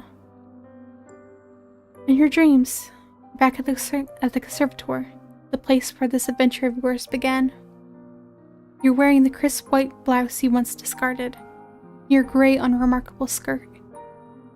Your hair is tied in braids, and your eyes are downturned, forever focused on your feet. Try not to look at your classmates. You thought yourself fortunate they did not look at you in return. Not want anyone to notice you. Till that awful winter it is, where everyone stopped paying attention to you for good. Nobody tried to chirp you when you walked past them in the hallways. Nobody, in fact, so much as glanced at you. All of a sudden, there were no malicious whispers, no wicked laughter, no pulled hair or thrown objects. You were giddy with relief at first, over this newfound means of tormenting you that your classmates had devised. This little game that of complete and utter disregard continued on and on and on as the days grew shorter and the nights grew longer. As time passed, you began to fret as to the state of your own corporeality. Anyone still see you? Did you exist at all? And at long last you found it, quite by accident, the source of all your woes. One of the girls had erected it in the forest, through which you were sometimes bidden to jog for PE class, beneath the shade cast by an old oak tree. A makeshift tombstone, a small, meager monument made of stone, on which one of your classmates had sewn a name. Your name. You knew at once as you stood there, standing beneath the shade of that ancient tree, that this was the reason behind your classmates' silence. This is why they had, for many months, been ignoring you so assiduously. They had buried you. In their hearts, you had already died. Your eerie dreams notwithstanding, you sleep more comfortably than you had anticipated. When you awake, following morning, the sweet chirping of bird song, you feel well rested, albeit woozy. Your head is aching. There's nothing, however, that a hot cup of tea cannot fix. You stumble into the kitchen in your nightclothes, your hair loose and your feet bare. The gravedigger turns to you. She looks at your face, which is pasty, your under eyes, which are dark, and exclaims in a manner one accustomed to solving problems, not complaining about them. Oh, you look awful. I think you need something warm to drink. Maybe something to eat, too? Let me get started on breakfast. That's exactly what she does. She gets started on breakfast. It proves to be quite the simple affair. Nothing like the luxurious food you were accustomed to in your past life. Bread is hard enough to break your teeth on. The cheese is a bit too strong. It's food all the same, though, and you do not complain. Your stomach was beginning to grumble.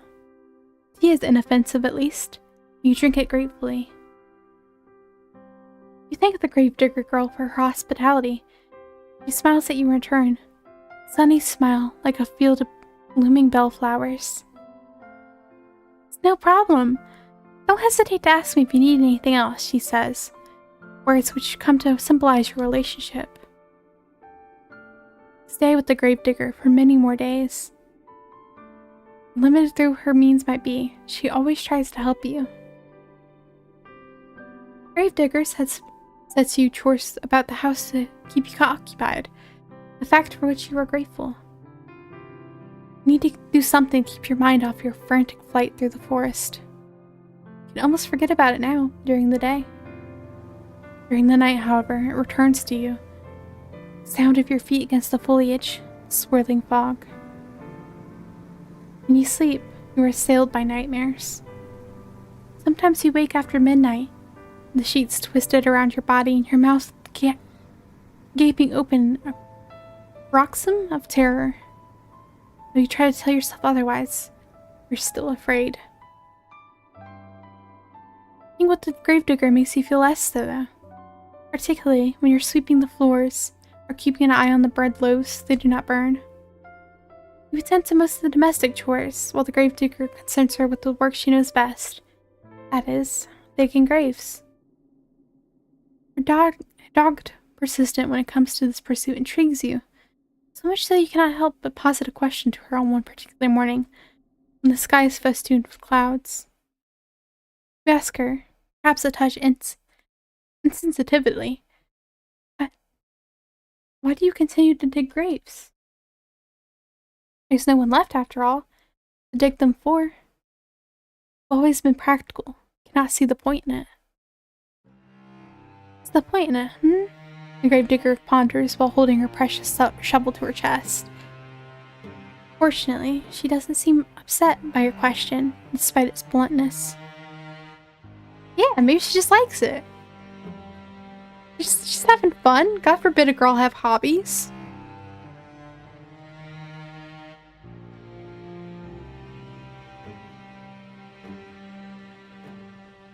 Count yourself lucky her temperament is so very placid. I don't suppose there's any point to it really, the gravedigger eventually says with a small smile. I know it doesn't have any practical purpose, but... Well, digging graves my father did. He showed me how to do it so I could continue his legacy. My father wanted to keep our family tradition going. And I suppose I want to do the same. Well, there is to it, really. That's all, is it? You think you can understand that? Your companion's actions may appear to be illogical. There's a kernel of reasoning nestled amongst them. She does not dig graves out of any sense of purpose. She does it, instead, out of sentiment. Besides, I gotta do something to keep my busy, don't I? If I spend my days idling all on my own, I think I'd go mad.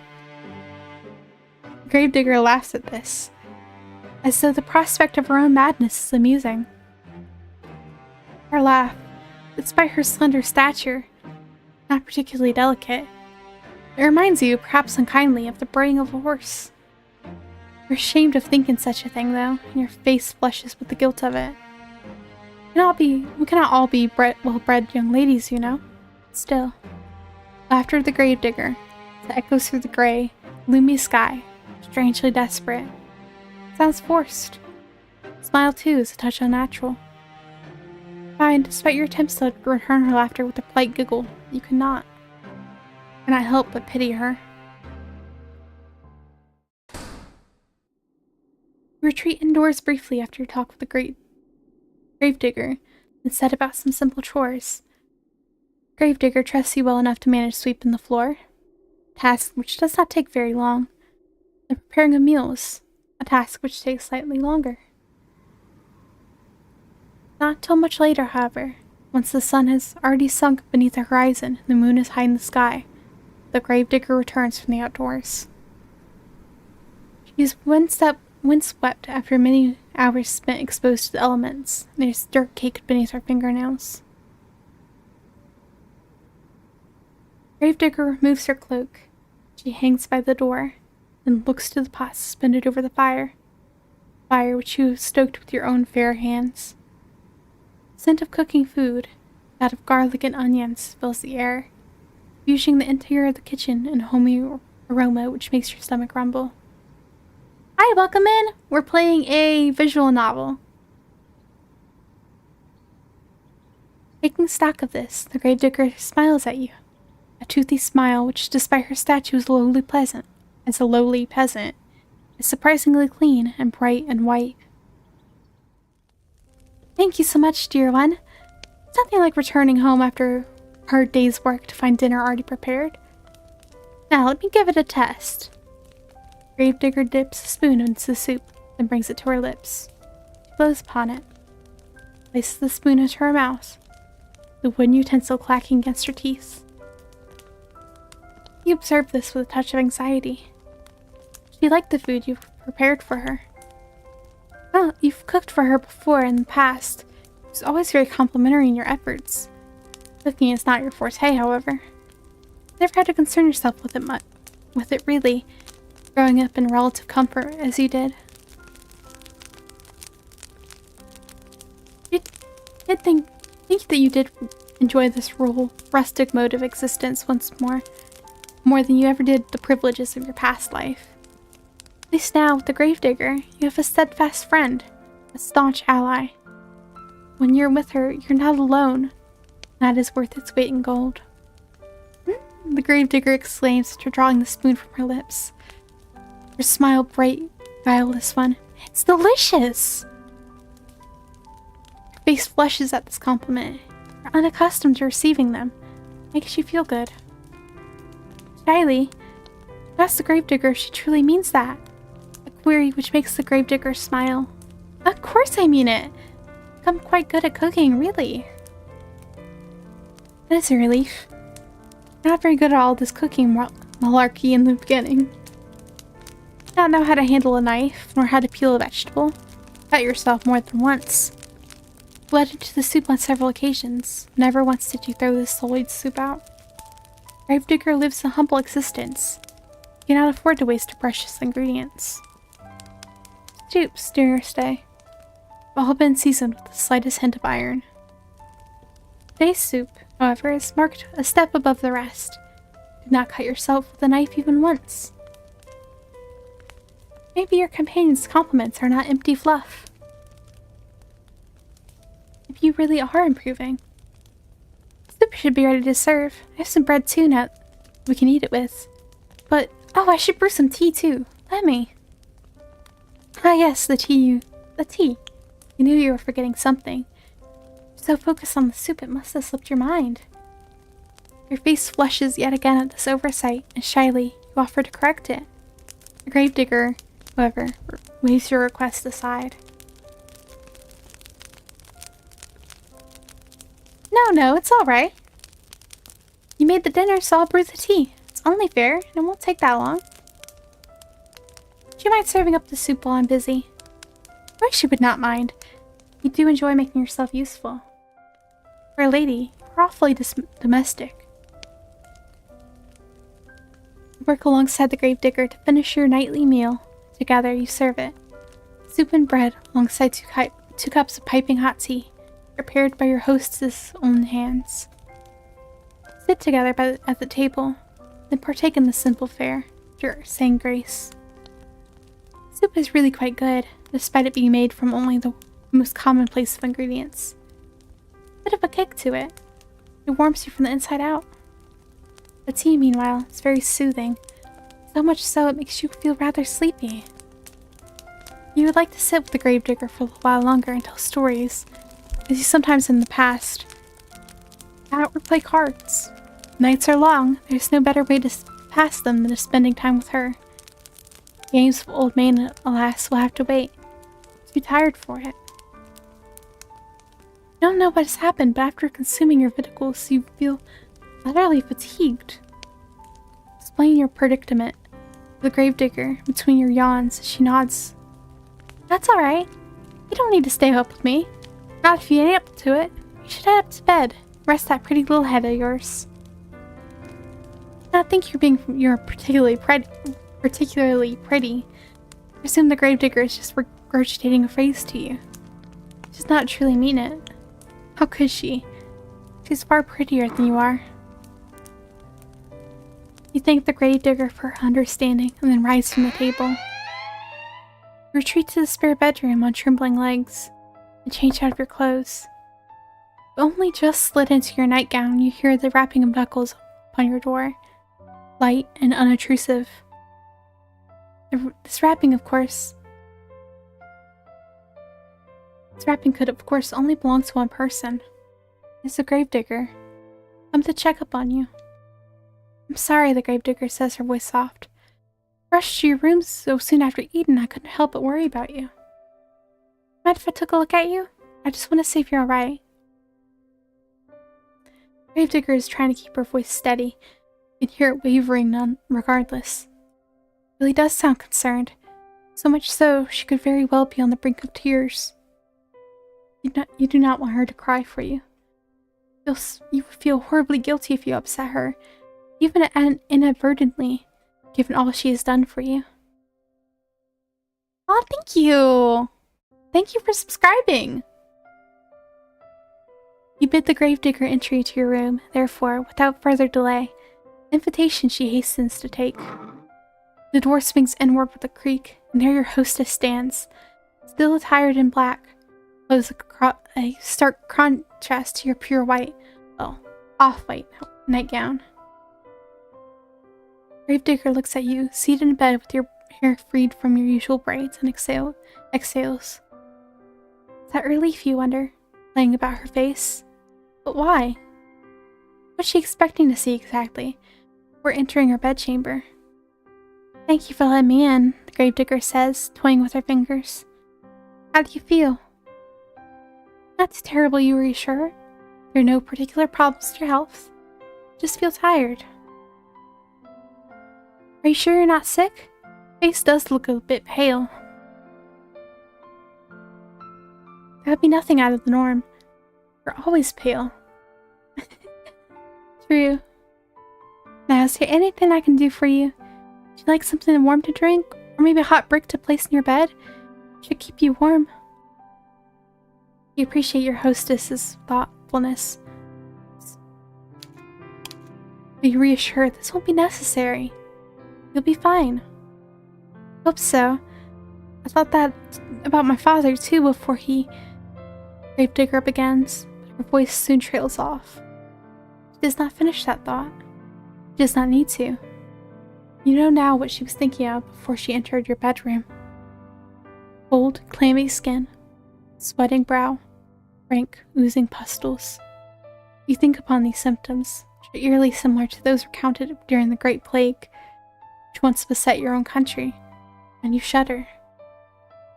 Don't want anything. I'll be on my way, Gravedigger says. But before that, this was just a fancy on my part, but I was wondering, do you mind if I brushed your hair for a little while? Your hair? That's right. It's just such a pretty shade of red. That's all I thought. That's well, just a fancy, really. You don't have to let me. Not if you don't want to, but I thought it might help you relax if you're feeling under the weather. I heard it's supposed to be soothing. That's what the gravedigger says. We have the distinct feeling that she's the one looking for solace here.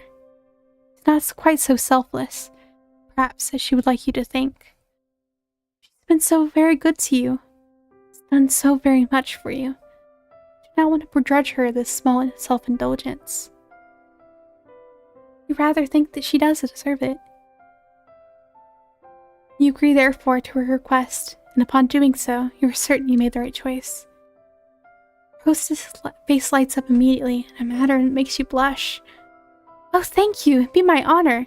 Let me fetch my brush. Gravedigger retreats from your room in a hurry, returns soon thereafter, holding in her right hand a promised brush. Artifact acquired. The gravedigger then settles herself down upon your bed by your side. She looks at your hair for a few moments, her expression pensive. Then she announces she will begin. Gravedigger leans in. The wooden frame of the bed creaks under her weight, a creak which melts with the sighing of the breeze outdoors. You can feel the bristles of the brush running through your hair, soothing enough, so much so it makes you shiver. The sensation is a pleasant one, somewhat nostalgic. Did your mother do this for you, you wonder, when you were a little girl? She did. It must have been when you were a very little girl. I've not seen your mother for quite some time, not after you enrolled at the conservatoire. Oh, you have such lovely hair, dear one. Soft, just like silk. Not at all like mine. Mine is so coarse. His gentle voice draws you out of your vague, half-formed reminiscences. It sounds as though the gravedigger is lost in nostalgia of her own, because her voice, when she speaks next, is dreamy. I think my mother used to brush my hair like this for me, back when she was still alive. That must have been a long time ago, though. It's funny, you think. The bristles of the brush continue to slide across your tresses. That you and the gravedigger should be both reminiscing, in tandem, but your respective mothers. Perhaps there's something maternal in the act of brushing one's hair that is wont to summoning forth such images. I would not know myself personally. I cannot remember my own mother at all. I don't think I liked having my hair brushed very much, the gravedigger continues, her breath warm against the exposed nape of your neck. My mother used to complain I squirmed too much. I can remember that. She always told me to sit still. It wasn't my fault I squirmed. She used too much force. This is curious. Sounds like the as though the reminiscences of the gravedigger are not particularly fond after all. Did she not get along well with her mother? You rightfully say, the gravedigger replies in a somber sort of voice. I was young, like I said, when she died. I don't really remember her too well. I don't think she ever had that much time for me. She was too busy with all the cooking and the cleaning, and looking after my baby brothers. She had time enough, despite that, to brush her hair. She did what she felt like she had to make me look presentable. Not that it really worked. I wasn't like the other girls in the village, you see, who like to sit indoors with their mothers and sew. I always loved the outdoors. Father said I inherited that from him. Ruefully, the gravedigger smiled. Now that you can see it with your back facing her. My mother said I wasn't very, well, maidenly. She didn't like that I always trapezed around outside after my father, watching as he dug graves. Said it wasn't appropriate. Like I was some princess wearing a fine dress. The gravedigger snorts. It's getting a bit muddy, yeah, and maybe I did get burrs on my clothes and knots in my hair. It shouldn't have mattered. It's not like I ever had any hopes of marrying a prince, no matter what my mother said. Still, she hoped. She had a lot of hopes, my mother. High hopes. I think she might have resented my father, maybe, for working such a menial job. The profession is an honest one. It's never made much money. I think my mother was hoping for fine jewels and dresses and, well, I don't know. She always had ideas. Her head was full of fairy tales. It's a shame, I suppose, that her reality didn't match up to what she wanted. I did match up to what she wanted. Bitterness in your friend's voice is unmistakable, so much so you want to console her. What'd you say to her, though? You never met your companion's mother. You never will, either. Cold, inert body has been laying in the graveyard, buried beneath a tombstone for over a decade. You have no way of discerning whether or not your companion's mother truly cared for her. You do have intelligence enough, though, to understand that poorly thought out condolences can cause more harm than good. You would not like it if people tried to assure you that of course your father loved you, really. If he loved you, then why did he send you away from home? Why did he never send you letters? You know he was worried about his finances. That seems a poor excuse to pretend his only daughter did not exist. As for your mother, meanwhile, she was nice. At least you think she was. But she was woefully ineffectual. If she was nominally adult, she always cleaved before your father's judgment. I think she was afraid of him. Do not try to tell the gravedigger, therefore, that her mother loved her, that she must have done. She would not have given birth to her. Instead, you sit there, letting the brush run through your hair, and you say quietly that you understand. Sometimes you feel like a disappointment yourself. Well, the gravedigger says after a pause, I'm glad I'm not the only one. Guess it happens to all of us. I guess so. Parents are only people after all. While one would hope one's parents would be kind and attentive, they too can fall victim to caprices of their own. As one has brought a child into this world, does not mean one will be able to take care of it properly. All parents are responsible, as not all people are responsible. It's a painful subject. Well, sorry if my mother never liked me, or if she never loved me. I know my father did, and that's all that matters. He was always there for me, no matter what. The companion's voice catches in her throat. She winces. At least, until he wasn't. He died. And I didn't do a thing to help him. The companion's shoulders are beginning to shake. You cannot see her, but you can feel her body convulsing. You can sense her loneliness rolling off of her in waves, all-consuming like the waters of a deep, dark ocean. Grief anew pierces your heart, not on your behalf, but for the sake of your benefactress. She does not deserve to suffer so much. This you have no qualms about telling her. Turn to face her, pluck the brush which has been hovering in the air, inert from her fingers. And you let her know that her father's death was not her fault. What could she have done? She could not have cured his illness. No, but I can't help but think, what if? I keep racking it in my head over and over, trying to come up with something. I can't think of anything. If I could, it's too late. He's already dead. He's dead and buried. I buried him, and now I'm all alone. She might have been alone, you tell the gravedigger, but she isn't now. Not anymore. How can she be when you are there? I know that. I know, and I'm grateful, but I don't know if I deserve it. Why would she not deserve your company? You do not understand. Because I couldn't do nothing for nobody. Father always looked out for me when I was a little girl. When he needed me the most, I failed him. I failed everyone. All the villagers, all my friends, all died. What would I do if the same thing happened to you? I don't think I could bear it. I don't want you getting sick too. Not when I care about you so much. Thought I'd gotten used to being on my own, but now that you're here, it's making me worry all over again. Worrying so much I can't sleep from it. I'm scared. Yeah, honestly, Gravedigger is like my favorite so far. For me, it's the Gravedigger, the princess, and the mermaid. Can't wait to see how she's gonna brutally murder us. Your companion's voice catches in her throat. Then she collapses in on herself. She leans forward, her arms wound about her middle, as if to steady herself. She cries. She cries and she cries and she cries. For a few moments, you look at the gravedigger, sure of what to do. Her pale face, streaked with silvery tears, seems to flicker in the candlelight. Her shoulders, which seem too slender to bear the cumulative weight of it all the sorrows she's endured, are shaking. Your fatigue continues to cling to you, as insistent as the fog which rolls amongst the tombstones in the graveyard at night.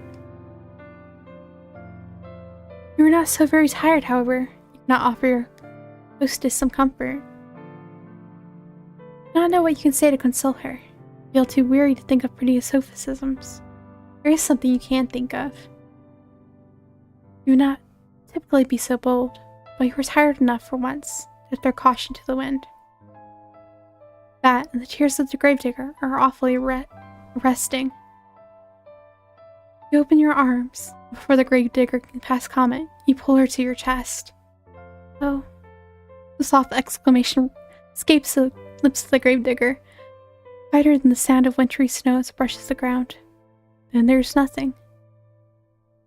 Gravediggers stiffen your arms for a few moments, like the corpses she and her father used to seal away inside their wooden coffins. It's all wide eyes and awkward, pointed elbows, tears still coursing down her pale cheeks. You worry briefly, as you hold her, that you have perhaps made a mistake.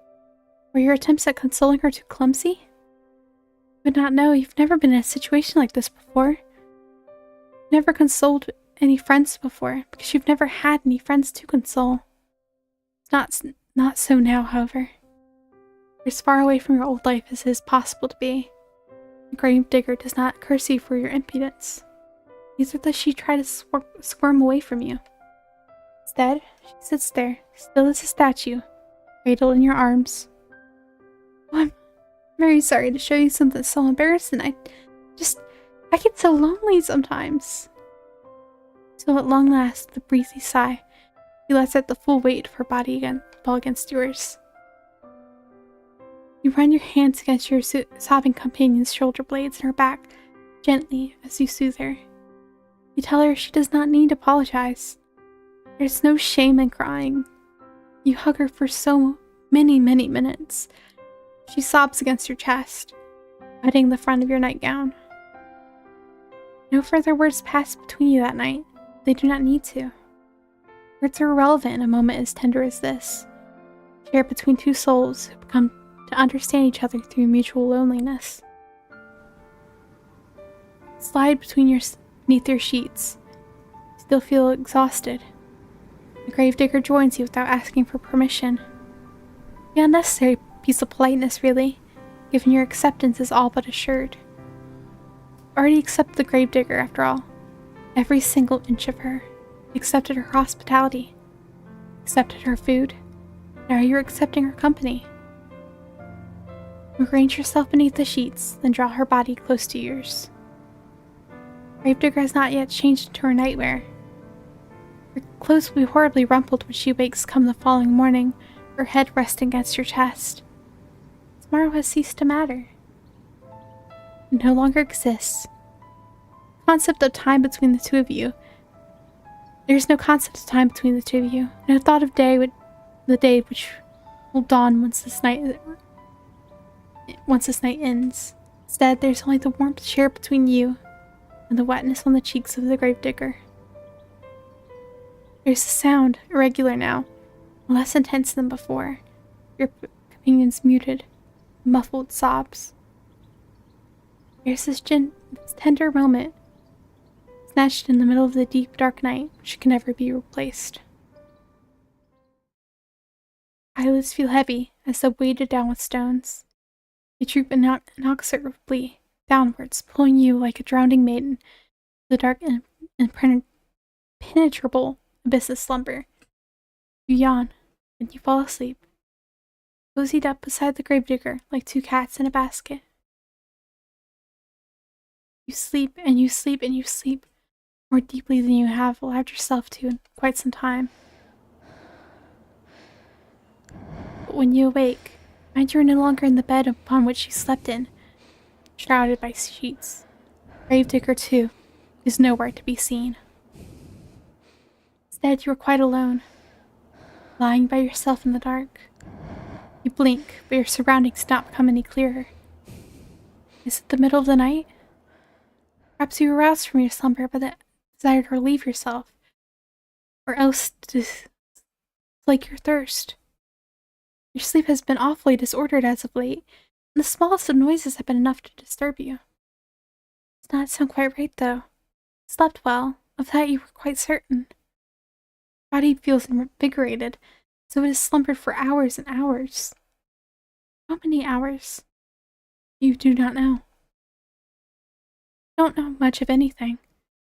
You can feel a strange pinching sensation around your chest, however, around your arms. It appears as though somebody, but who else could have been but the gravedigger, changed your attire while you were sleeping. It's a startling thought. The darkness which entombs you is even more so. The darkness which surrounds you is unsettlingly complete, so thick you cannot penetrate it. Your newfound woes do not stop, however, at this deep, unnatural darkness. It is cold, too, and you are lying upon something hard. A kind of stone slab? What is going on?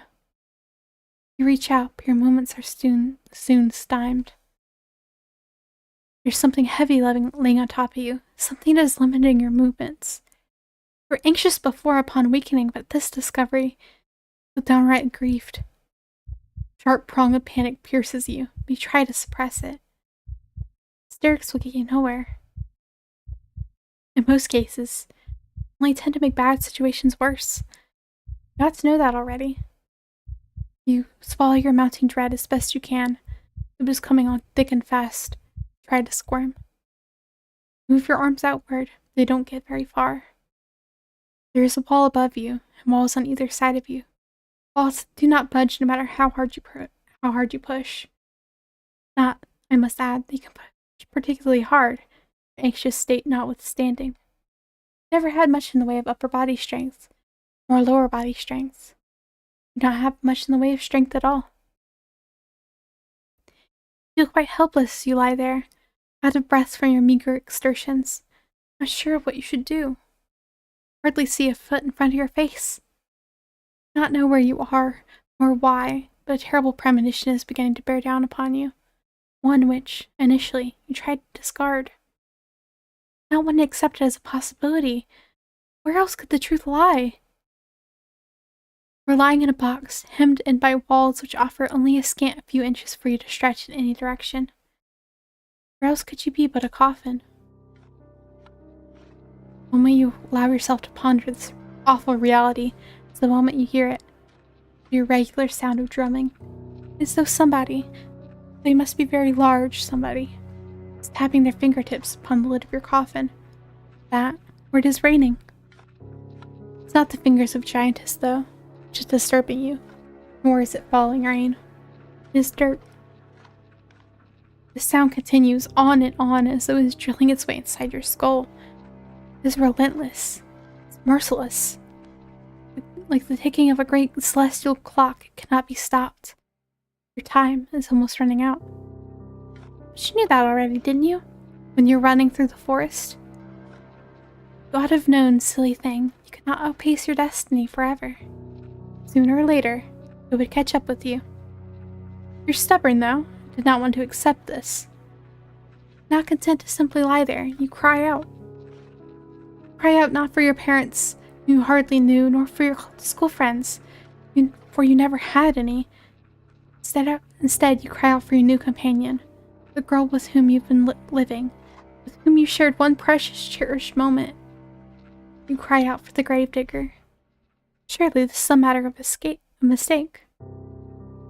But she realized that you are in fact entombed in one of the coffins she's currently filling. Or who else would be moving the dirt above you? She will cease her operations at once. She'll pull you out of the darkness back into the world of living, and she will hold you close. She'll embrace you. She cannot mean to cause you any harm, not when she was so good to you and so kind. Why would she bury you? Cry to her so loudly you fear your vocal cords might tear, all while banging against the roof of your compact prison. You cry desperately, helplessly. To your relief, your cries do not fall upon deaf ears. The sound of falling soil stops, albeit briefly. You hear a voice. The voice is very faint, given it's being filtered through your coffin's sturdy lid. You recognize it. So you're awake then, are you, dearest one? The gravedigger says. She sighs. And she says in a perplexed sort of voice, Now that is a pickle. Hoping you'd sleep a couple more hours. The last time we spoke could have been on better terms.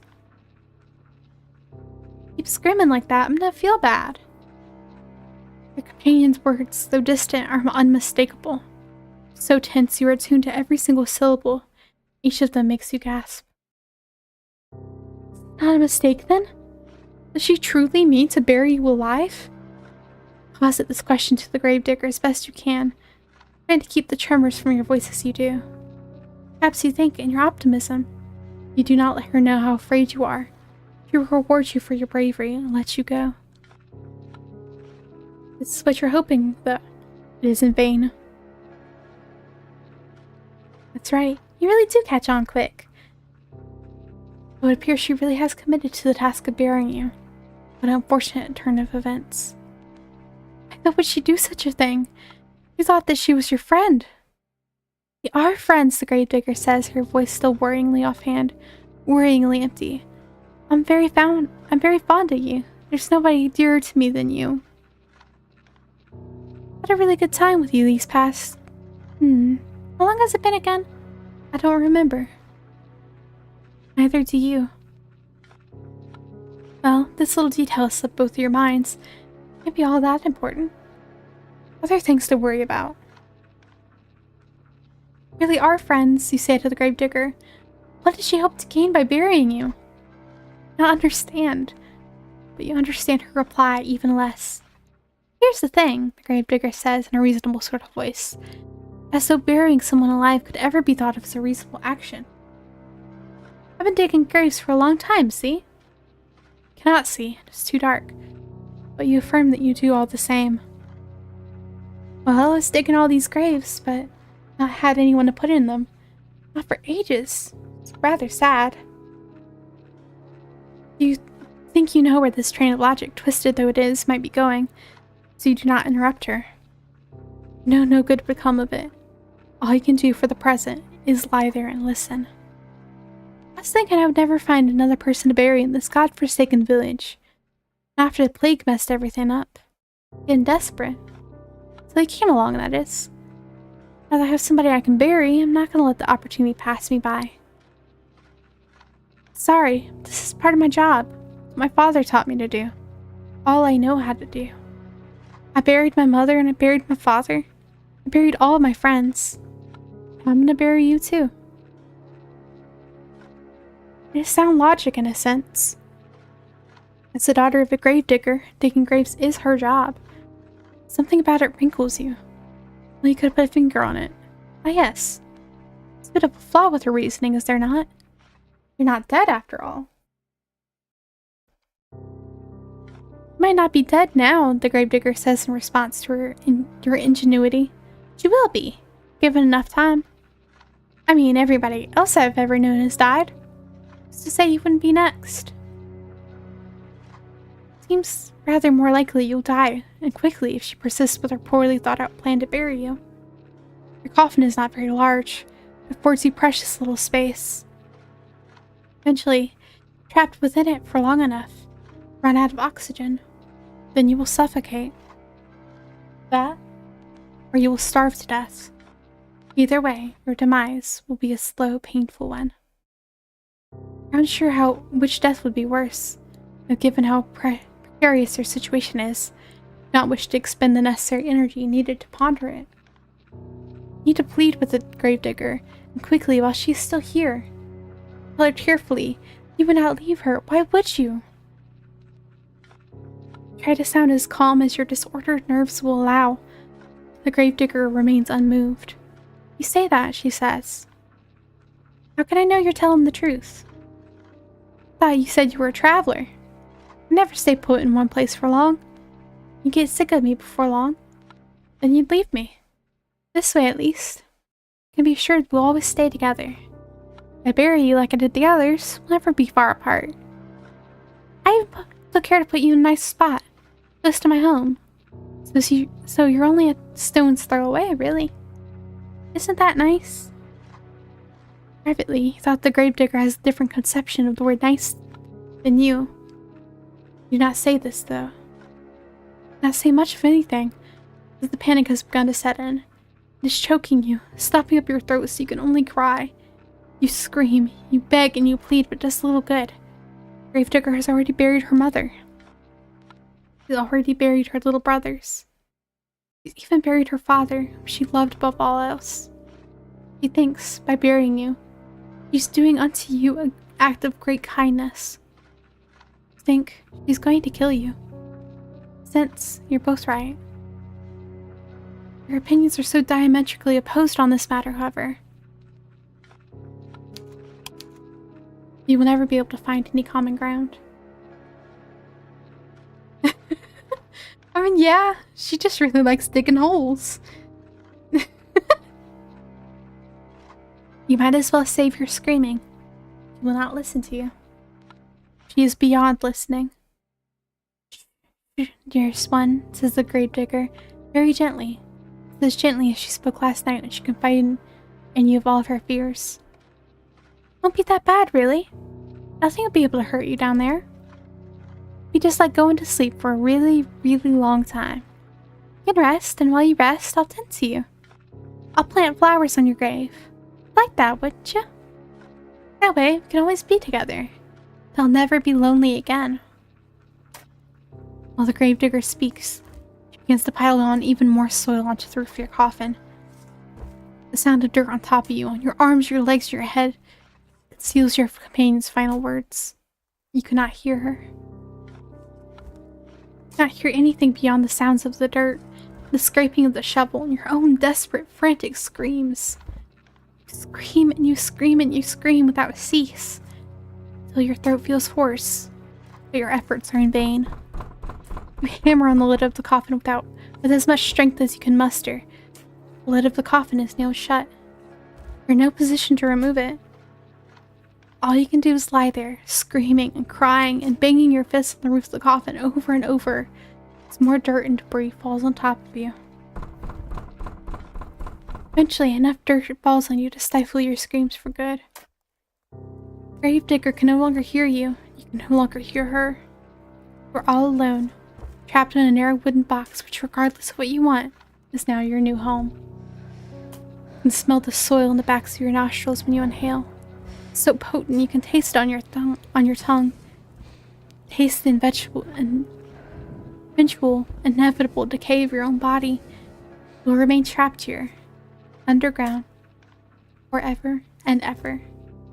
Or, to use less melodramatic terms, till the last of your energy escapes you, you succumb to your own slow suffocation. It isn't a very pleasant way to go. But you'll forgive me if my sympathy is limited. You did bring this upon yourself, you know. You reap what you sow, and in your case, you made a series of bad decisions, which led to your untimely demise. Now, what do you want to do? Will you accept this fate of yours and rest in peace? Will you try to fight against it?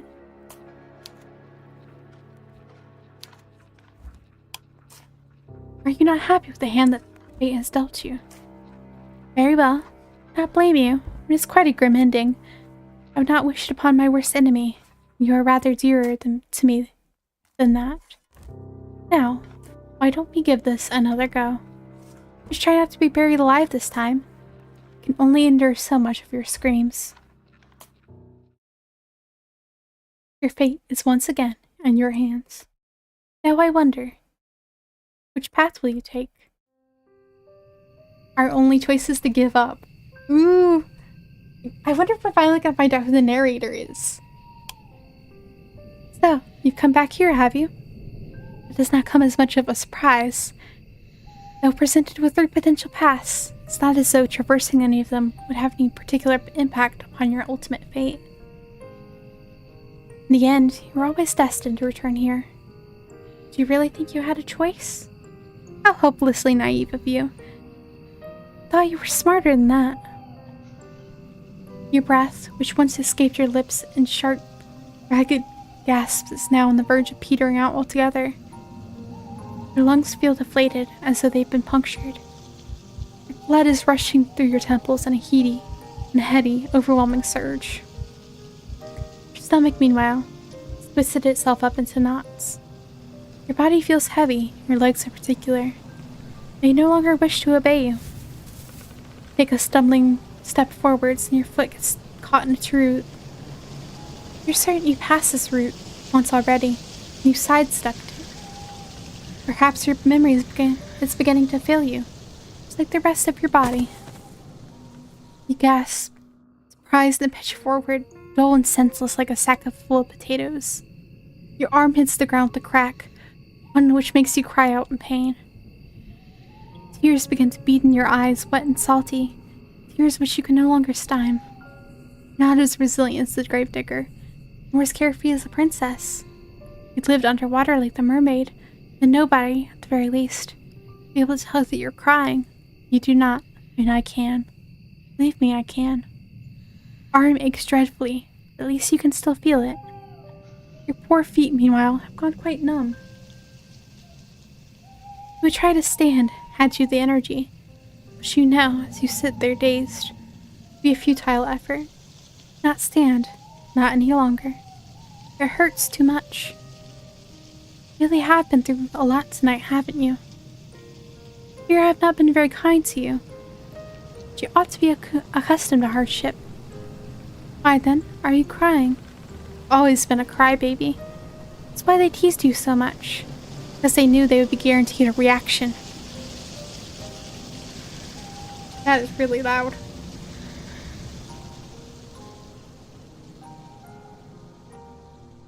You're very predictable. Even now, after you try to borrow my power for your own purposes, you've not changed at all. As you sit there, sobbing, you hear, or you think you can hear, footsteps approaching you. There, to your right, is the snapping of a twig. To your left, the telltale rustle of leaves. Your every sense feels razor sharp, honed to a knife's point by anxiety. So panicked you feel as though you're going to be sick. You want to vomit? Then why not? There's no shame in it. There's no one here to judge you. No one but me. I've always been here, you know. I will always be here, no matter how fast you try to run or how far. Do you really think you could escape me? Poor sweet child. Poor little fool. I did tell you, did I not? A contract with the witch is binding. No amount of physical distance between the both of us could ever separate. I told you I'd never let you be lonely, and I meant it. I've had rather enough of these silly little games. It's time for me to collect my collateral. Oh my god, she's hot. Sorry.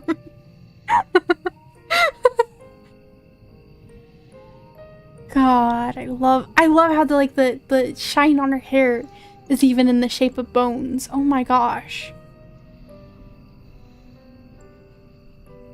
Oh, I love her.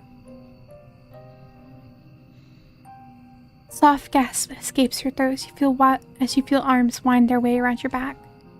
Naturally, you know whose arms they are. They are mine. I've been watching you all night. This is the first time I've reached out to you in so direct a manner. Did you not expect me to be so forward?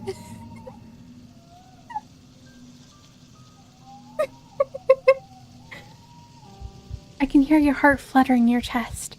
It's beating very quickly, like a startled rabbit's. Your breaths are short and sharp. It's a cold night, and though I'm holding you, I'm still shaking. I wish you wouldn't tremble so. Everybody fears the unknown, but we are not strangers. We've spoken before, have we not? When you first called me forth from the ether using that book you found in the library? You were desperate enough then to turn to the occult for help. You pleaded with me to use my magic on your behalf. You begged me. You implored and you entreated and you wheedled and you whined, and though I had some reservations, you forced my hand. I had no choice. Not in the face of your desperation.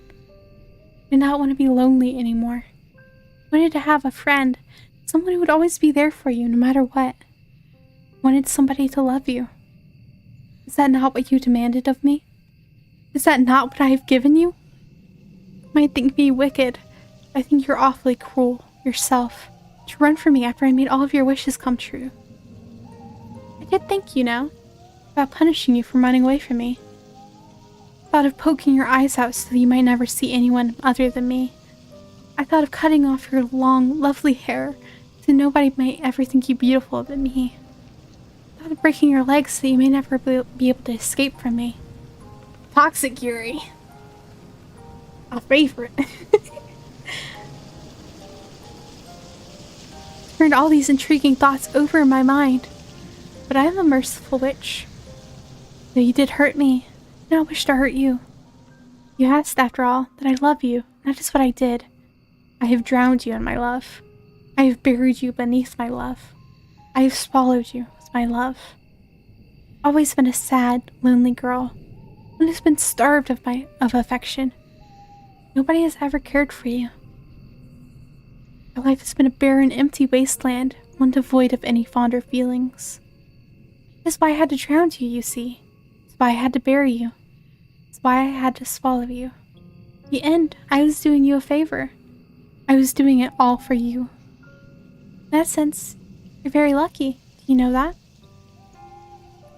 There are few people in the world who have the privilege of being loved to the brink of insanity quite this many times in one night. There are few people in the world who can claim to have been loved by a witch. You've experienced so much love it ought to have slaked even your unquenchable thirst. You know now what it feels like to be adored. I have more than upheld my end of the bargain. Now, I think it's time you do the same. From this night forth, you and I will always be together. And I shall be able to love you endlessly. You will never be lonely again. That was so good.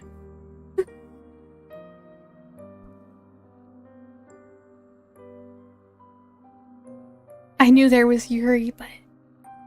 Ooh, a bunch of different types of Yuri, too. And it was all the same witch.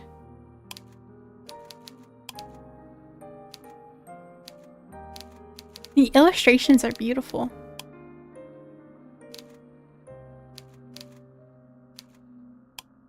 This one's probably my favorite, though. The Gravedigger.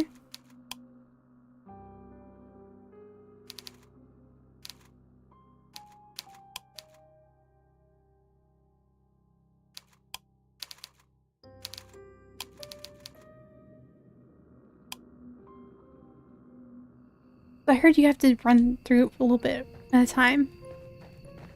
Or like you have to do it one more time to get the last little bit of the story. So that's what we're gonna do. You're running through a forest. This shouldn't come as a surprise to you. You've been here before, haven't you? It's beginning to feel as though you've been running for a long, long time. The sun, despite the overwhelming weariness which assaults your legs, has yet to rise. Why, I wonder, could that be? You're sure, as you run, you've seen this all already. You've seen the fractal pattern of the moon's milky glow as it spills over on the uneven forest floor, the trees which jut out of the earth like eerie monuments to a foreign god. You've seen wicked brambles which sought to ensnare you, might I add, succeeded, and tree roots, looks like the choppy fingers of witches far older than I, which sought to trip you. You've cut your feet, you have torn your skirt, you've taken numerous paths, yet they all ended in failure. Once, you had hope. Now it is gone. You've already given in to me. So why are you still running? Silly girl, do you really think you could escape from me? For all I have subjected you to already. There's no use trying to escape from my embrace. If I may be so bold, I prefer you would even attempt it. Were you not happy with me? I was happy with you. But no matter. Stubborn little chit, and perhaps you think that things will be different this time around. That is why you began to run. You see, despite the fear in your eyes, your resolve has not burnt out. Not just yet. The spark of it still remains. Spark, I mean, to extinguish for good. It's pointless, you know, trying to escape from witch's curse. This forest of phantasmagoria, destructed from my own powers, I am a creator goddess. Mother Earth, if you will.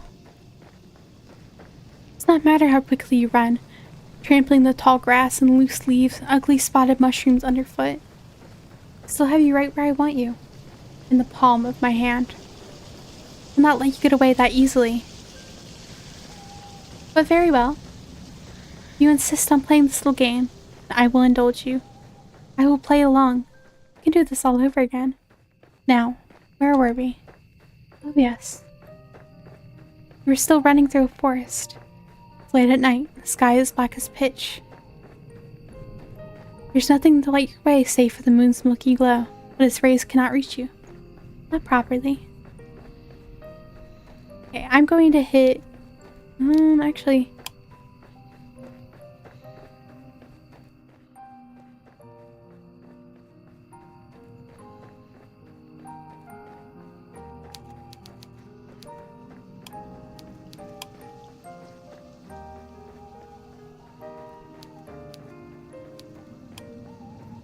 Going ahead and skipping through because it's all the same dialogue we've seen, I'm pretty sure. Actually, let me go back. So you want to go to the shore. Good idea. What do you discover there, I wonder? The night is far from over. There are any numbers of adventures still waiting for you. I hope that you prepared yourself in advance, and I do hope, for your sake, you've learned how to swim. I have a sneaking suspicion skill might come in handy. So have it skip through all the red.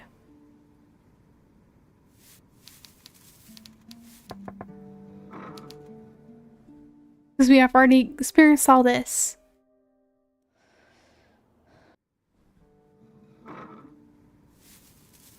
From what I read, there's no divergence in anything from here up until when you finish all the other stories. Second time.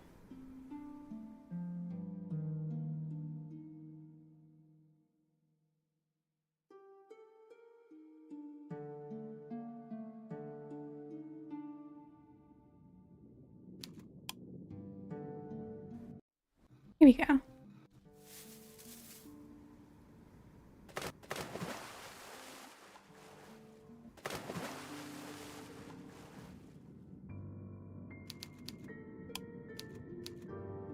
Oh, you still wish to soldier on, do you?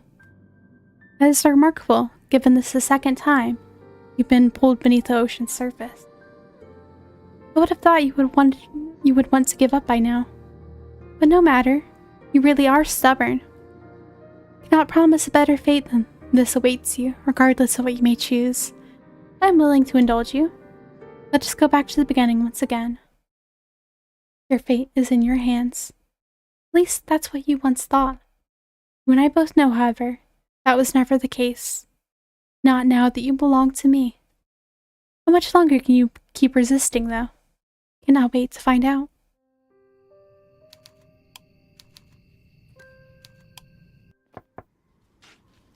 I thought I could go for a longer, like, finish the sequel game. That one's gonna be at least like an hour or two, and that's gonna be too much for my throat.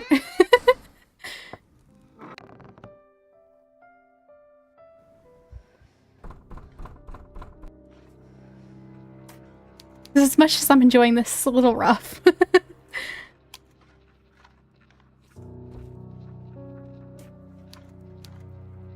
My, this is certainly unexpected. I'd rather thought, after everything you've been subjected to, you would no longer wish to continue this farce. I was fully prepared for you to forfeit yourself, long last, to my loving embrace. I am ready to embrace you, should you so desire it, and cradle you within my unassailable affection. It seems you're not ready to submit. Not quite yet. Being buried alive twice over has not been enough to diminish your determination. You still wish to fight against me, as if you have any hopes of succeeding. Efforts are all futile. Do not know that. I'm far, far stronger than a skinny human like yourself could ever begin to contemplate. It would be better served if you gave in. Perhaps I have not loved you as effusively enough. Not just yet. If you're to learn anything, I must first beat it into your that thick skull of yours. Will you listen to me then? I only want what's best for you, you know. Hurting you hurts me too. If that's what you want, so be it. Let us go back to the beginning once again. Your fate is in your hands. At least that's what you might think. You and I both know, however, this was never the case. You still belong to me, and I will never let you forget that. Now, continue to struggle. Do your very best. It will not work. But it should be entertaining, if nothing else. So, you want to go to the castle. Good idea. I am glad I have, like, some, like, freezer pops, like, some pops in the freezer right now, because, like, oh, my throat hurts.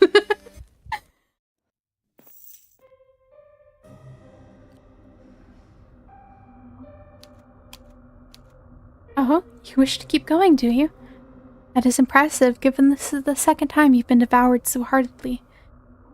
All the demises you've experienced, this one is the most gruesome. If you're not tired of these repetitions, I would understand. Ooh, I'll definitely try that. I think we still have a little bit of honey. So I'll probably make some. Thank you.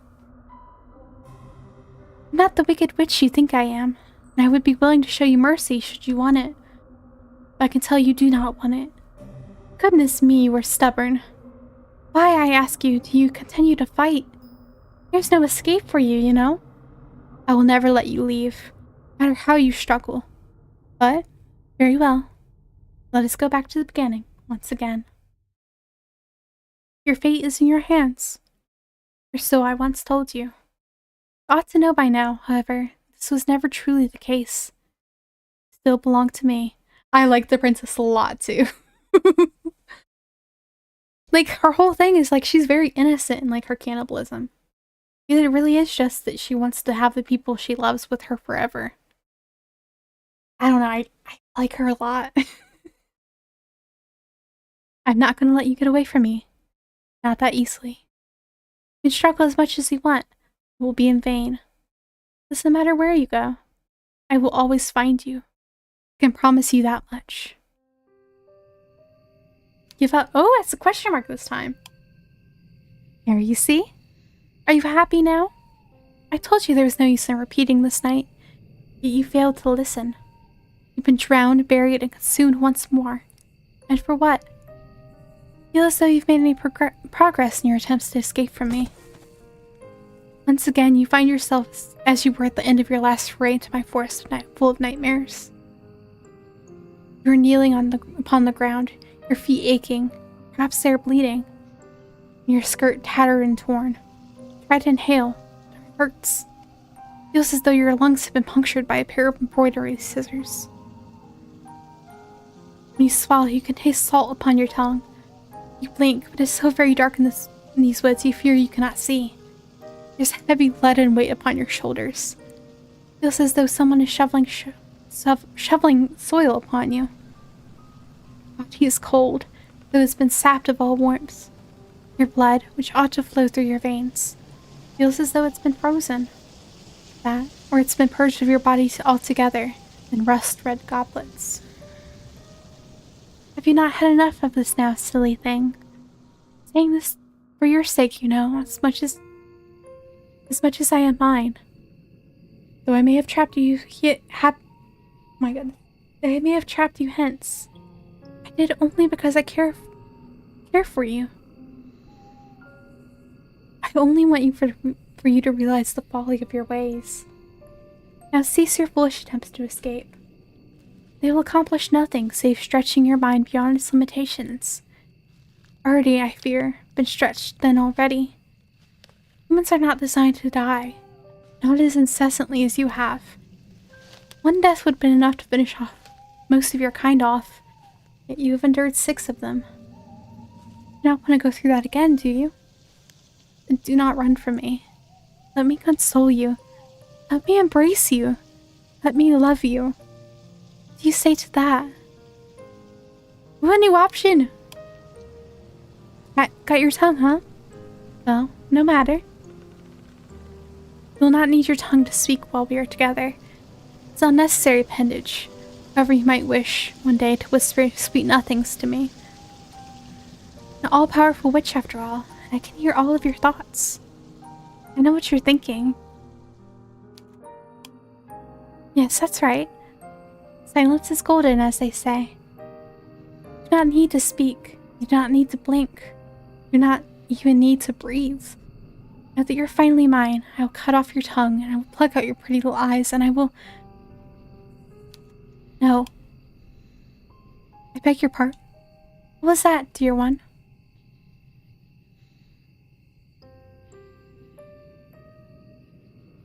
I said no. I am not your dear one. I never wanted this. What? You would defy me still, after all you've endured? Were 6 deaths not enough for you, you gluttonous girl? You wish for more? I just wished for a friend. I didn't want to be lonely. You ensnared me. You tricked me. I never. Bold accusations. They're not true, though. You know, they are bald-faced lies. I did nothing of the sort.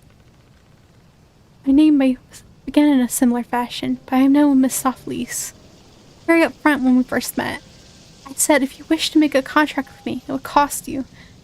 It's your own fault you did not listen. You accepted my terms, and now you're paying the price. Now if you'll come with me, my dear. I am not your dear. Really now.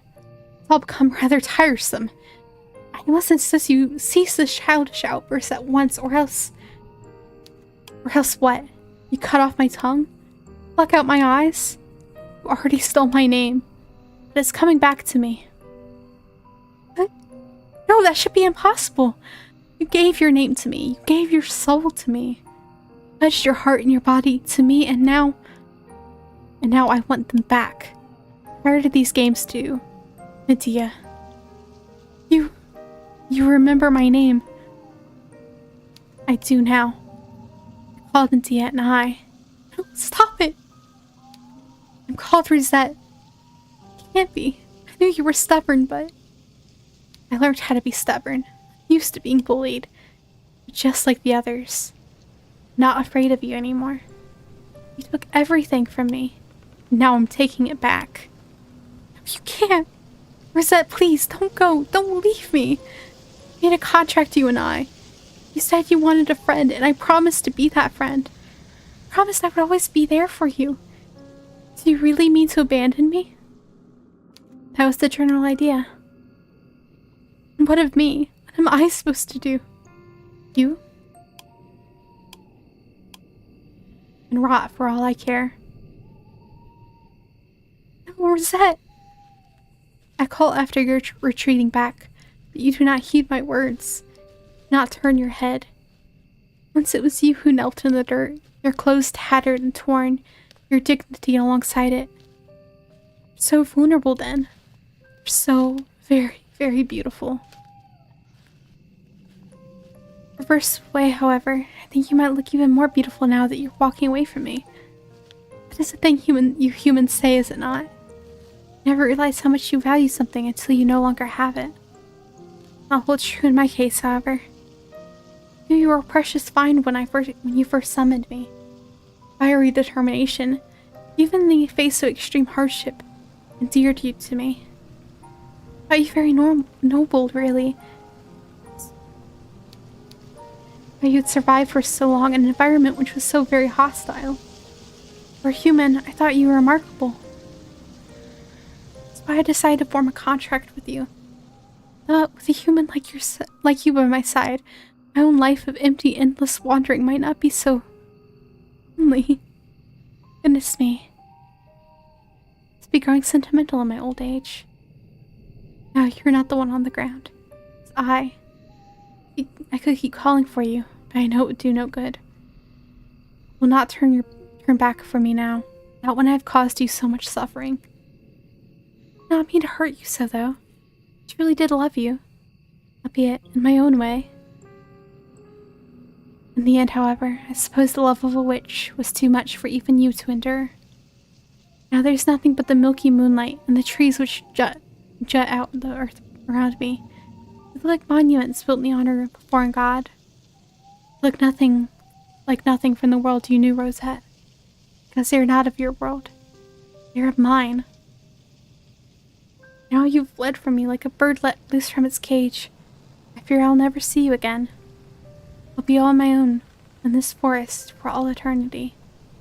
Or until another silly little girl, with stars in her eyes and dreams in her heart, summons me once more. It's happened a handful of times in the past. It might one day happen again. Till that day, however, lie here among the foliage and the fog, and I will close my eyes. I will let myself dream, and robed in the undulating mist, I shall think to myself, it gets so lonely here.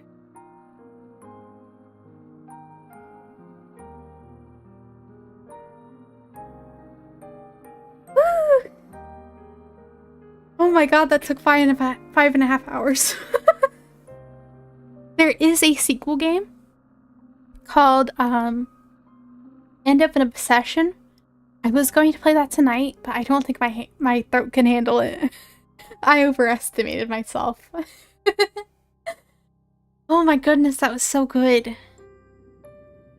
think End of an Obsession is only a couple hours, but yeah, this is a visual novel by Ebi-Hime. The art is freaking stunning. I thought the music was really nice too.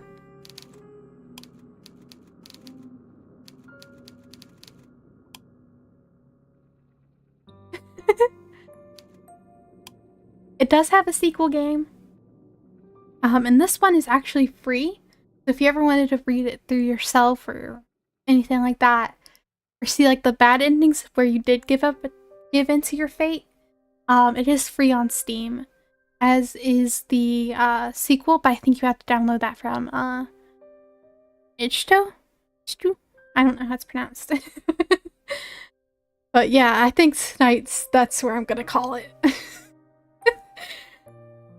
But we have one last thing to do before we end things off for today. And that is to spin the wheel. Oh yeah, it's free. The sequel End of an Obsession is also free. It's by Ebi-Hime.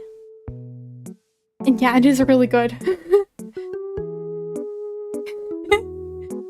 I think End of an Obsession is actually set. You have to get like the true ending that we got in order to understand the story. But yeah, it is completely free. So is the sequel, which I think is significantly shorter. But yeah, let's go. Flip the wheel. Here we go.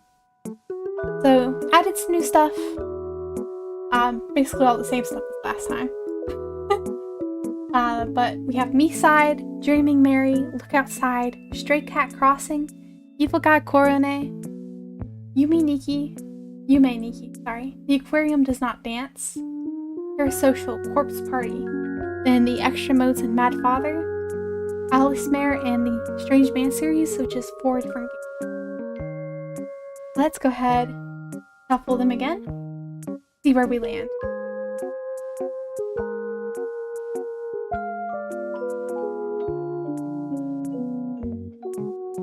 Evil God Korone! Yippee! This one looks like it's gonna be really short and really cute, so I'm really excited. I used to work at a call center, so I used to do it for almost 8 hours. Sometimes longer, because during COVID, we actually went to 10-hour shifts, since we worked in health insurance. Yeah, Evil God Korone. Korone was like the VTuber that got me into VTubers. I haven't watched her in forever, so I'm really excited to play this one. Fortunately, it is Friday morning. And this was my last stream of the week. We'll probably pick up either Monday or Tuesday. And we'll be playing a really short, fun, and cute game. Hope y'all are looking forward to it. And thank y'all for hanging out with me all for 5 hours. Go ahead and remove that.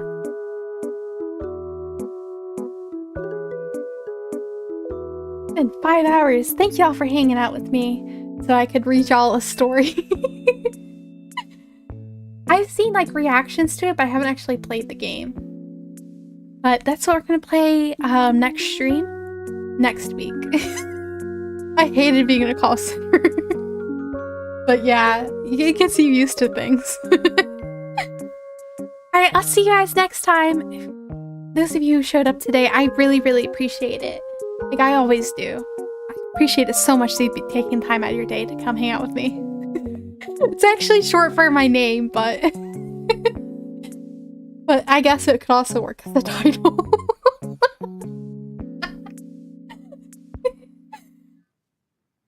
Alright, well, that's it for tonight. I hope you all have a wonderful rest of your night. I'll see you next time. Bye bye!